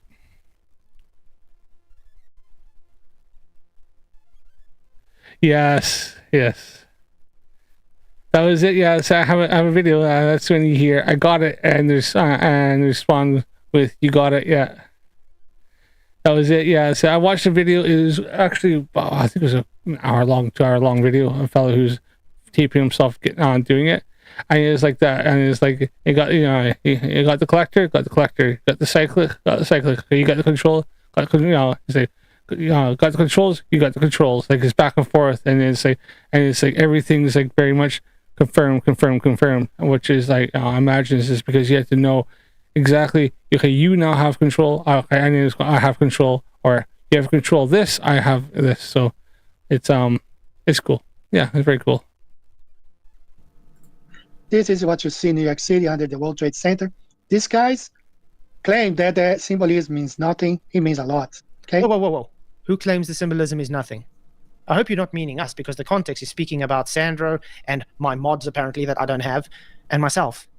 I have to point out that, guys, we have been finding it odd that when we make fun of the Illuminati, Eddie has a problem with that.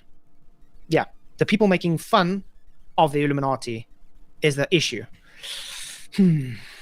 That's really weird, because last time I checked, you're not supposed to have an issue with someone making fun of the symbolism, making fun of the people that's pushing this nonsense. You're supposed to be actually joining them and saying, yes, let's ridicule the symbolism. Let's ridicule this nonsense, because behind it is evil and a satanic agenda.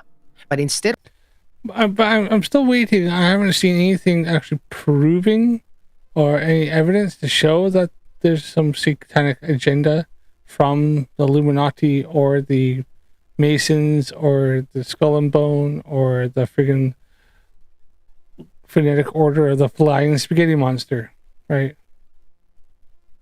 Instead of fighting the evil and satanic agenda, you're trying to rope the people into it that is literally trying to expose it. Wow. So smart. And they show their symbolism everywhere. You see the subway station there. So I don't want anybody, any of my moderators, or anybody spamming the channel, displaying their one-eye symbolism. They can do that at Flatzoid's channel. Seems that it's welcome over there. A lie again? Seems that it's welcome over there. No, I don't welcome symbolism in one-eye symbolism. Maybe you should understand what symbolism means, Eddie. It means with intent. Sandro, again, has been explained why he had that avatar, and he still has it, and he's keeping it now as a, how can I say, homage to prove a point. And I 100% stand with it. Hence why I am also pushing all this nonsense and showing everybody what a nonsense fake you are. Because are the Masons religious?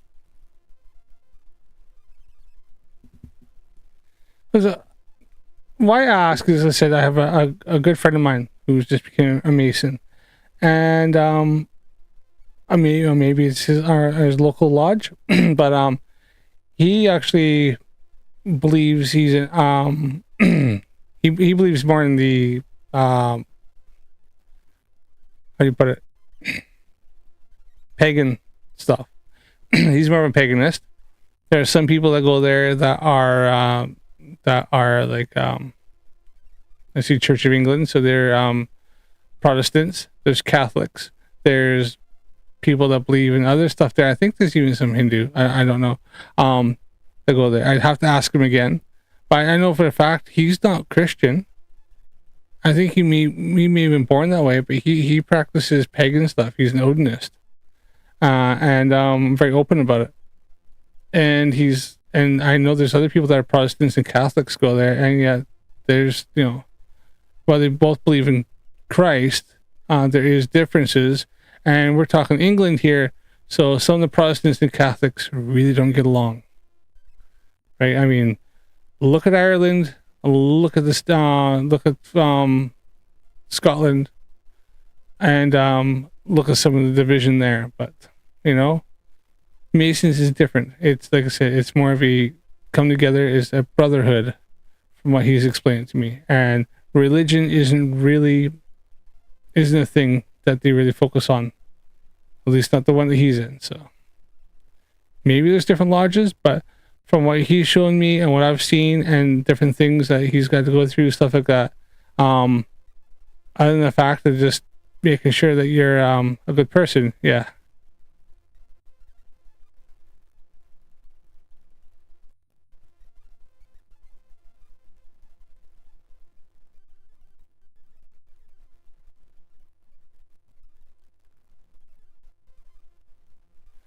This is right. Like I said, I'm gonna go and buy a friend of mine who's joined the Masons, and he's gone through that. He's and he goes to meetings, stuff like that. And I said he's, you know, they believe in a God, but they don't fixate on one particular God or one religion. It's more about the brotherhood and obviously doing stuff good for the community. You're literally trying to make someone out to be something they're not. Sandra has been shown to be more Christian than you, Eddie Banjo, out of all the years you've been on your channel. You do know that, don't you? I have hardly seen any Christian thing from you at all on your channel. Just now and then you have a little banner coming up across your screen with the Bible verse. That's it. I haven't seen you try and worship God on your streams. I haven't. Diver Dan, are you talking about the Shriners? They are like a division of the Masons, aren't they? I should have said Masons are mostly religious, but it's not a mandatory thing for them, or in its or in its character. Yeah, like I said, I imagine there is different religions, like you said, are mostly religious. Yeah, they probably are. But like you said, there is not a prerequisite to get in. I think you can have atheists and stuff in there as well. Haven't seen you try and push the gospel at all on your streams. In fact, I see the opposite. All I see is you idolize the AE map. All I see is you idolize yourself. You make yourself to be this righteous, pompous prick. No worries, LeBron. Okay, all right. I get it. Yeah, it's just... I get you, yeah. Are most religious, yeah. Okay.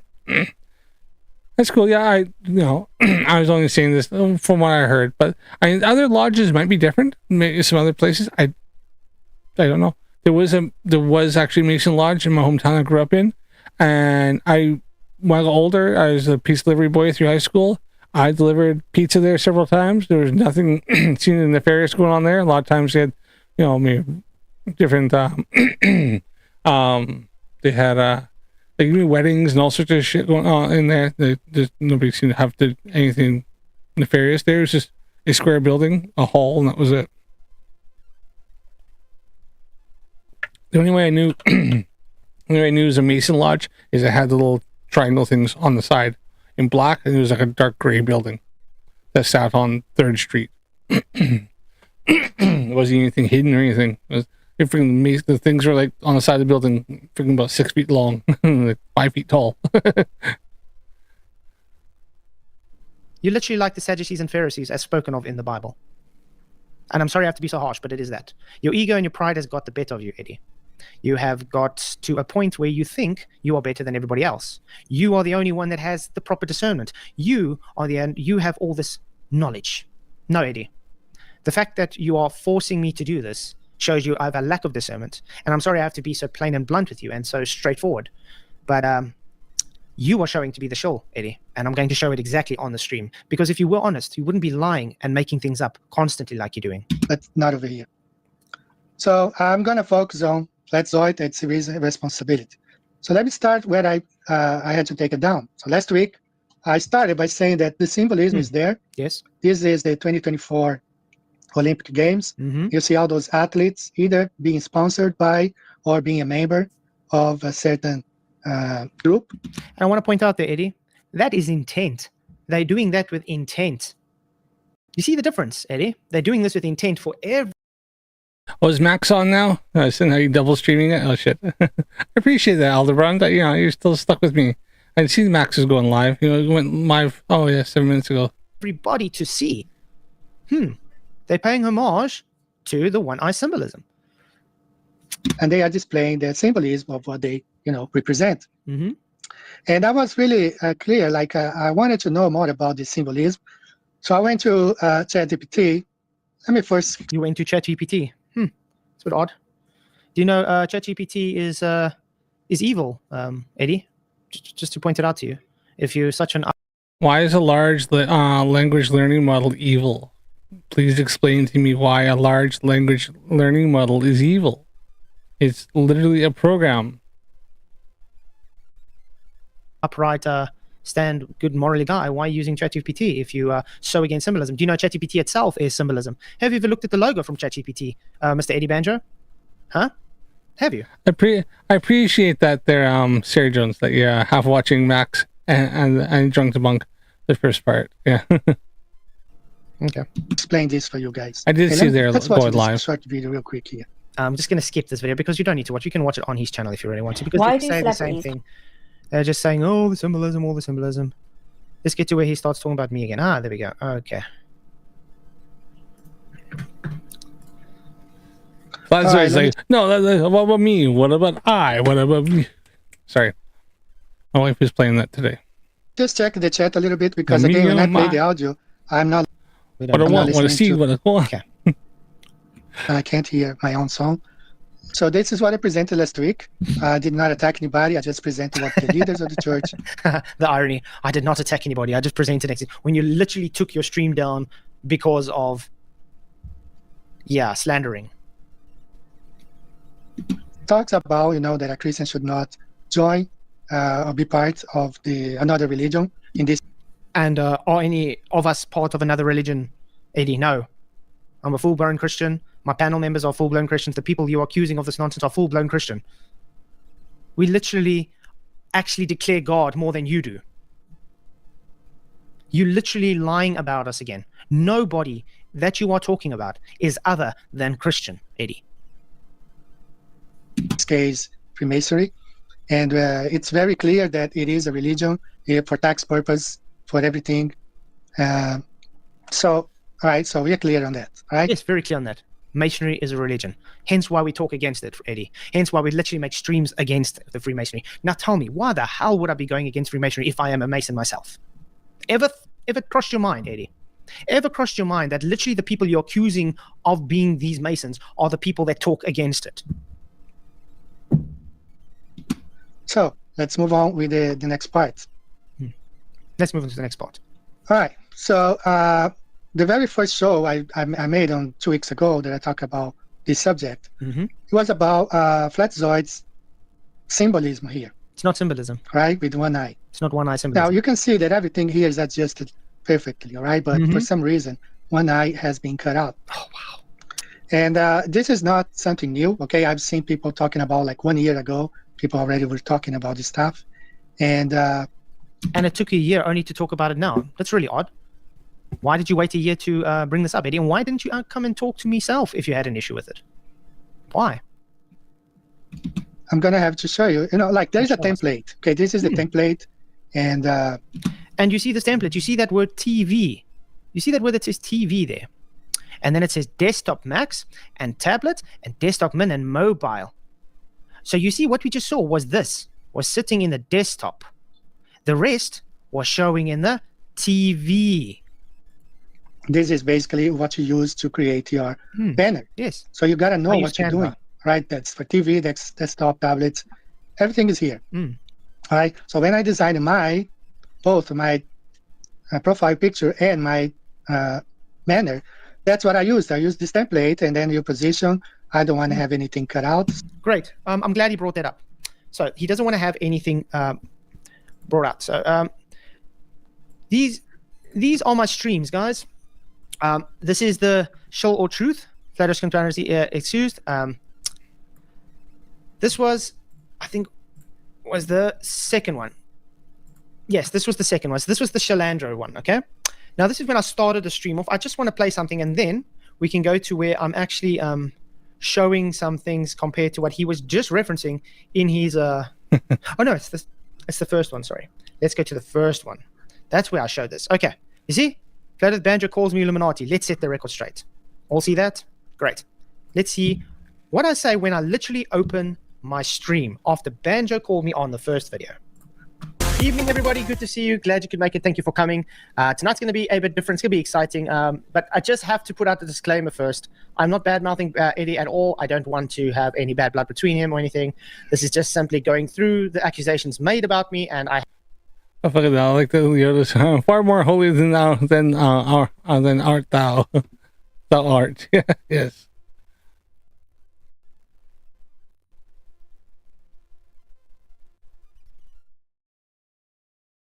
Yes, Flatzoid is nuts. And Diver Dan, yes. From what I understand from the Masons, that's exactly it. That all people are typically recognized as respected as equals. Yeah, it's Masons a fraternity among brothers who believe in a higher power than Knights of Pythonus, which I believe they were kind of based on or started out as like the Knights Templar, from what I understand. And they didn't really follow more the Christian Knights realized that some of the corruption in the Catholic religion and stuff like that, and they started moving away from it, which is what ended up where you had the Bloody Sunday, I believe. Is it Bloody Sunday? It was like Friday the 13th, wasn't it? Where a whole bunch were massacred in France. I have given him the opportunity to come in and present to us what he presents to his audience, so I am able to tell him what nonsense it is. But anyway, like I said, I have nothing against you, Eddie. I do pray for you, man, and I believe what you are pushing is total nonsense and not right, because I'm getting attacked for falsities, and it is literally bearing false witness against me, which is not the way to go. So I do pray you come right, and you maybe just listen to everything going on. Anyway, we are joined. So there we go. That was my opening to the accusations made from Eddie Banjo. Remember, he said earlier, oh, we're going crazy. That doesn't seem very crazy to me. But let's now go to showing something based on his nonsense. I think it was it this one or the second one? I think it might be the second one. Okay. Let's just go to the second one. You see, this is the thing. This is the one that has Shalandra, Show or Truth. It says Show or Truth, the Flat Earth Banjo. This is the second one. The one he says, I am making him out to be a Satanist. Okay. Let's see how I open this as well. And just a disclaimer, guys. No, I'm not calling Banjo a shill. I'm just trying to make a point tonight to say how easy it is to come up with something. So that's what the point of tonight is, and it's going to show you exactly what I mean. But it's good to see you guys. We are joined by PJ. So there you have it. I'm saying I'm not calling you a shill. I'm making a point how easy it is to just pull things out of your ass. And that's exactly what we did. Let's start off with this. Let's see, man. Watch. Hey, what's up, boys? How's it going? And Keith, hey, welcome, man. And sorry, don't mean to cut anyone off. I just had a thought I just want to get off my mind. For it's in Matthew 18:15. Listen, moreover, if thy brother shall trespass against thee, go and tell him his fault between thee and him alone. If he shall hear thee, thou hast gained thy brother. And so with Eddie not talking to you, that's almost a default way that you haven't actually trespassed against him at all. Exactly. Yeah. But anyway, I want to shout out to Hawk Jungle for this. He literally made this in 5 minutes, guys, after that. He went and got this and said, well, that's how easy it is to make stuff up, Banjo. Yeah. So look at this. When you're accusing others of one-eye symbolism but can't hide it yourself and other Masonic signs. Well, he managed to literally take 5 minutes and bring up Eddie Banjo with 5 different Masonic signs. So what does that tell you? Yeah, of course. And the irony of this in looking... The fucking cope of all these freaking looking for Masonic signs. Like, literally, they'll just find any little tiny thing and go, oh, that's a sign. It's like somebody's like happens to be like, you got like an itchy eye, and they're like that. Like me sitting here like that, and I'm like rubbing the sleep on my eye like that, and they're going, oh, he's amazing. He's part of Illuminati because I'm like that. Fuck, like this, like anything. Just look for anything. You're supposed to want anything you want. You can just find it in this claim shit. Flatzoid.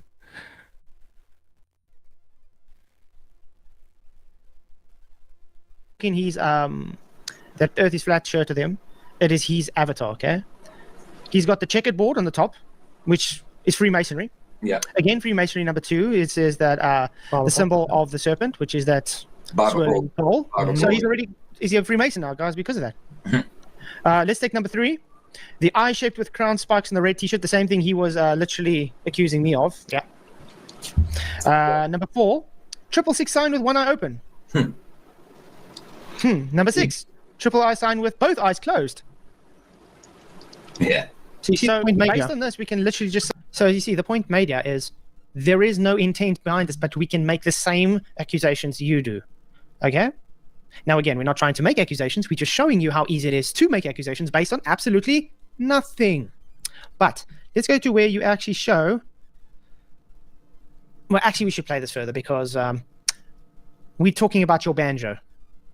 Yeah, we're talking about your banjo. So let's say, Eddie Banjo, you're a Mason. I mean, I spotted that the other night when you paused it and his fringe was over his eye. I says, well, can we call him a Mason because he's got his fringe over his eye? You know what I mean? And it's ridiculous. Like, who's it did this? Hawk Jungle. Okay, I'm not sure. Hawk Jungle. Oh, okay, but fair play to them. Fair play to them because it shows that you can easily mistake things. That, like I say, the people in chat saying, yeah, you did that with TFE and that. No, it's not. There's symbols there, but there's patterns. Now people are saying, oh, Flat did the same, you know, when people were going to FTE. No, over there, they were specifically set up as a checkerboard. It didn't happen by chance. Of course. Here is by chance, and because he had his eye closed, he was scratching whatever. But you can pick it up. The same as Flat had title, whatever, the flame, and the other eye, whatever. It just happened, those things happened.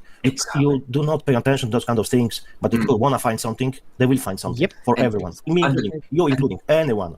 The flame over the eye thing as well, Flats. I mean, that's making symbolism. The illuminated eye, the letter I with a flame on it. That was ridiculous. That was already debunked in the first stream. So guys, do go watch that because it's nonsense. Because I literally have a letter I, and I have a flame on top of it, because it's representing Luke 12. Keep your lamps lit. Keep your oil burning for when Jesus returns. That's literally what my whole channel says. That's why I have Luke 12 on. Luke 12:35-36. Maybe you don't know what Luke says, but there is literally no symbolism. Did anybody watch the Cupcake versus Flatzoid debate on Drunk Debunk Show? If you did, what did you think of it? I watched most of it, and then I had to turn off because I had to go and do something. I couldn't be listening to it. But yeah, just curious what people thought of it. Of Illuminati or any eye or anything in my logo. This I, which is a letter I, that flame just represents a flame as you put a dot over an I. That's it.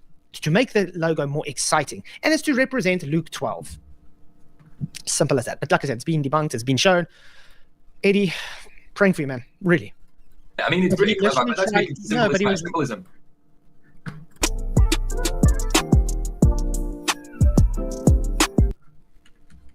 It's like what he says. Let's get to it, actually. Guys. Yes. With a flame. Well, tell me. Okay. Like 10 minutes as well. Just to let you know, it takes literally 2 minutes to just make things up. But anyway, this gives much more of a link to showing Eddie Banjo is a Luciferian Mason. Then he wants to place me as some kind of Illuminati shill. Yep. Just to let you know. Yeah. Okay. Why? I'm going to point out. Why do you think Eddie Banjo's name is Banjo? First of all, why is he called Flat Earth Banjo? Yeah. There we go, Andrew. I'm going to do the same as you. Why is your name Banjo, Eddie? Why are you using the devil's instrument, Eddie? Ever thought of that, Eddie? I really don't. But since when is the devil's instrument banjo?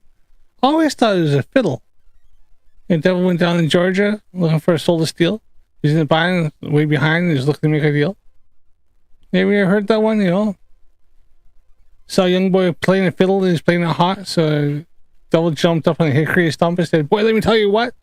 You may not know it, but I'm a fiddle player too. I'm willing to take a dare." I don't know. I said, I'm a fiddle player too. Take a dare. If you take a dare, I'll make a bet with you. And you play a good fiddle, son, but give the devil his due. I'm willing to take your soul for a fiddle of gold. I haven't heard that song in ages, but yeah, I always thought the devil would play the fiddle. He was a fiddle player too. No, does he play the banjo? I don't know, but do you know Best the banjo ever is been, considered that's right. Satan?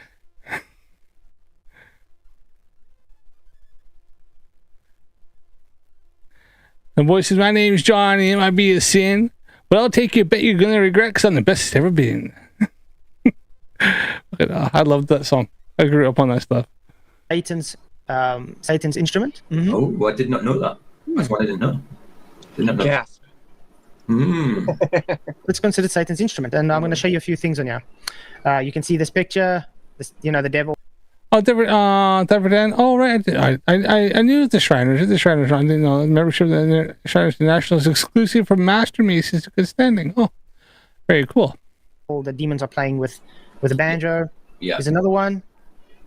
You see, amusement park, banjo playing Satan by Montreal Digital, Deviant Art, and it goes on and on and on. We show all the banjos, making the point. And that's it. You guys can literally watch it if you want to. Satan, packet banjo. I want to go to for. If the fiddle was once considered the devil's box, the banjo was certainly the son of Satan. Yeah. Okay, so that's but you see, we can show a lot of links to Eddie, just his name alone. Look at that. Being evil. Okay, let's see. So, but this is going to be interesting, guys. This one is very telling. Watch this. 33. Yeah, Eddie. Why have you got 33 on your membership a month? You're so against the symbolism. You even make the claim on that stream we just watched from yours where you say you don't want to end it on 33, on a Masonic number, where your membership number is literally a Masonic number. Why is that, Eddie? We can't really control that. Like how many people have So I suppose you can go make a sock account and instantly and like subscribe to his own channel so that it goes to 34. But it's just, you know, that's how many people. I had 133 and I freaking plastered it up as a freaking as a post going, yes, Masonically approved. Oh yeah. And why got 33 on there? And I also want to point out, why is things cut off from his banner? Yeah. Didn't you make a claim that you don't have things cut off on your banner, Eddie? Because you go and you put it perfectly in line with that. Mate, why is it cut off in the banner? Oh, there you go. Leo, this is like, said the funny thing is, banjo is a relatively new instrument made by African slaves as they tried to recreate West African instruments, which is probably why it's been dubbed as a devil's instrument for them to, for then the people who, the slavers or whatever like that, to then say it's devil and to get rid of it because it's, you know, they've determined, because they didn't like it, because slaves are happy or, you know, singing songs, stuff like that, they want to keep them suppressed, was part of the thing. Did anybody know that the word slave actually comes from the word Slavic?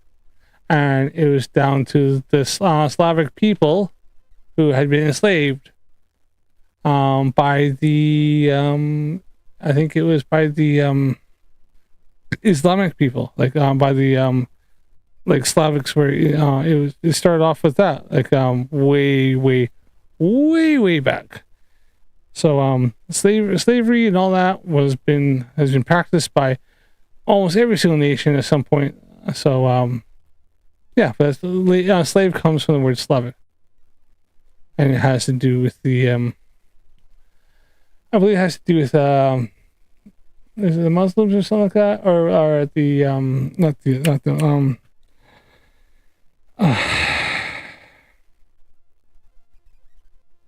in the area.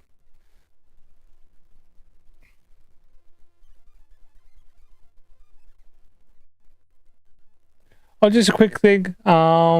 If anybody's interested, in my debate with freaking Mattem Hakim, he said he was going to be on Modern Day Debates, debating Destiny, who is a he goes around debating quite a bit. Far right. I don't know if he's right or left. I don't know. He used to have blue hair, doesn't anymore. And looking as of now, there is absolutely no videos of Mattem Hakim debating Destiny.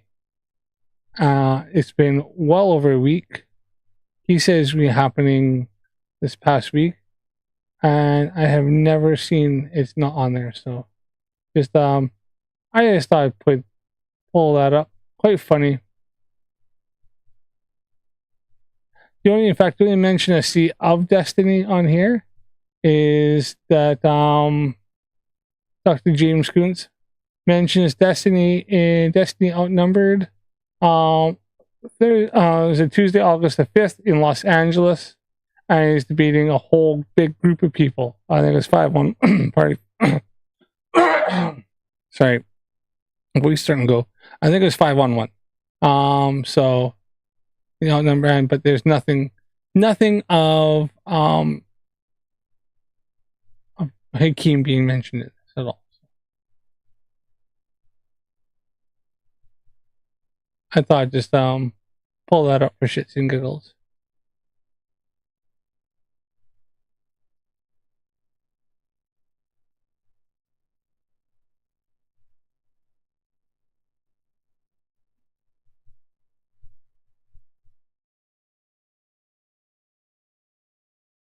The word English for slave originates from the Slavic peoples of Eastern Europe, becoming enslaved in large numbers by various groups, particularly in the 9th century. The word passed from Byzantine Greek, Skylux, to medieval Latin. So Scallops, Latin, Scalopus, before arriving in English via Old French, esclave, Middle English, esclave around the 13th century. This linguistic connection reflects the historical reality, widespread slavery of Slavic populations of other people.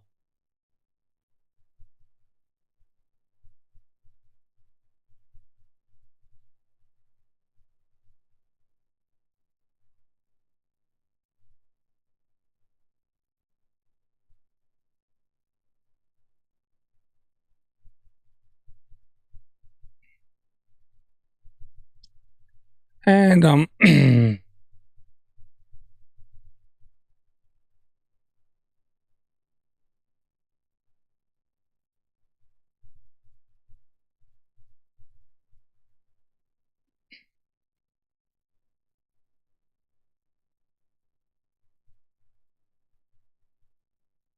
there are people from parts of Eurasia, I believe.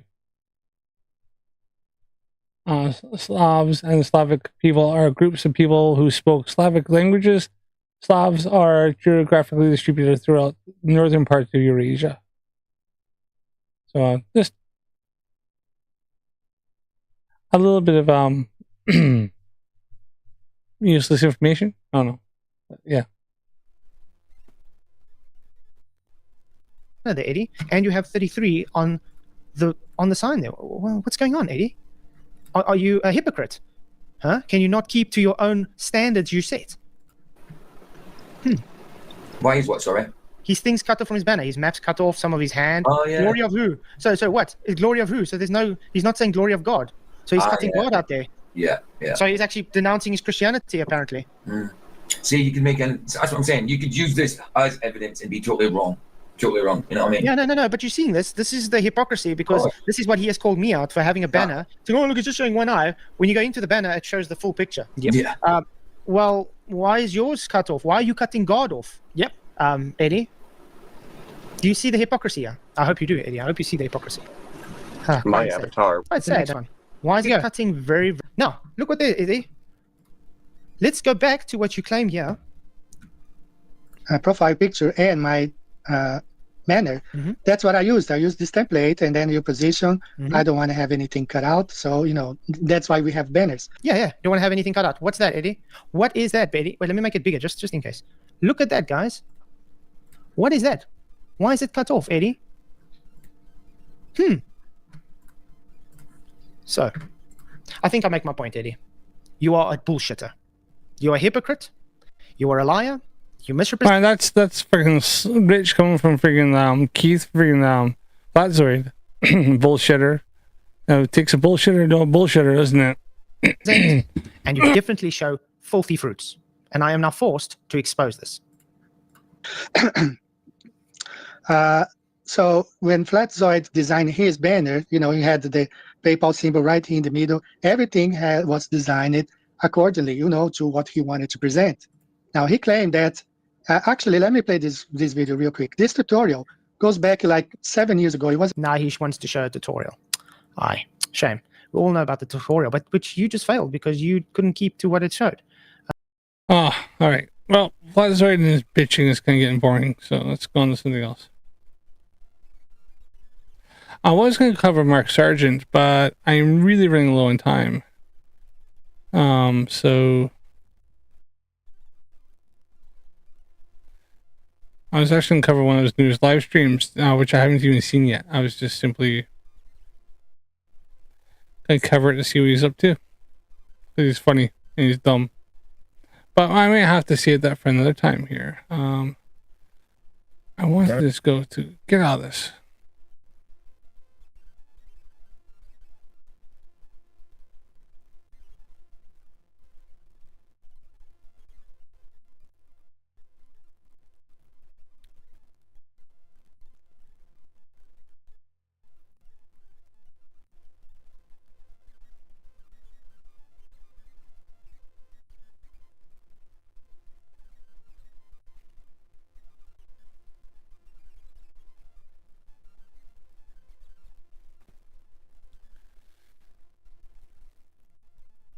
I don't know. I think it's a cynical, jaded way of looking at it. Well, I mean, he doesn't.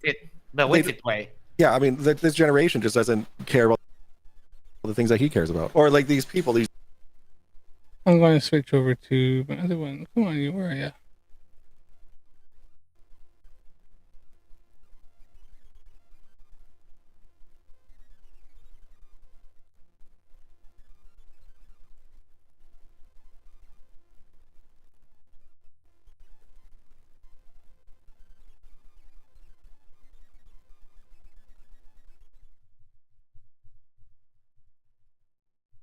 Let's see what Max and we're up to for a little bit here. Hey, you don't want that. Go away.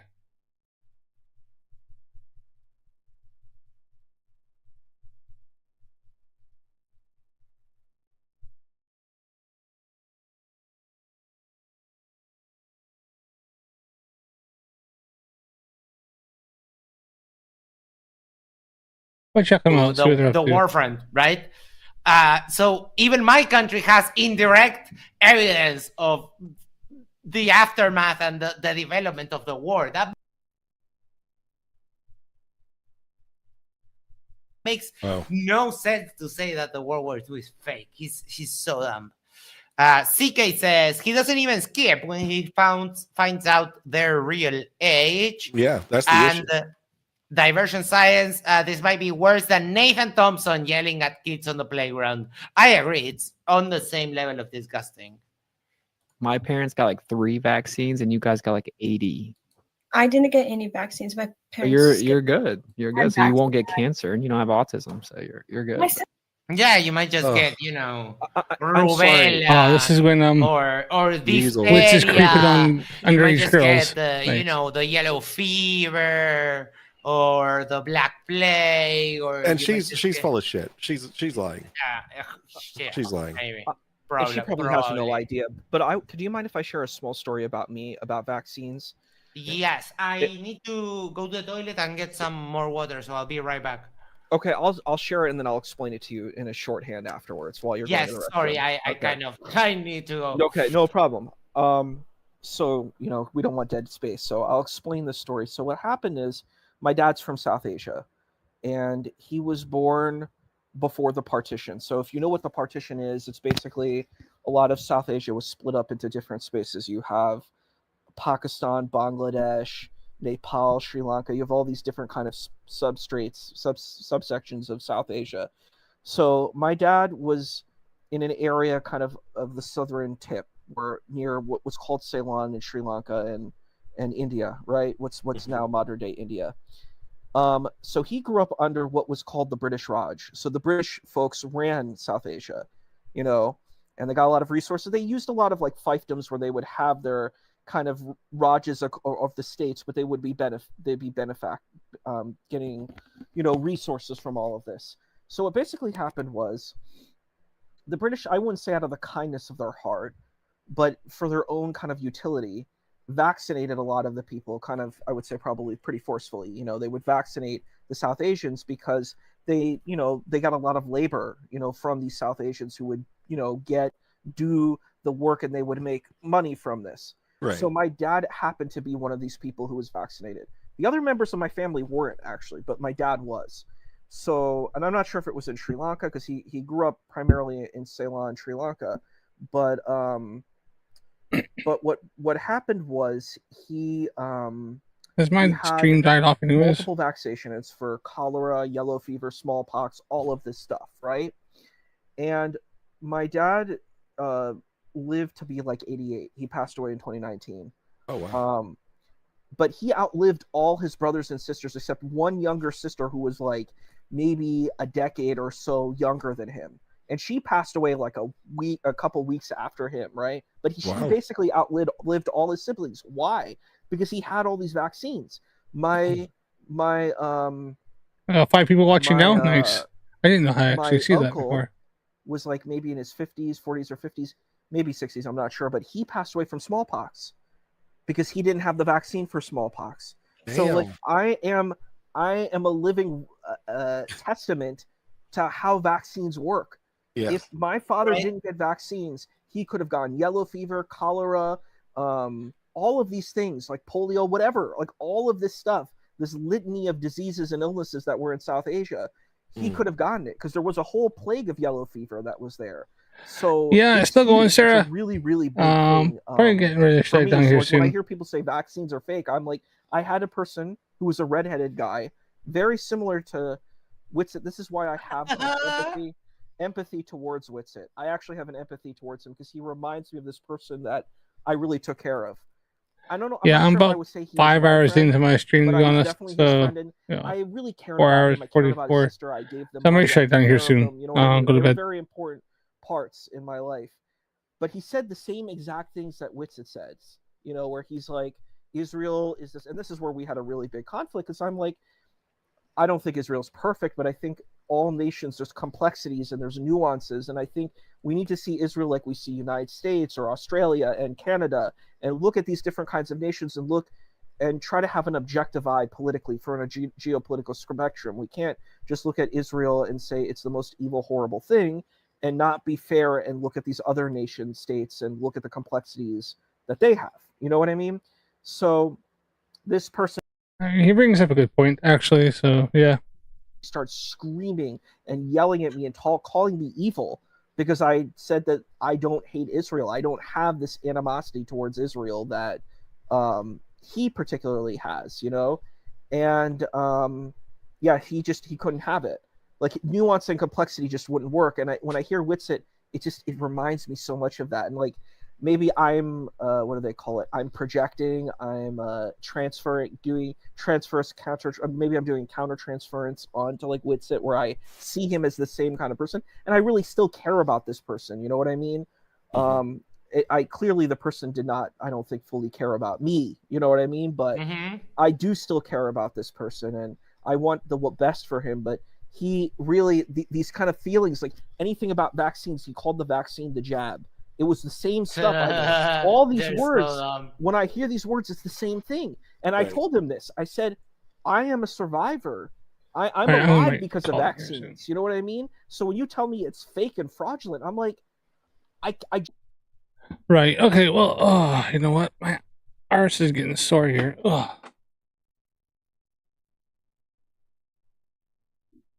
Ira Gordon, that was the one that this fella here, that was the name that Mikey had a hard time. He couldn't read that. He had to get really close. Ira Gordon. Righto. This is it's quite interesting. So, but you know what? Honestly, folks, it is 2:10 in the morning, and I got a lot of stuff to do, and I'm probably gonna get freaking I'm gonna probably get a look off the wife, wondering why it took so long to be on here. So yeah, but that was it. I was meant to cover Mark Sargent. I'll have to kind of change around the title of my live stream here a little bit. Luckily, I didn't do. But it was interesting to see how Mikey with all the she was doing there. And he's gonna put up that whatever that issue with the university. I don't think it's gonna get very far because the university has the rights to say who they want to have and not have on their property. The fact is that he has a history of going on there and causing problems, and he has video footage proving that he has gone onto university ground and caused problems with staff and students and stuff like that. And he's got it's weird that he said hasn't done that, because they didn't say he was doing it then, but he has done that the last 2 times they've had this event, because they have it once a month. So that being said, I don't think I'll have much of a leg to stand on there. They're probably going to look at the CCTV. They'll probably talk to people who run the observatory, and they'll say, no, that guy is coming here last 2 times. He's caused problems. So this last time we wanted him gone. We didn't want him around here. He's just causing too much issues. And that'll be it. Mike, you have nothing.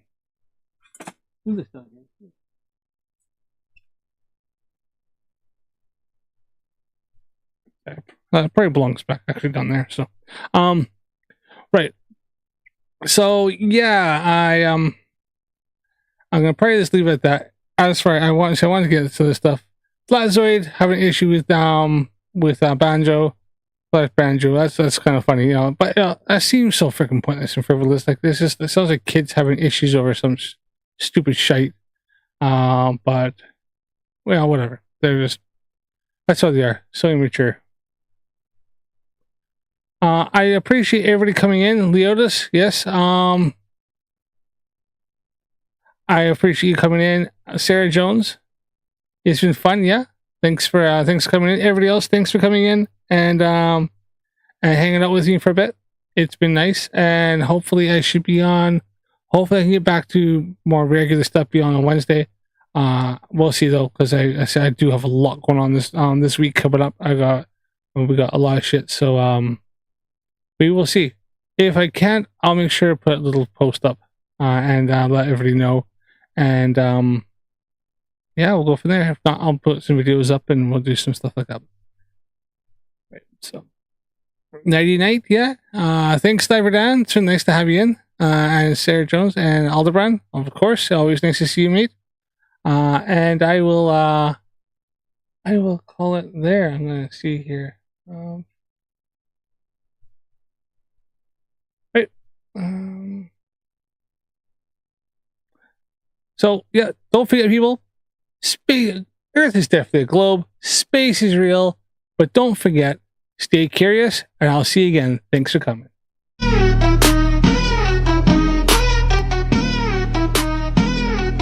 NASA lies, yeah, that's what I say.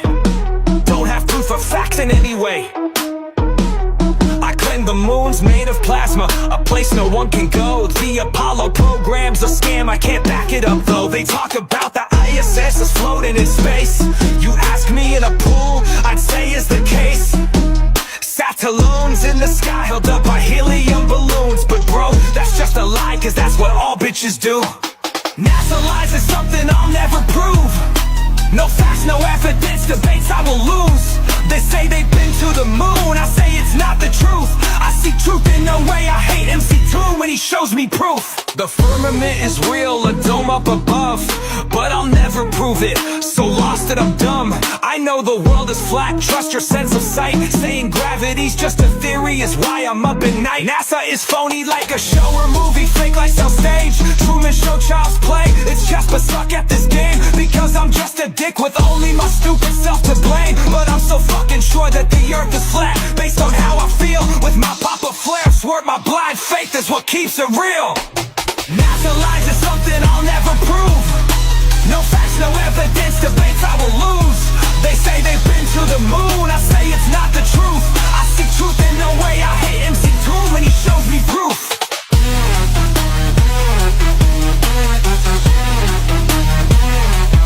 Asking the wrong questions, my beliefs are all faith-based. I can't see the fucking answers right in front of my face. Stanley Kubrick is mentioned every single goddamn time. Somehow he filmed it without nobody dropping a dime. The firmament is a dome, it keeps water in the sky. But when you ask me to prove it, I can't know why. NASA in Hebrew, it means to lie or deceive. My Flerf priest told me and blindly I believe. NASA lies is something I'll never prove. No facts, no evidence, debates I will lose. They say they've been to the moon, I say it's not the truth. I see truth in no way, I hate MC2 when he shows me proof.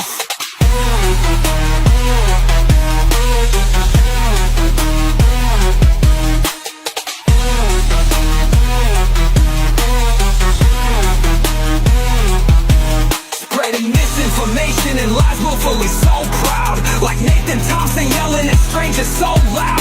NASA's lies, people, space is fake and Earth isn't round. Oh shit, the fathers and husbands stop me into the ground.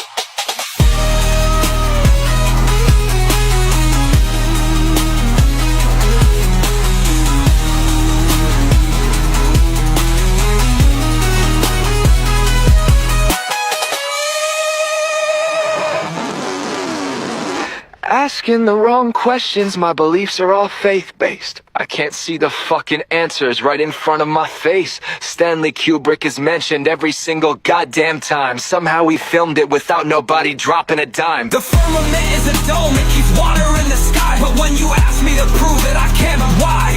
NASA in Hebrew, it means to lie or deceive. My Flerf priest told me and blindly I believe. NASA lies is something I'll never prove. No facts, no evidence, debates I will lose.